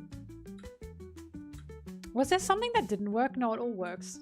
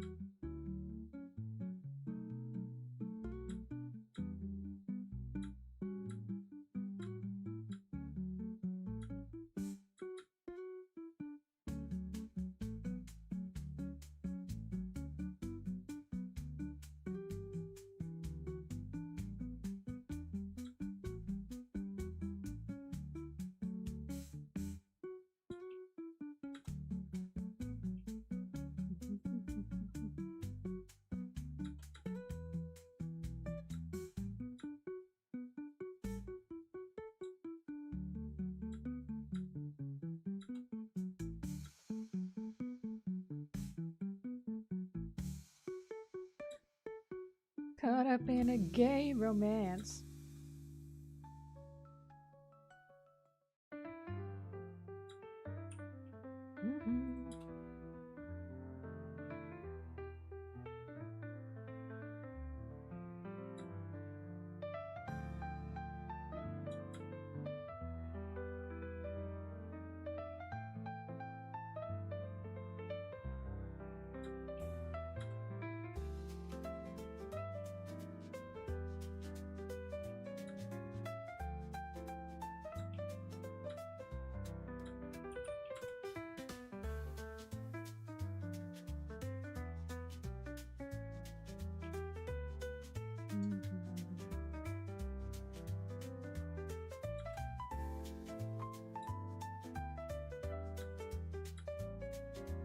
I'm once again thinking about the scene from chapter, I believe it was 1184. Of... Wait, was it 1184? No, I don't think it was. Fuck, I forgot what chapter it was. But when they find out T-Bone has been killed and the Cross Guild has put bounties on marine heads. And Sengoku's like, ugh, gah, can't fucking protect anyone these days. And they're eating in the canteen. And then we find out the person that killed T-Bone was an old man from an island that was suffering from starvation. And it's like, gee, I wonder what the nuance is here. Even Zuru, is that how you say her name?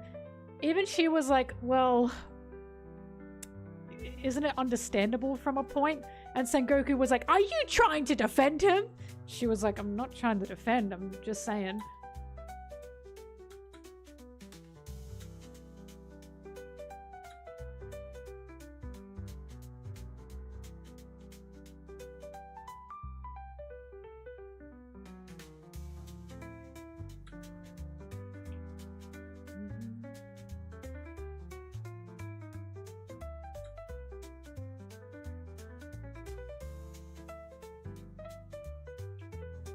It was just such a good setup for a scene. The fact the Marines were talking in a canteen, happily eating away, while the person that killed T-Bone was suffering greatly. His family and island were suffering greatly. And the Marines were not helping him, to the point that it was better to go to the pirates to get some money and be fed. And then they go, oh, these pirates. Interesting.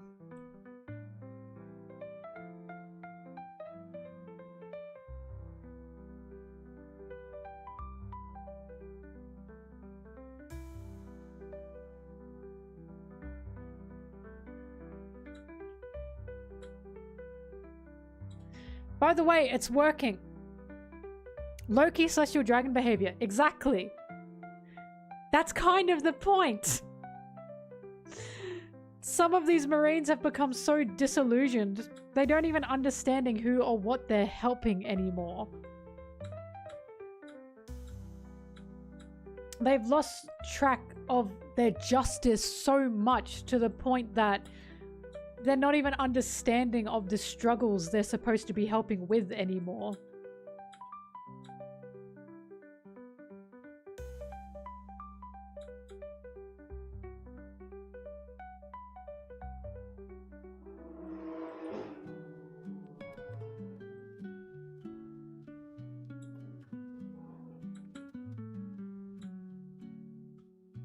Sabo had a really shaky start in the Dressrosa introduction, I will say that. However, he is very much an existing character outside of Luffy. And by that I mean, I was worried Sabo was just going to be Luffy. Ace number 2, right? He wasn't. He's very much shown he is his own character in his own right. And he has his own set of beliefs in what he does. And I went, thank fucking God.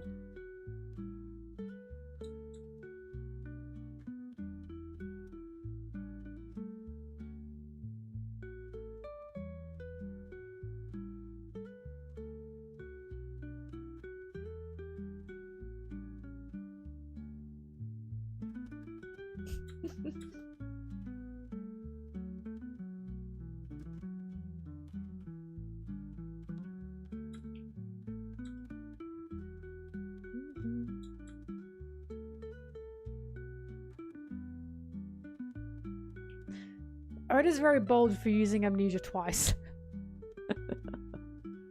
Using it once for Sabo and again for Big Mom in Wano. See, that's not stuff I'd really defend. It's cheesy. Fuck, when he used it on Sabo, I laughed because I was like, this is a soap opera. And then he used it again on Big Mom and I went, alright. Oda, put down the amnesia. We don't gotta do this anymore.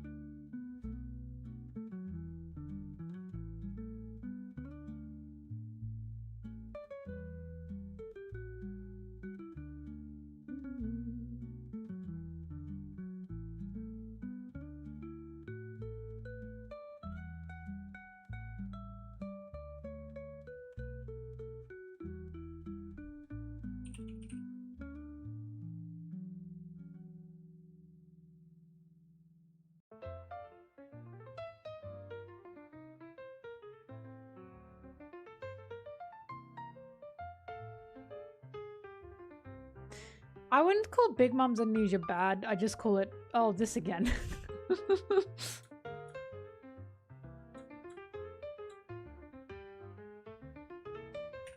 It's one of those things where Big Mom's Amnesia is like Pearl surviving. I see the point of it. It just needed to be handled better.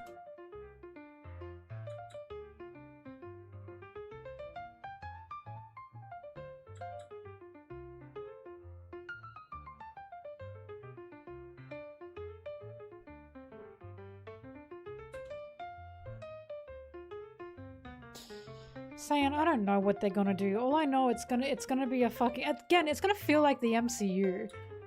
Quick, just show all these characters. Quick.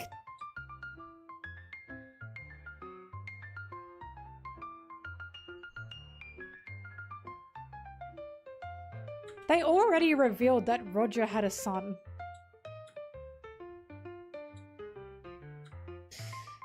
Cool.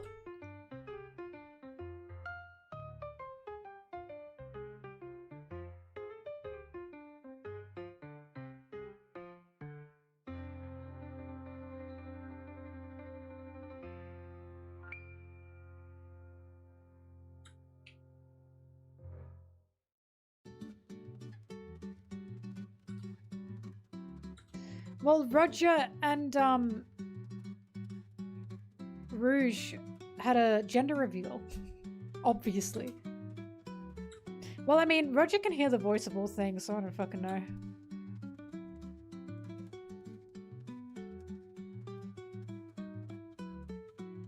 Also, Ace was overbaked.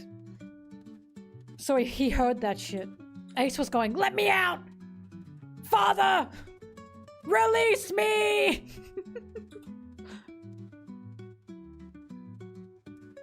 Born with kneecaps.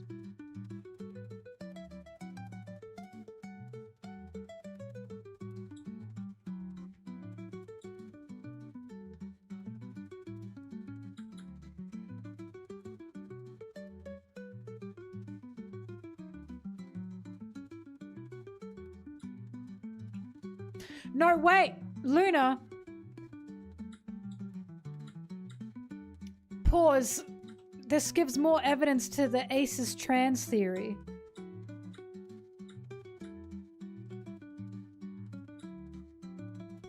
Ace was gonna always be a son.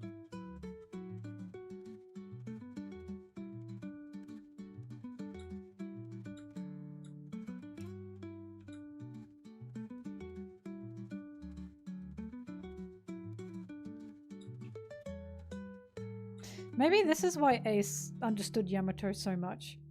They're T for T. Exactly! Well, good for them.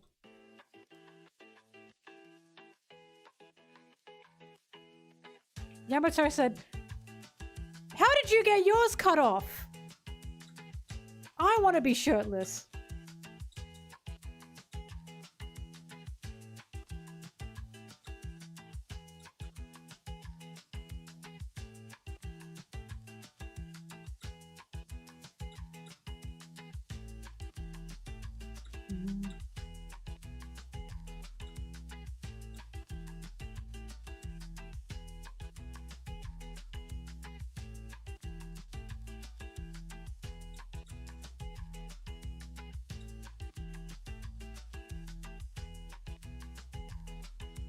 Gargoyle, I know that's rage bait, but you know why I got beef with that? Because the same people that say that and say, oh, to keep sidelining the Straw Hats, are the same people that fucking love Marineford. Marineford was the ultimate Straw Hat sideline arc. It had Luffy in it, but it had no one else in it. I think the reason they say that is because they're not interested in the characters that Oda is showing. They're not interested in Harold. They're not interested in Loki. They stopped being interested in Loki at the time Loki ended up not being a fucking Giga Chad.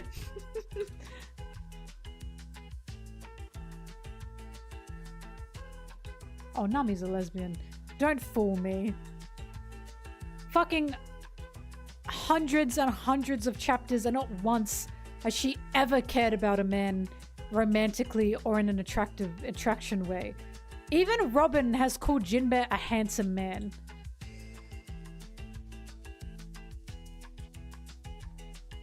Talked plenty about how she finds women beautiful though.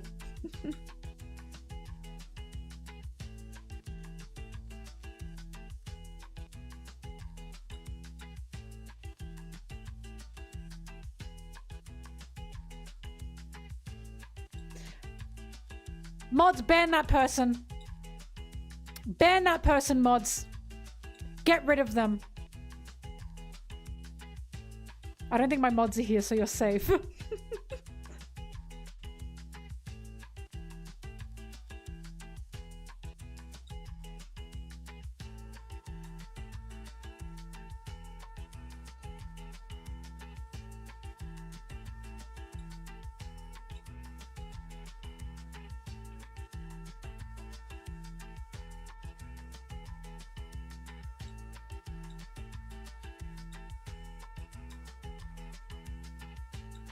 Well, what cracks me up is the story opens with the age of pirates and Roger, not with the age of Luffy.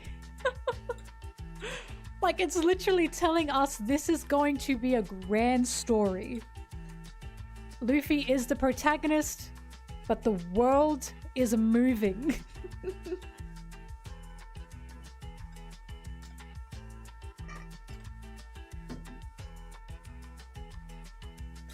I always talk about the reason I believe Skypiea is such a contested arc is because it's the first arc where the Straw Hats are not the priority. The story of the Straw Hats is not the center. Skypiea is about the Shandia tribe, specifically about Wipo Calgada and Noland, along with Enel and the people of Skypiea. And Skypiea was a taste of what's to come. Honestly, I think it's very brave of Oda to want to be able or have the confidence to move away from the Straw Hats to show different areas of the world. A lot of authors would be too scared to do that. But he's very prominent on what the world is and what it means in One Piece. He's not afraid to cut away from Luffy.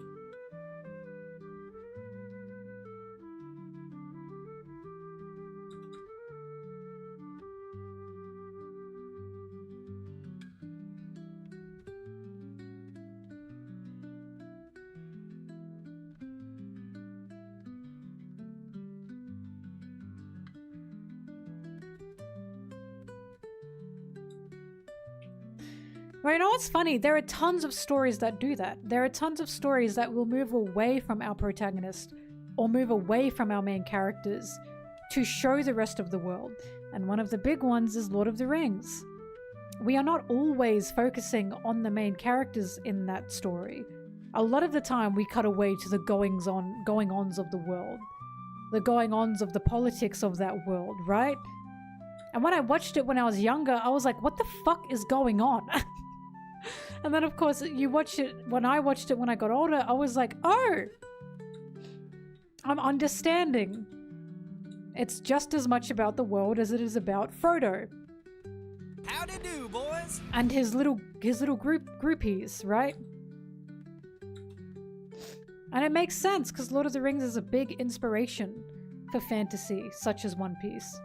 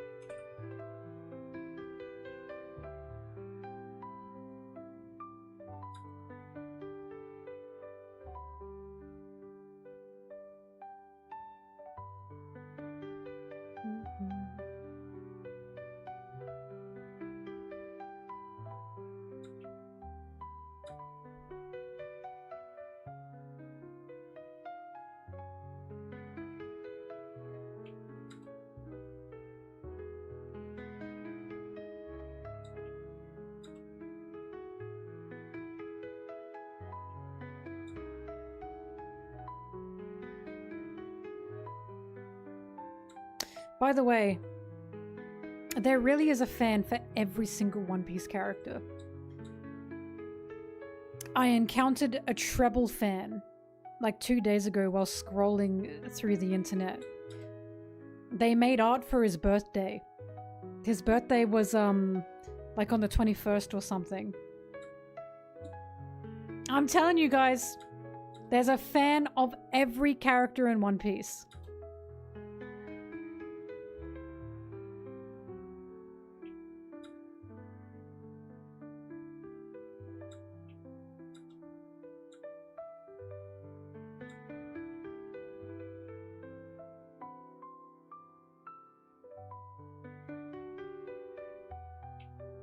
Trafalgar, no. That's the simple, most easy answer ever. No. Of course not. They would sink because that's what devil fruit users do.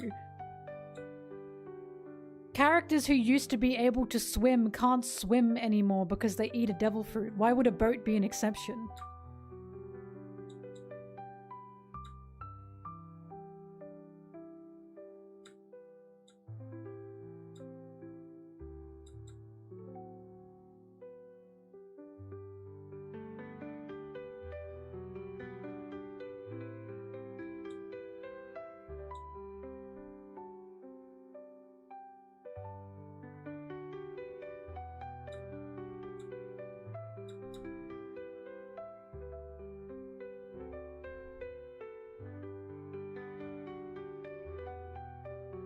Why did I sound so mean when I answered that? Sorry.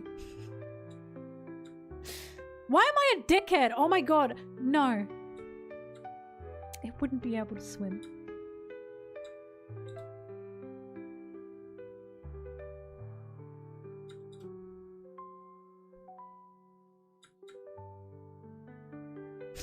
Don't ask me stupid questions. Don't piss me off.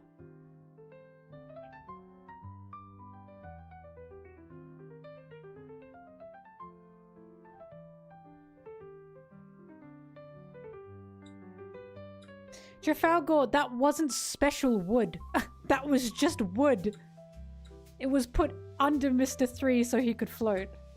Totally on purpose, by the way.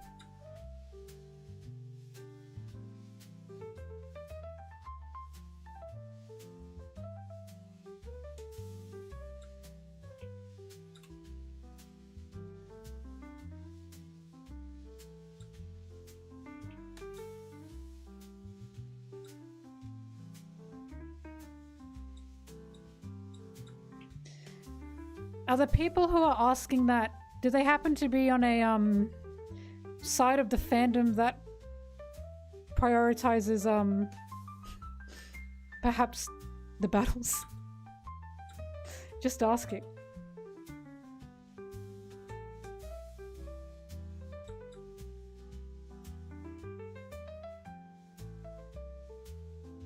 I didn't say that. I didn't say that.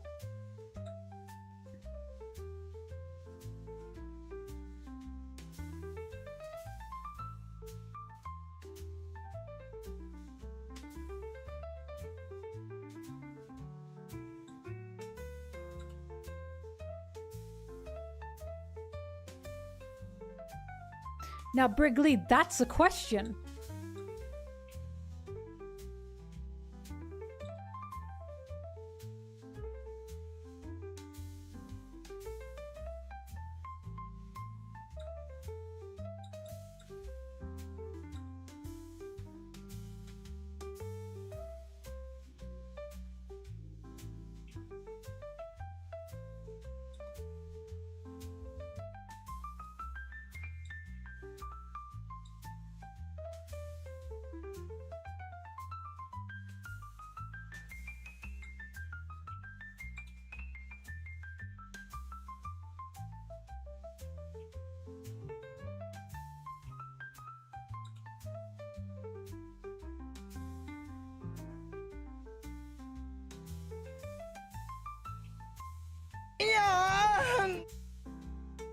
Oh, thanks.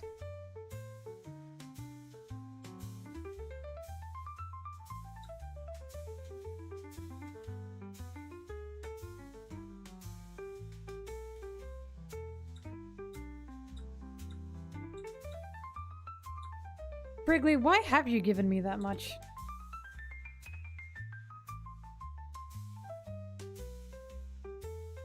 Do you like my content or something?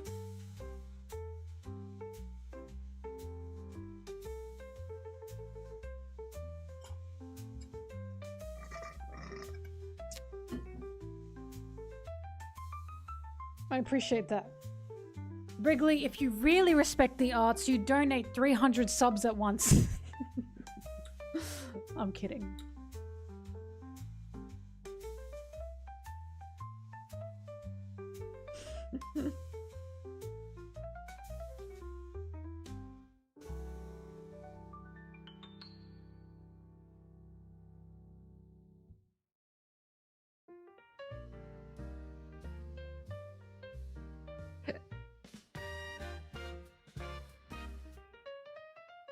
I don't want to edit anymore today. I want to play Rivals. You know what? I think I've done enough. I've decided I've done enough for the day. I want to play Rivals. I'm gonna make myself food. I'm gonna make myself food, and then I'll do the Rivals announcement, and then I'll be back on stream to play Rivals. I've been editing for 4 hours and 30 minutes. So let me get my box. All right. I'm going to go eat, and then I'm going to be back, and you guys will see me for the Rivals announcement. So let's have fun gaming. Let's win some games. Yay. See you in like, what, 30 minutes? Bye-bye. Bye-bye, bye-bye, bye-bye.